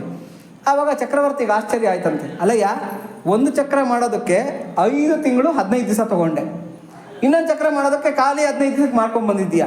ಇದರಲ್ಲಿ 5 ತಿಂಗಳು 15 ದಿವಸ ಮಾಡಿರ್ತಕ್ಕಂಥ ಚಕ್ರ ಯಾವುದು, 15 ದಿವಸದಲ್ಲಿ ಮಾಡಿರ್ತಕ್ಕಂಥ ಚಕ್ರ ಏನು, ಅದಕ್ಕೂ ಇದಕ್ಕೂ ಡಿಫ್ರೆನ್ಸ್ ಏನು, ನಂಗೆ ಸ್ವಲ್ಪ ಹೇಳಬೇಕು ನೀನು ಒಂದು. ಸ್ವಾಮಿ ಪ್ರಾಕ್ಟಿಕಲ್ ಆಗಿ ತೋರಿಸ್ತೀನಿ ರೀ ಅಂತ ಹೇಳ್ಬಿಟ್ಟು 1 ಚಕ್ರ ತಗೊಂಡು ಗುಡುಗಿಸಿದ್ನಂತೆ. ಆ ಚಕ್ರ ಏನು ಮಾಡ್ತಂತೆ ಗೊತ್ತಾ, ಸ್ಟಿಫ್ ಆಗಿ ಡಗ ಡಗ ಡಗ ಡಗ ಡಗ ಡಗ ಅಂತ ಗಂಭೀರವಾಗಿ ಗುಡುಕೊಂಡೋಗಿ ಹಾಗೇ ನಿಂತ್ಕೊಂತಂತೆ. ಹೇಳದ್ನಂತೆ, ಸ್ವಾಮಿ ಇದು 5 ತಿಂಗಳು 15 ದಿವಸ ಮಾಡಿರ್ತಕ್ಕಂಥ ಚಕ್ರ ಅಂತ ಹೇಳದಂತೆ. ಮತ್ತು 15 ದಿವಸದಲ್ಲಿ ಮಾಡ್ದಲ್ಲ ಆ ಚಕ್ರ ತೋರಿಸು ಅಂತ ಹೇಳದಂತೆ. ನೋಡಿ ಸ್ವಾಮಿ ಅಂತ ಹೇಳ್ಬಿಟ್ಟು ಹಿಂಗೆ ಗುಡುಗಿಸಿದ್ನಂತೆ. ಅದು ಹಿಂಗೆ ಬಳಕೊಂಡು ಹಿಂಗೆ ಹೋಗಿ ಸುತ್ತಿ ಕೆಳಗೆ ಬಿದ್ದೋಯ್ತಂತ. ನಿಂತ್ಕೊಳ್ಳಿಲ್ವಂತದು, ತಿರ್ಕೊಂಡು ಕೆಳಗೆ ಬಿದ್ದೋಗ್ಬಿಡ್ತಂತೆ. ಆವಾಗ ಹೇಳಿದ್ನ, ಸ್ವಾಮಿ ಇದೆ 15 ದಿವಸದಲ್ಲಿ ಮಾಡಿರ್ತಕ್ಕಂಥ ಚಕ್ರ ಅಂತ ಹೇಳಿದ್ನು. ನೋಡೋಕೆ 2 ಒಂದೇ ಥರ ಇದೆಯಲ್ವಾ, ಆದರೆ ಆ ಚಕ್ರ ಯಾಕೆ ಅಷ್ಟೊಂದು ಸ್ಟಿಫ್ ಆಗಿದೆ, ಈ ಚಕ್ರ ಯಾಕೆ ಹಿಂಗಿದೆ ಅಂದರೆ, ಸ್ವಾಮಿ 5 ತಿಂಗಳು 15 ದಿವಸ ನಾನು ಮಾಡಿದ್ದೇನು ಅಂದರೆ ಎಲ್ಲೆಲ್ಲಿ ಇದಕ್ಕೆ ದೋಷಗಳಿದೆ, ಎಲ್ಲೆಲ್ಲಿ ಬೆಂಡುಗಳಿದೆ ಅದನ್ನೆಲ್ಲ ಕ್ಲೀನಾಗಿ ತೆಗೆದು ಕ್ಲೀನಾಗಿ ಅಳತೆಗಳನ್ನು ತಗೊಂಡು ನೀಟಾಗಿ ಕಷ್ಟಪಟ್ಟು ತಯಾರು ಮಾಡಿರ್ತಕ್ಕಂಥ ಚಕ್ರ ಇದು. ಹಾಗಾಗಿ ಅದೇನು ಮಾಡ್ತು, ಸ್ಟಿಫ್ ಆಗಿ ಗಂಭೀರವಾಗಿ ಹೋಗಿ ಹಂಗೆ ನಿಂತ್ಕೊಂತು. ಇದು ನಿಲ್ಲುತ್ತೆ ಈ ಚಕ್ರಗಳು ಅಂದರೆ ನಿಧಾನವಾಗಿ ತಯಾರಾಗಿರ್ತಕ್ಕಂಥ ಚಕ್ರ ಇದಿದೆಯಲ್ಲ 15 ದಿವಸದಲ್ಲಿ ಮಾಡಿರ್ತಕ್ಕಂಥದ್ದು. ನೀವೇನು ಮಾಡ್ತೀರಿ ಅಂದ್ರೆ, ನೀವೇನು ಮಾಡಿದ್ರಿ, ತಲೆ ತೆಗೆಸ್ಬಿಡ್ತೀನಿ ಅಂದರೆ ನಂಗೆ ಭಯ ಆಗೋಯ್ತು. ನಾನೇನು ಮಾಡಿದೆ, ಇನ್ನೊಂದು ಚಕ್ರ ಗಡ್ಬಿಡಿನಲ್ಲಿ ರೆಡಿ ಮಾಡ್ಬಿಟ್ಟು ತೊಗೊಂಬಂದ್ಬಿಟ್ಟೆ. ಇದಕ್ಕೆ ಯಾವ ದೋಷನೂ ನೋಡಿಲ್ಲ, ಯಾವ ಅಳತೆನೂ ನೋಡಿಲ್ಲ, ಯಾವ ಬೆಂಡು ತೆಗೆದಿಲ್ಲ ಇದಕ್ಕೆ. ಅದಕ್ಕೆ ಅದೇನು ಮಾಡ್ತೋ, ಗುಡುಗಿಸೋ ಅಷ್ಟೊತ್ತಿಗೆ ಬಳ್ಕೊಂಡು ಹೋಗಿ ತಿರ್ಕೊಂಡು ಬಿದ್ದೋಯ್ತು ಅಂತ ಹೇಳೋದಂತೆ. ಈ ಕಥೆಯನ್ನು ಬುದ್ಧ ಯಾರಿಗೆ, ಆ ವ್ಯಕ್ತಿಗೆ ಹೇಳ್ತಾನೆ. ಆ ಥರದ ಸನ್ಯಾಸ ಅಂದರೆ ಹಿಂಗಿರುತ್ತಪ್ಪ, ನಿಧಾನಕ್ಕೆ ಮನಸ್ಸಿನಲ್ಲಿ ಅಂಚಲಂಚಲು ಲೇನಿ ಮೋಕ್ಷಮು ಚಾಲ ಕಷ್ಟಮೇ ಬಾಮಿನಿ ಅಂತ ನಾವು ಹಿಂದಿನ ಒಂದು ಹಾಡುಗಳನ್ನಲ್ಲಿ ಕೇಳಿದ್ದೀವಿ. ಅಂದರೆ ನಾವು ಸ್ಟೆಪ್ ಬೈ ಸ್ಟೆಪ್ ಅಂತಕ್ಕಂಥದ್ದು ವೈರಾಗ್ಯ ಅಂತಕ್ಕಂಥದ್ದು ಪಡ್ಕೊಂಡ್ರೆ, ನಿಧಾನಕ್ಕೆ ನಮ್ಮ ಮನಸ್ಸನ್ನು ಅದಕ್ಕೆ ತಯಾರು ಮಾಡಿದ್ರೆ ಅದು ಯಾವತ್ತೂ ಕೂಡ ಎಂಥ ಪರೀಕ್ಷೆಗೂ ಕೂಡ ಸ್ಟಿಫ್ ಆಗಿ ನಿಂತ್ಕೊಂಡು ಹೋಗ್ತದೆ. ಅದೇ ನಾವು ಆ ಥರ ಸನ್ಯಾಸ ಮಾಡ್ತೀವಿ ಅಂತ ಹೋದರೆ ಅದು ನಿಲ್ಲಲ್ಲ, ಬಿದ್ದೋಗುತ್ತೆ. ಅದು ಬಳ್ಕೊಂಡು ಹೋಗಿ ಬಿದ್ದೋಗುತ್ತೆ ಅಂತೇಳ್ಬಿಟ್ಟು ಈ ಕಥೆಯನ್ನು ಹೇಳಿಬಿಟ್ಟು ಆತಂಗೆ ಹೇಳ್ತಾನೆ, ಮನೆಗೆ ಹೋಗು, ನೀನು ಹೆಂಡತಿ ಕೈನಲ್ಲಿ ಗಲಾಟೆ ಮಾಡ್ಕೊಂಡು ಬಂದಿದ್ದೀಯಾ, ನೀನು ಸನ್ಯಾಸಕ್ಕೆ ಯೋಗ್ಯ ಅಲ್ಲ, ಹೋಗು. ಯಾಕೆಂದರೆ ಬೆಳಗ್ಗೆ ನಿನ್ನ ಮಕ್ಕಳು ಮರಿಯನ್ನು ನೋಡೋ ಅಷ್ಟೊತ್ತಿಗೆ ನಿನ್ನ ಸನ್ಯಾಸ ಅಂತಕ್ಕಂಥದ್ದು ಉಷ್ಕಾಕಿ ಆಗೋಗುತ್ತೆ, ಹೊರಟಾಗು ಮನೆಗೆ ಅಂತ ಹೇಳ್ಬಿಟ್ಟು ಬುದ್ಧ ಬೈದ್ಬಿಟ್ಟು ಕಳಿಸ್ಬಿಡ್ತಾರಂತೆ. ಹಾಗಾಗಿ ನೋಡಿ, ಈ ಬಡಗಿ ಅಂದಿದ್ದಕ್ಕೆ ಈ ಕತೆ ಜ್ಞಾಪಕಕ್ಕೆ ಬಂತು. ಅದ್ಭುತವಾಗಿರ್ತಕ್ಕಂಥ ಕತೆ, ನಾವು ಕಲಿತಕ್ಕಂಥ ನೀತಿ ಕತೆ ಇದು. ಅಂದರೆ ನಾವು ಏನೇ ಕೆಲಸ ಮಾಡಿದ್ರೂ ಕೂಡ ತುಂಬ ಯೋಚನೆ ಮಾಡಿ ಬುದ್ಧಿಪೂರ್ವಕವಾಗಿ ನಾವು ಏನು ನಿಧಾನಕ್ಕೆ ನಾವು ಸ್ಟೆಪ್ಸನ್ನು ತೊಗೊಂಡು ಮಾಡ್ಕೊಂಡು ಹೋಗ್ತೀವಿ, ಆ ಕೆಲಸ ಅಂತಕ್ಕಂಥದ್ದು ನಿಲ್ಲುತ್ತೆ. ಯಾವುದು ಆತರವಾಗಿ ಮಾಡೋಕ್ಕೆ ಹೋಗ್ತೀವಿ ಅದು ಬಿದ್ದೋಗ್ಬಿಡುತ್ತೆ ಅಂತ ಹೇಳ್ಬಿಟ್ಟು. ಆತರಗಾರನಿಗೆ ಬುದ್ಧಿಮಟ್ಟ, ಜಲ್ದಿ ಕಾ ಕಾಮ್ ಶೈತಾನ್ ಕಾ ಅಂತ ಹೇಳ್ಬಿಟ್ಟಂತ. ಜಲ್ದಿ ಕಾ ಕಾಮ್ ಅಂದರೆ ನಾವೇನು ದಡ್ಬಡಾಯಿಸಿ ಮಾಡೋಕ್ಕೆ ಹೋಗ್ತೀವಿ ಅದು ಶೈತಾನ್ ಕಾ ಅಂತ ಹೇಳ್ಬಿಟ್ಟಂತ. ನಮ್ಗೇನೋ ಹೇಳ್ಬಿಡ್ತಾರೆ, ಏನಪ್ಪ ನೀನು ಈ ಕೆಲಸನ ಬೇಗ ಮುಗಿಸ್ಬಿಡ್ಬೇಕು, ಇಷ್ಟರಲ್ಲೇ ಆಗೋಗ್ಬಿಡ್ಬೇಕು, ಹಾಗೆ ಹೇಗೆ ಅಂತ ಹೇಳ್ಬಿಟ್ಟಂತ. ಆದರೆ ಆತರವಾಗಿ ಮಾಡೋಕ್ಕೆ ಹೋಗಿದ್ದು ಯಾವತ್ತೂ ಕೂಡ ಸಕ್ಸಸ್ ಆಗೋದಿಲ್ಲ ಅಂತ ಹೇಳ್ಬಿಟ್ಟಂತ ಈ ಕಥೆಯಿಂದ ಗೊತ್ತಾಗ್ತಕ್ಕಂಥದ್ದು. ಹಾಗೆ ರಥೇಭ್ಯಶ್ಚ ಅಂದರೆ ಈ ರಥಗಳ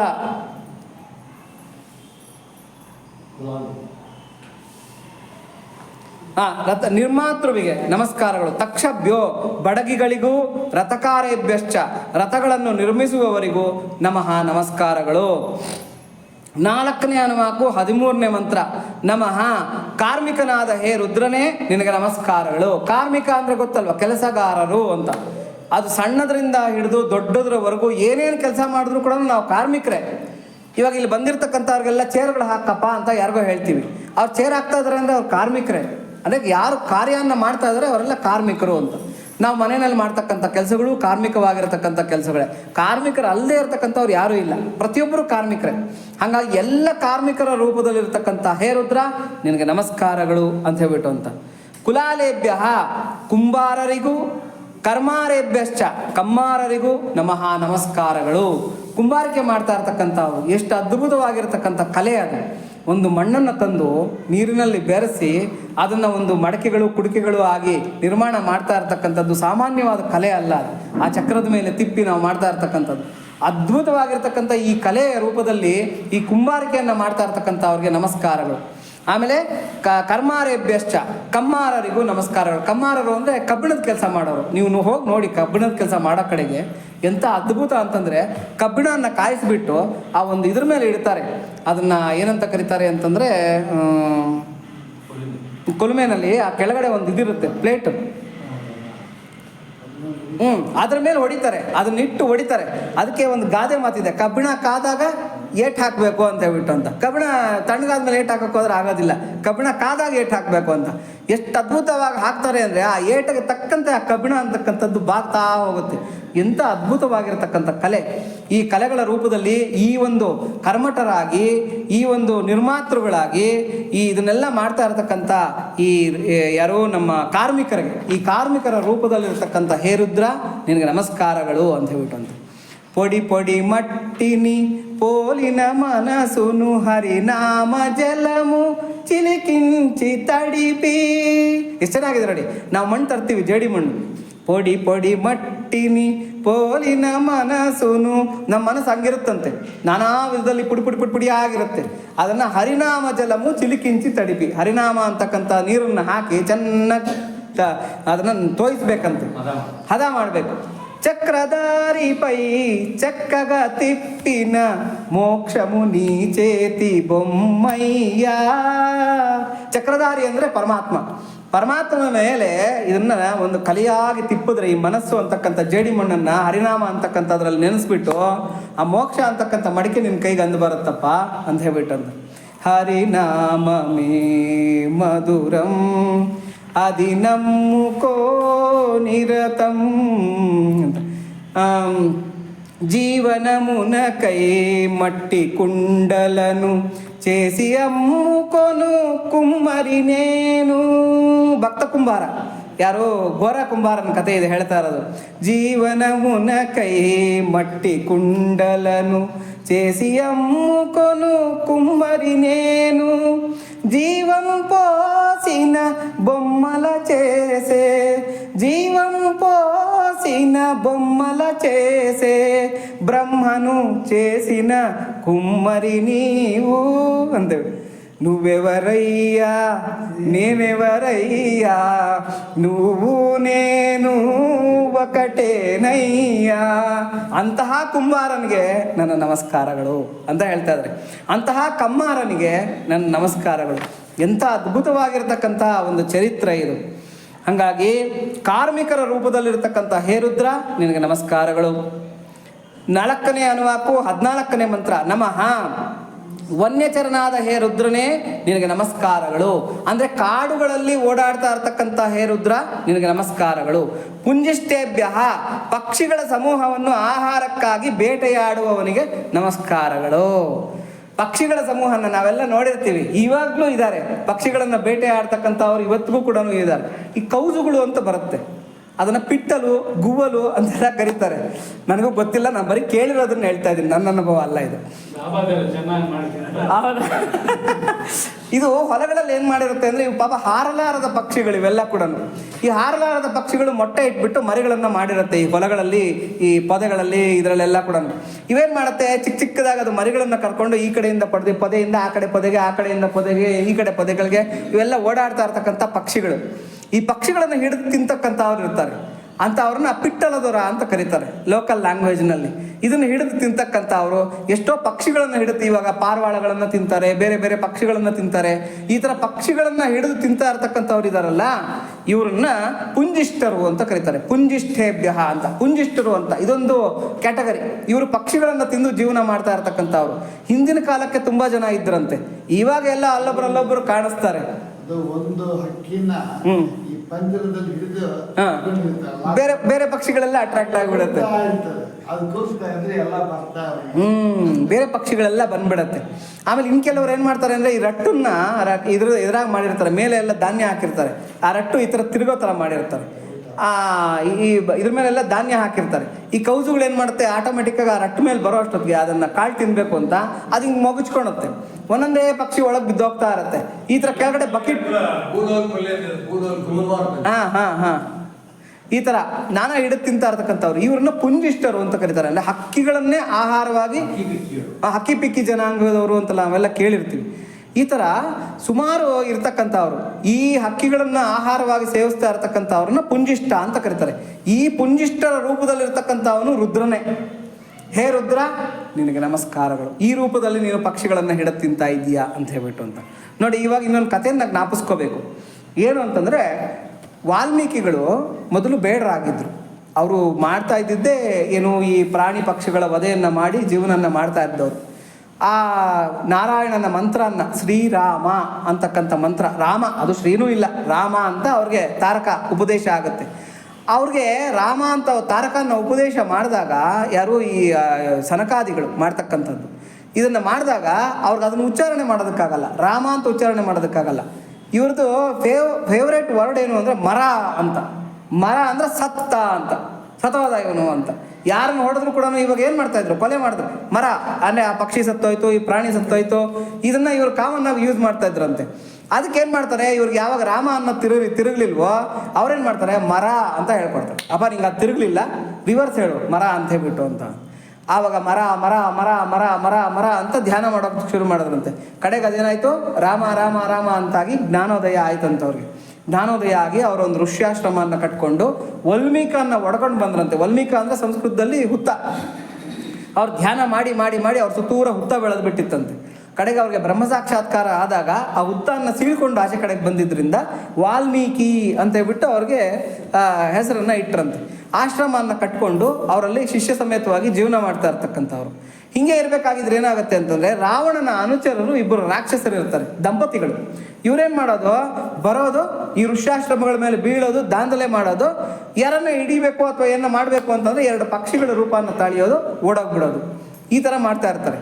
ಹೀಗೆ ಮಾಡ್ತಾ ಇರಬೇಕಾದ್ರೆ ಒಂದ್ಸಲಿ ತಮಸಾ ನದಿ ಅಂತ ಇರುತ್ತೆ. ಆ ತಮಸಾ ನದಿ ತೀರದಲ್ಲಿ ಇವರು ನಿತ್ಯ ಕೈಂಕರ್ಯಗಳು ಮಾಡ್ಕೋಬೇಕು ಅಂತ ವಾಲ್ಮೀಕಿಗಳು ಬಂದಿದ್ರೆ, ಈ ರಾಕ್ಷಸರು ಏನು ಮಾಡ್ತಾರೆ, ರಾವಣನ ಅನುಚರರು ಇವರೇನು ಮಾಡ್ತಾರೆ, 2 ಪಕ್ಷಿಗಳ ರೂಪವನ್ನು ತಾಳ್ಬಿಟ್ಟು ಅಲ್ಲಿ ಬಂದು ಬಚ್ಚಿಟ್ಕೊಂಡಿರ್ತಾರೆ, ಯಾರು ಸಾಯಿಸಬಾರ್ದು ಅಂತ.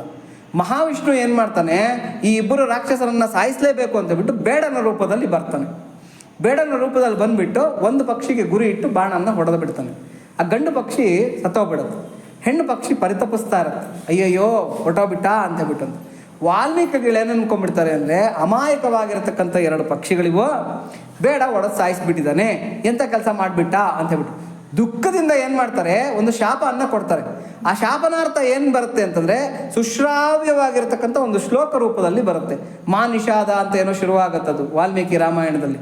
ಅದನ್ನು ಶಾಪ ರೂಪದವಾಗಿ ಅಲ್ಲಿ ಕೊಟ್ಬಿಡ್ತಾರೆ. ಹೇ ನಿಷಾದ, ಈ ಪಕ್ಷಿಗಳಿಗೆ ಹೆಂಗೆ ವಿಯೋಗವನ್ನು ಉಂಟು ಮಾಡಿದ್ದೀಯೋ, ನೀನು ನಿನ್ನ ಪತ್ನಿಯಿಂದ ವಿಯೋಗಿತನಾಗು ಅಂತೇಳಿ ಶಾಪ ಕೊಟ್ಬಿಡ್ತಾರೆ ವಾಲ್ಮೀಕಿಗಳು. ಈತ ನಾರಾಯಣ. ಆ ಶಾಪನೇ ವರವಾಗಿ ರಾಮಾವತಾರದಲ್ಲಿ ಬರ್ತಾನೆ ನಾರಾಯಣ. ಅದನ್ನೇ ಆ ಶಾಪನ್ನೇ ವರವಾಗಿ ಮಾಡಿಕೊಂಡು ಸೀತಾ ವಿಯೋಗವನ್ನು ನೆಪ ಮಾಡಿಕೊಂಡು ರಾವಣನ ಸಂಹಾರಕ್ಕೆ ಒಂದು ಯೋಜನೆಯನ್ನು ಹಾಕ್ತಾನೆ ಪರಮಾತ್ಮ. ಇದು ರಾಮಾಯಣ ಸ್ಟಾರ್ಟ್ ಆಗೋದೇ ಶ್ಲೋಕ. ಅಲ್ಲಿವರೆಗೂ ಶ್ಲೋಕ ಅಂತಕ್ಕಂಥ ಇದೇ ಇರಲಿಲ್ವಂತೆ, ಅಂದರೆ ಆ ಒಂದು ಪದ್ಧತಿ ಇರಲಿಲ್ಲ. ಆವಾಗ ನಾರದರು ಹೇಳ್ತಾರೆ, ಅಪ್ಪ ನೀನು ದುಃಖದಲ್ಲಿ ಕೊಟ್ಟ ಶಾಪ ಶ್ಲೋಕ ರೂಪವಾಗಿ ಬಂದಿದೆ, ಅದನ್ನು ಶ್ಲೋಕ ಅಂತ ಕರೀತಾರೆ.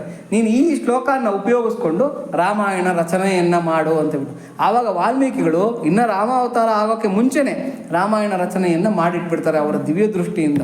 ಅಂದರೆ ಮುಂದಿನ ನಡೀತಾ ಇರ್ತಕ್ಕಂಥ ಭವಿಷ್ಯವನ್ನೆಲ್ಲ ಊಹಿಸಿ ಅವರೇನು ಮಾಡ್ತಾರೆ, ರಾಮಾಯಣ ರಚನೆಯನ್ನು 24,000 ಶ್ಲೋಕಗಳಲ್ಲಿ ಮಾಡಿಡ್ತಾರೆ. ಯಾಕಿದು ನೆನೆಸ್ಕೊತಾ ಇದ್ದೀನಿ ಅಂದರೆ, ಪುಂಜಿಷ್ಟೇಭ್ಯ, ಈ ಪಕ್ಷಿಗಳ ಆಹಾರವಾಗಿ ಸೇವಿಸ್ತಾ ಇರ್ತಕ್ಕಂಥವ್ರಿದಾರಲ್ಲ ಅವರಿಗೆ ನಮಸ್ಕಾರ, ಮತ್ತು ಅವರ ನಾಯಕನಾಗಿರ್ತಕ್ಕಂಥ ಪರಮಾತ್ಮನಿಗೆ ನಮಸ್ಕಾರ ಅಂತೇಳ್ಬಿಟ್ಟು ಅವರನ್ನು ಕೂಡ ನಾವು ಕೆಟ್ಟ ದೃಷ್ಟಿಯಿಂದ ನೋಡಬಾರ್ದು ಮತ್ತು ನಾವು ಟೀಕೆ ಮಾಡಿ ಮಾತಾಡಬಾರ್ದು. ಯಾಕೆಂದರೆ ಆ ರೂಪದಲ್ಲಿ ಓಡಾಡ್ಕೊಂಡಿರ್ತಕ್ಕಂಥವನು ಪರಮೇಶ್ವರನೇ.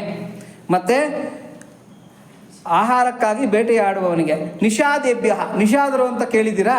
ನಿಷಾದರು ಅಂತಂದರೆ ಇಬ್ಬರನ್ನ ನಿಷಾದರು ಅಂತ ಕರೀತಾರೆ. ನಾವು ಇವತ್ತಿನ ಕಾಲದಲ್ಲಿ ಬೆಸ್ತರು ಅಂತ ಕರಿತೀವಿ. ಅಂದರೆ ಮೀನು ಹಿಡಿದು ಜೀವನವನ್ನು ಮಾಡ್ತಕ್ಕಂಥವ್ರು, ಆಹಾರಾರ್ಥವಾಗಿ ಮೀನನ್ನು ಹಿಡಿತಾ ಇರ್ತಕ್ಕಂಥವ್ರಿಗೂ ನಿಷಾದ ಅಂತ ಕರೀತಾರೆ. ಮತ್ತು ಅಡವಿನಲ್ಲಿ ಓಡಾಡ್ತಾ ಇರ್ತಕ್ಕಂಥ ಪ್ರಾಣಿಗಳನ್ನು ಸಂಹಾರ ಮಾಡಿ ಆಹಾರ ರೂಪದಲ್ಲಿ ಸೇವಿಸ್ತಾ ಇರ್ತಕ್ಕಂಥವ್ರಿಗೂ ಕೂಡ ನಿಷಾದರು ಅಂತ ಕರೀತಾರೆ. ಅಂದರೆ ಈ ಅಡವಿನಲ್ಲಿ ಓಡಾಡ್ತಾ ಇರ್ತಕ್ಕಂಥ ಪ್ರಾಣಿಗಳನ್ನು ಮತ್ತು ಮೀನುಗಳನ್ನು ಆಹಾರಾರ್ಥವಾಗಿ ವಧಿಸಿ ತಿಂತಾ ಇರ್ತಕ್ಕಂಥವ್ರು ನಿಷಾದರು ಅಂತ. ಈ ನಿಷಾದರ ರೂಪದಲ್ಲಿ ಇರ್ತಕ್ಕಂಥವನು ಪರಮಾತ್ಮನೇ. ಪರಮಾತ್ಮನ ಶಕ್ತಿನೇ ಈ ನಿಷಾದರ ರೂಪದಲ್ಲಿ ಓಡಾಡ್ಕೊಂಡಿರ್ತಕ್ಕಂಥದ್ದು. ಯಾಕೆಂದರೆ ಸರ್ವವ್ಯಾಪಕ ಪರಮಾತ್ಮ. ಈ ರೂಪದಲ್ಲಿ ಕಾಣಿಸ್ಕೊತಾ ಇರ್ತಕ್ಕಂಥವನು ವಿಶ್ವರೂಪದಲ್ಲಿ ಅವನೇ. ಹಾಗಾಗಿ ಆ ರೂಪದಲ್ಲಿರ್ತಕ್ಕಂಥ ಹೇ ಪರಮೇಶ್ವರ ನಿನಗೆ ನಮಸ್ಕಾರಗಳು ಅಂತ. ಅಂದರೆ ಶ್ರೇಷ್ಠವಾಗಿರ್ತಕ್ಕಂಥ ಉಪಾಧಿ, ಕನಿಷ್ಠವಾಗಿರ್ತಕ್ಕಂಥ ಉಪಾಧಿ ಅನ್ನೋದು ಇಲ್ದಿರ ಎಲ್ಲ ಉಪಾಧಿಗಳಲ್ಲೂ ಕಾಣಿಸ್ಕೊಳ್ತಾ ಇರ್ತಕ್ಕಂಥವನು ಪರಮೇಶ್ವರನೇ. ಇದರಲ್ಲಿ ಶ್ರೇಷ್ಠ ಕನಿಷ್ಠ ಅಂತಕ್ಕಂಥದ್ದು ನಮ್ಮ ವ್ಯವಹಾರಕ್ಕೆ ಇದ್ರೂ ಕೂಡ ಪರಮಾತ್ಮನ ದೃಷ್ಟಿ ಇಲ್ಲ, ಎಲ್ಲ ಕೂಡ ಸಮಾನನೇ ಅಂತಕ್ಕಂಥದ್ದು. 4ನೇ ಅನುವಾಕು 15ನೇ ಮಂತ್ರ. ಇನ್ನು 3 ಮಂತ್ರ ಇದೆ, ಹೇಳ್ಬಿಡ್ತೀನಿ, ಇನ್ನೊಂದು 5 ನಿಮಿಷ ಹಿಡಿಸುತ್ತೆ.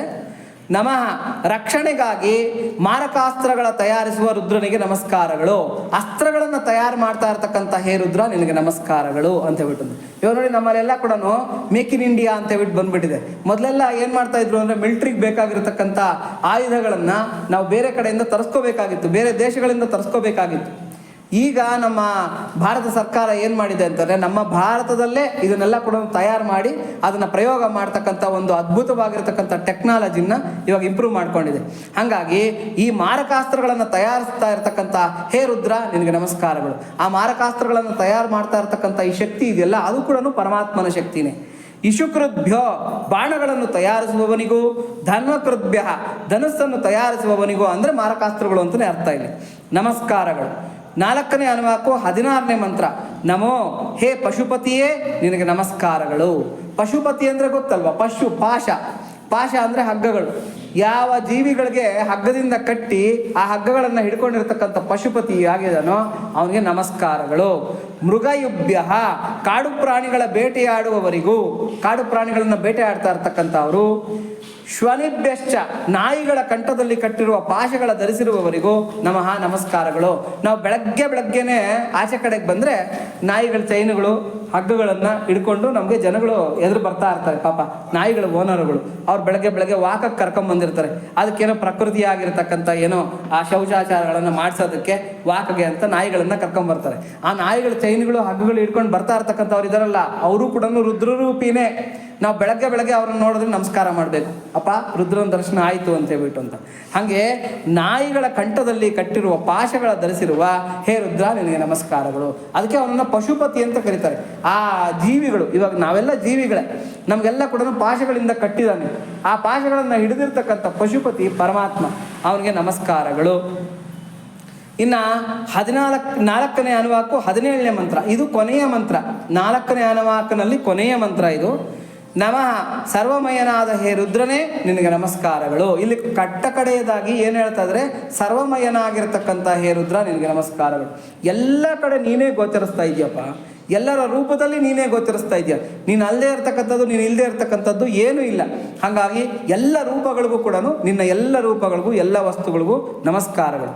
ಶ್ವಭ್ಯ, ನೋಡಿ ಎಂಥ ಮಾತು ಹೇಳ್ತಾ ಇದ್ದಾರೆ ಇಲ್ಲಿ ವೇದದಲ್ಲಿ ಅಂದರೆ, ಶ್ವಭ್ಯ ಅಂದರೆ ನಾಯಿಗಳಿಗೂ ನಮಸ್ಕಾರಗಳು.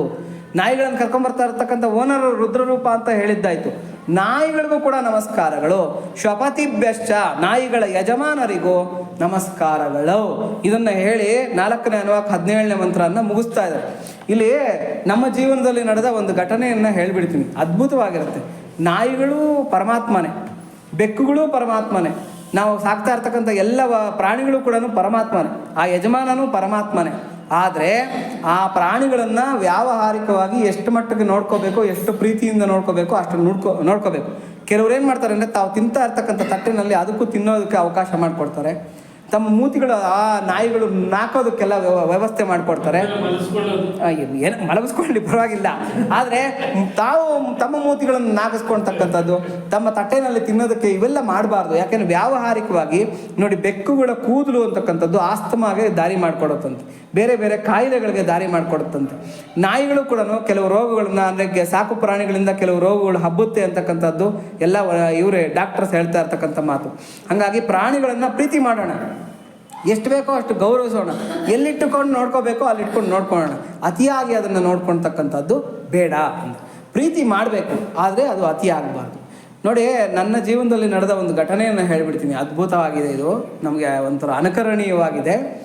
ನಮ್ಮ ಮಾವ ಒಬ್ಬರಿದ್ದರು, ನಮ್ಮ ದೊಡ್ಡಮ್ಮನ ಅಣ್ಣ. ಅವರು ಬ್ಯಾಂಕ್ ಕಾಲೋನಿನಲ್ಲಿದ್ದರು, ಬೆಂಗಳೂರು ಬ್ಯಾಂಕ್ ಕಾಲೋನಿನಲ್ಲಿ ಇದ್ದರು. ಅವರೊಂದು ನಾಯಿನ ಸಾಕಿದ್ರು. ಆ ನಾಯಿ ಎಷ್ಟು ವಿಚಿತ್ರ ಅಂತಂದರೆ, ಉದ್ದಕ್ಕಿತ್ತು, ಹೈಟ್ ಇರಲಿಲ್ಲ, ಚಿಕ್ಕದು ಇಷ್ಟು ಹೈಟ್ ಇತ್ತು, ಉದ್ದಕ್ಕಿತ್ತದು. ಈ ಸೀಲ್ಡ್ ಆಗಿರುತ್ತಲ್ಲ ಸಮುದ್ರದ ನಾಯಿಗಳು, ಆ ಥರ ಇತ್ತದು. ಅದಕ್ಕೆ ಚುಲ್ಟಿ ಅಂತ ಹೆಸರಿಟ್ಕೊಂಡಿದ್ರು, ಚುಲ್ಟಿ ಅಂತ ಕರೆಯೋರು ಅದನ್ನು. ಅದ್ಭುತವಾಗಿ ಅದನ್ನು ಹೆಂಗೆ ಬೆಳೆಸ್ಬಿಟ್ಟಿದ್ರು ಅಂತ ತನ್ನ ಮನೆ ಮಗು ಥರ ಬೆಳೆಸ್ಕೊಂಡ್ಬಿಟ್ಟಿದ್ರು. ಕಡೆಗೇನಾಯಿತು, ತುಂಬ ಸೆಂಟಿಮೆಂಟಲ್ ಆಗಿ ಬೆಳೆಸಿದ್ರು. ನಮ್ಮ ಮಾವನವರ ಹೆಂಡತಿ, ಅದರ ನಮ್ಮ ಅತ್ತೆಯವರು ತೀರ್ಕೊಂಡ್ಬಿಟ್ಟಾಗ ಏನಾಗೋಯ್ತು, ಅದಕ್ಕೊಂಥರ ಮನೋರೋಗ ಹತ್ಕೊಂಡ್ಬಿಡ್ತು. ಯಾವುದಕ್ಕೆ, ಆ ನಾಯಿಗೆ ತುಂಬ ಪ್ರೀತಿಯಿಂದ ಬೆಳೆಸ್ಬಿಟ್ಟಿದ್ರು, ಮನೋರೋಗ ಹತ್ಕೊಂಡ್ಬಿಡ್ತು. ಅದೊಂಥರ ಅದೇ ಗೀಳಿಟ್ಕೊಂಡ್ಬಿಡ್ತು. ತುಂಬ ಸೆಂಟಿಮೆಂಟಲ್ಲ ನಾಯಿ, ಭಾವನೆಗಳನ್ನೆಲ್ಲ ಅರ್ಥ ಮಾಡ್ಕೊಳೋದು, ಭಾಷೆಯನ್ನೆಲ್ಲ ಅರ್ಥ ಮಾಡ್ಕೊಳೋದು, ಅಷ್ಟು ಅದ್ಭುತವಾಗಿತ್ತು. ಕಡೆಗೆ ಅವ್ರು ತೀರ್ಕೊಂಡ ಒಂದು 2 ತಿಂಗಳಿನಲ್ಲೇ ಆ ಚುಲ್ಟಿ ಅಂತಕ್ಕಂಥ ನಾಯಿನೂ ತೀರ್ಕೊಂಡ್ಬಿಡ್ತು. ಇವ್ರಿಗೆ 2 ದುಃಖ ನಮ್ಮ ಮಾವ ಅವ್ರಿಗೆ. ಏನೋ ಒಂದು ಹೆಂಡತಿ ತೀರ್ಕೊಂಡಿದ್ದಾರೆ ಅನ್ನೋ ದುಃಖ, ಒಂದು ನಾಯಿ ತೀರ್ಕೊಂಡ್ಬಿಟ್ಟಿದೆ ಅನ್ನೋ ದುಃಖ. ಆ ದುಃಖನ ತಡೆಯೋಕ್ಕಾಗಲಿಲ್ಲ ಅವ್ರಿಗೆ. ಎಲ್ಲೆಲ್ಲೋ ತೀರ್ಥಯಾತ್ರೆಗಳಿಗೆ ಹೋದರು, ಏನೇನೋ ಮಾಡಿದ್ರು. ಕಡೆಗೆ ಇಲ್ಲಿ ನಮ್ಮ ದೊಡ್ಡಮ್ಮ ಅವರಿದ್ದರು ಬಾಗೇಪಲ್ಲಿನಲ್ಲಿ, ಇಲ್ಲಿಗೆ ಬಂದರು, ನಮ್ಮ ದೊಡ್ಡಮ್ಮ ಅವ್ರ ಮನೆಗೆ ಬಂದರು. ಯಾವಾಗಲೂ ಜಪ ಮಾಡಿಕೊಂಡು ಅಳ್ತಾ ಕೂತ್ಕೊಂಡಿರೋರು ಅವರು. ಅದನ್ನೇ ನೆನೆಸ್ಕೊಂಡು, ಹೆಂಡ್ತಿನ ನಾಯಿನ ನೆನೆಸ್ಕೊಂಡು ಅಳ್ತಾ ಕೂತ್ಕೊಂಡಿರೋರು. ನಮ್ಮ ದೊಡ್ಡಮ್ಮ ಅವ್ರು ಏನು ಮಾಡಿದ್ದಾರೆ, ಯಾವಾಗಲೂ ಕೂತ್ಕೊಂಡು ಈ ಥರ ಅಳ್ತಾ ಇರ್ತಾರಲ್ಲ, ಒಂಚೂರು ಇದಾಗಲಿ, ಏನು ಒಂಚೂರು ಬದಲಾವಣೆ ಆಗಲಿ ಮನಸ್ಸಿನಲ್ಲಿ ಅಂತ ಹೇಳ್ಬಿಟ್ಟು, ಅನ್ನಮಯ್ಯಾಗಿ ಹೇಳ್ತಾರಲ್ಲ, ಗಡ್ಡೋ ಪರ್ಕೋ ಕೋಸ್ಕೊಂಡ್ರ ಅಂತ ಹೇಳ್ಬಿಟ್ಟು ಅಂತ. ಹಂಗೆ ಇವ್ರನ್ನೇನು ಮಾಡಿದ್ದಾರೆ, ಯಾವುದಾದ್ರೂ ದೇವಸ್ಥಾನಕ್ಕೆ ಹೋಗ್ಬಿಟ್ಟು ಬರೋಗೋ, ಸುಮ್ಮನೆ ಓಡಾಡಿಕೊಂಡು, ಯಾಕೆ ಒಂದೇ ಕಡೆ ಕೂತಿದ್ರೆ ಆ ದುಃಖ ಅಂತಕ್ಕಂಥದ್ದು ಮತ್ತೆ ನಿಂಗೆ ನೆನಪು ಬರ್ತಾ ಇರುತ್ತೆ ಅಂತ. ಇವ್ರೇನು ಮಾಡಿದ್ದಾರೆ, ಯಾವುದೋ ದೇವಸ್ಥಾನಕ್ಕೆ ಹೋಗಿದ್ದಾರೆ. ಅಲ್ಲಿ ಅರ್ಚಕರ ಹತ್ರ ಹೋಗ್ಬಿಟ್ಟು ಅರ್ಚನೆ ಮಾಡಿಸೋದಕ್ಕೆ ಅಂತ ಹೇಳ್ಬಿಟ್ಟು ಚುಲ್ಟಿ ಅಂತ ಹೇಳಿದ್ದಾರೆ. ಈ ಚುಲ್ಟಿ ಅನ್ನೋ ಹೆಸರಿನಲ್ಲಿ ಒಂದು ಅರ್ಚನೆ ಮಾಡಿ ಅಂತ ಹೇಳ್ಬಿಟ್ಟು ಅಂತ. ಆ ಅರ್ಚಕರು ಯಾರಾದ್ರೇನಂತೆ, ನಿನಗೆ ಬೇಕಾಗಿರೋದು ಚುಲ್ಟಿ ಅನ್ನೋ ಹೆಸರಿನಲ್ಲಿ ಒಂದು ಅರ್ಚನೆ ಮಾಡಿ ಒಳ್ಳೇದಾಗುತ್ತೆ, ಹೋಗಪ್ಪ ದೇವ್ರು ಒಳ್ಳೇದು ಮಾಡ್ತಾನೆ ಅಂತ ಹೇಳ್ಬಿಟ್ಟಿದ್ರೆ ಆಗೋಗ್ತಾ ಇತ್ತು. ಅವ್ರೇನು ಚುಲ್ಟಿ ಅಂದರೆ ಯಾರು, ನಿಮಗೆ ಮಗಳ ಮೊಮ್ಮಗಳ ಯಾರು, ಇವೆಲ್ಲ ಎನ್ಕ್ವೈರಿ ಮಾಡಿದ್ದಾರೆ. ಇವ್ರು ಪಾಪ ಮೊದಲೇ ಸಿನ್ಸಿಯರ್, ಇವ್ರಿಗೇನಂತ ಕಲ್ಲ ಕಪಟ ಗೊತ್ತಿಲ್ದಿರೋರು ನಮ್ಮ ಮಾವ ಅವ್ರು ಹೇಳಿದ್ದಾರೆ, ನಮ್ಮ ಮನೆಗೆ ಒಂದು ನಾಯಿ ಸಾಕ್ಬಿಟ್ಟಿದ್ವಿ, ಆ ನಾಯಿ ತೀರ್ಕೊಂಡ್ಬಿಡ್ತು ಹಿಂಗೆ 2 ತಿಂಗಳ ಹಿಂದೆ, ಹಾಗಾಗಿ ಆ ದುಃಖದಲ್ಲಿ ಬಂದಿದ್ದೀನಿ, ಅದ್ರ ಹೆಸರಿನಲ್ಲಿ ಒಂದು ಅರ್ಚನೆ ಮಾಡಿಕೊಡಿ, ಅದಕ್ಕೆ ಸದ್ಗತಿ ಸಿಗಲಿ ಅಂತ ಭಗವಂತನಲ್ಲಿ ಪ್ರಾರ್ಥನೆ ಮಾಡಿ ಅಂತ. ಆ ನಾಯಿ ರೂಪದಲ್ಲಿ ಇರ್ತಕ್ಕಂಥದ್ದು ಯಾರು, ಭಗವಂತನೇ. ಏನು ಅವರು ಅರ್ಚನೆ ಮಾಡಿಕೊಟ್ಬಿಟ್ಟಿದ್ರೆ ಆಗಿರೋದು. ಅವ್ರೇನು ಮಾಡಿದ್ದಾರೆ, ಬಾಯಿಗೆ ಬಂದಂಗೆ ಬೈದ್ಬಿಟ್ಟಿದ್ದಾರೆ ನಮ್ಮ ಮಾವ.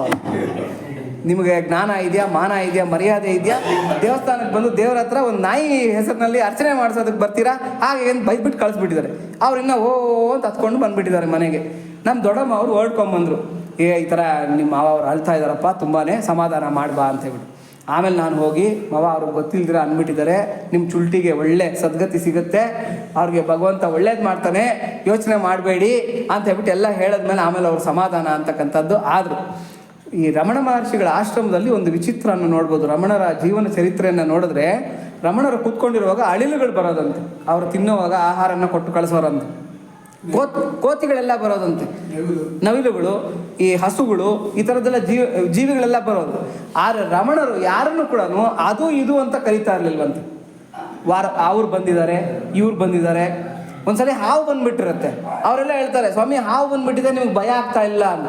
ಇಲ್ಲ, ಅವ್ರು ಈ ಕಡೆನೆ ಪಕ್ಕದಲ್ಲಿ ಇರ್ತಾರೆ, ಯಾವಾಗಾದರೂ ಅವಾಗ ಬಂದು ಮಾತಾಡ್ಸ್ಕೊಂಡು ಹೋಗ್ತಾರೆ ಅಂತ ಹೇಳ್ಬಿಟ್ಟಂತ ಹೀಗೆ ಹೇಳ್ತಾ ಇದ್ರಂತೆ ರಮಣರು. ಅಂದರೆ ಎಲ್ಲ ಜೀವಿಗಳ ರೂಪದಲ್ಲಿರ್ತಕ್ಕಂಥವನು ಪರಮಾತ್ಮನೇ. ಅದಕ್ಕೆ ಕೊಡಬೇಕಾಗಿರ್ತಕ್ಕಂಥ ಗೌರವ, ಅದಕ್ಕೆ ಕೊಡಬೇಕಾಗಿರ್ತಕ್ಕಂಥ ಪ್ರೀತಿ ಕೊಡಬೇಕು. ಯಾವುದನ್ನು ಕೂಡ ಅಸಡ್ಡೆಯಾಗಿ ಅವಮಾನಕರವಾಗಿ ಯಾವುದನ್ನು ಟ್ರೀಟ್ ಮಾಡಬಾರ್ದು. ಯಾವುದೇ ಪ್ರಾಣಿಯನ್ನು ಕೂಡ ಅದನ್ನು ಮಮಕಾರವಾಗಿ ನೋಡ್ಕೋಬೇಕು.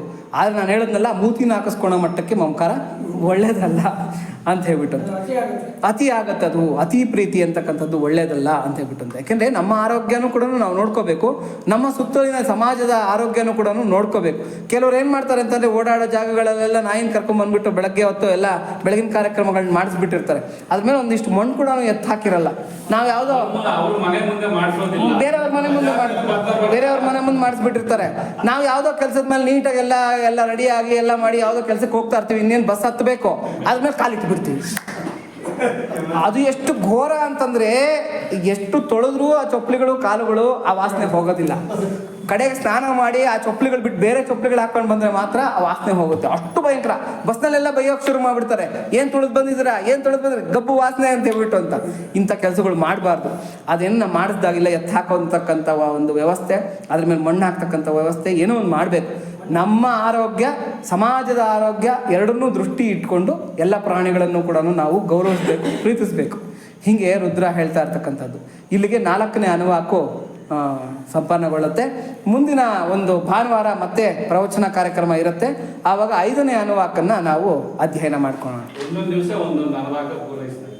ಚಿಕ್ಕದಾಗಿದೆ ಅನುವಾಕಗಳು, ಬೇಗ ಮುಗಿಸ್ಕೊಂಡು ಹೊರಟೋಗೋಣ. ಕಡೆಯದು 10, 11ನೇ ಅನುವಾಕು ಸ್ವಲ್ಪ ದೊಡ್ಡದಾಗಿದೆ, ಅದನ್ನೊಂಚೂರು ಇದು ಮಾಡ್ಕೊಳ್ಳೋಣ.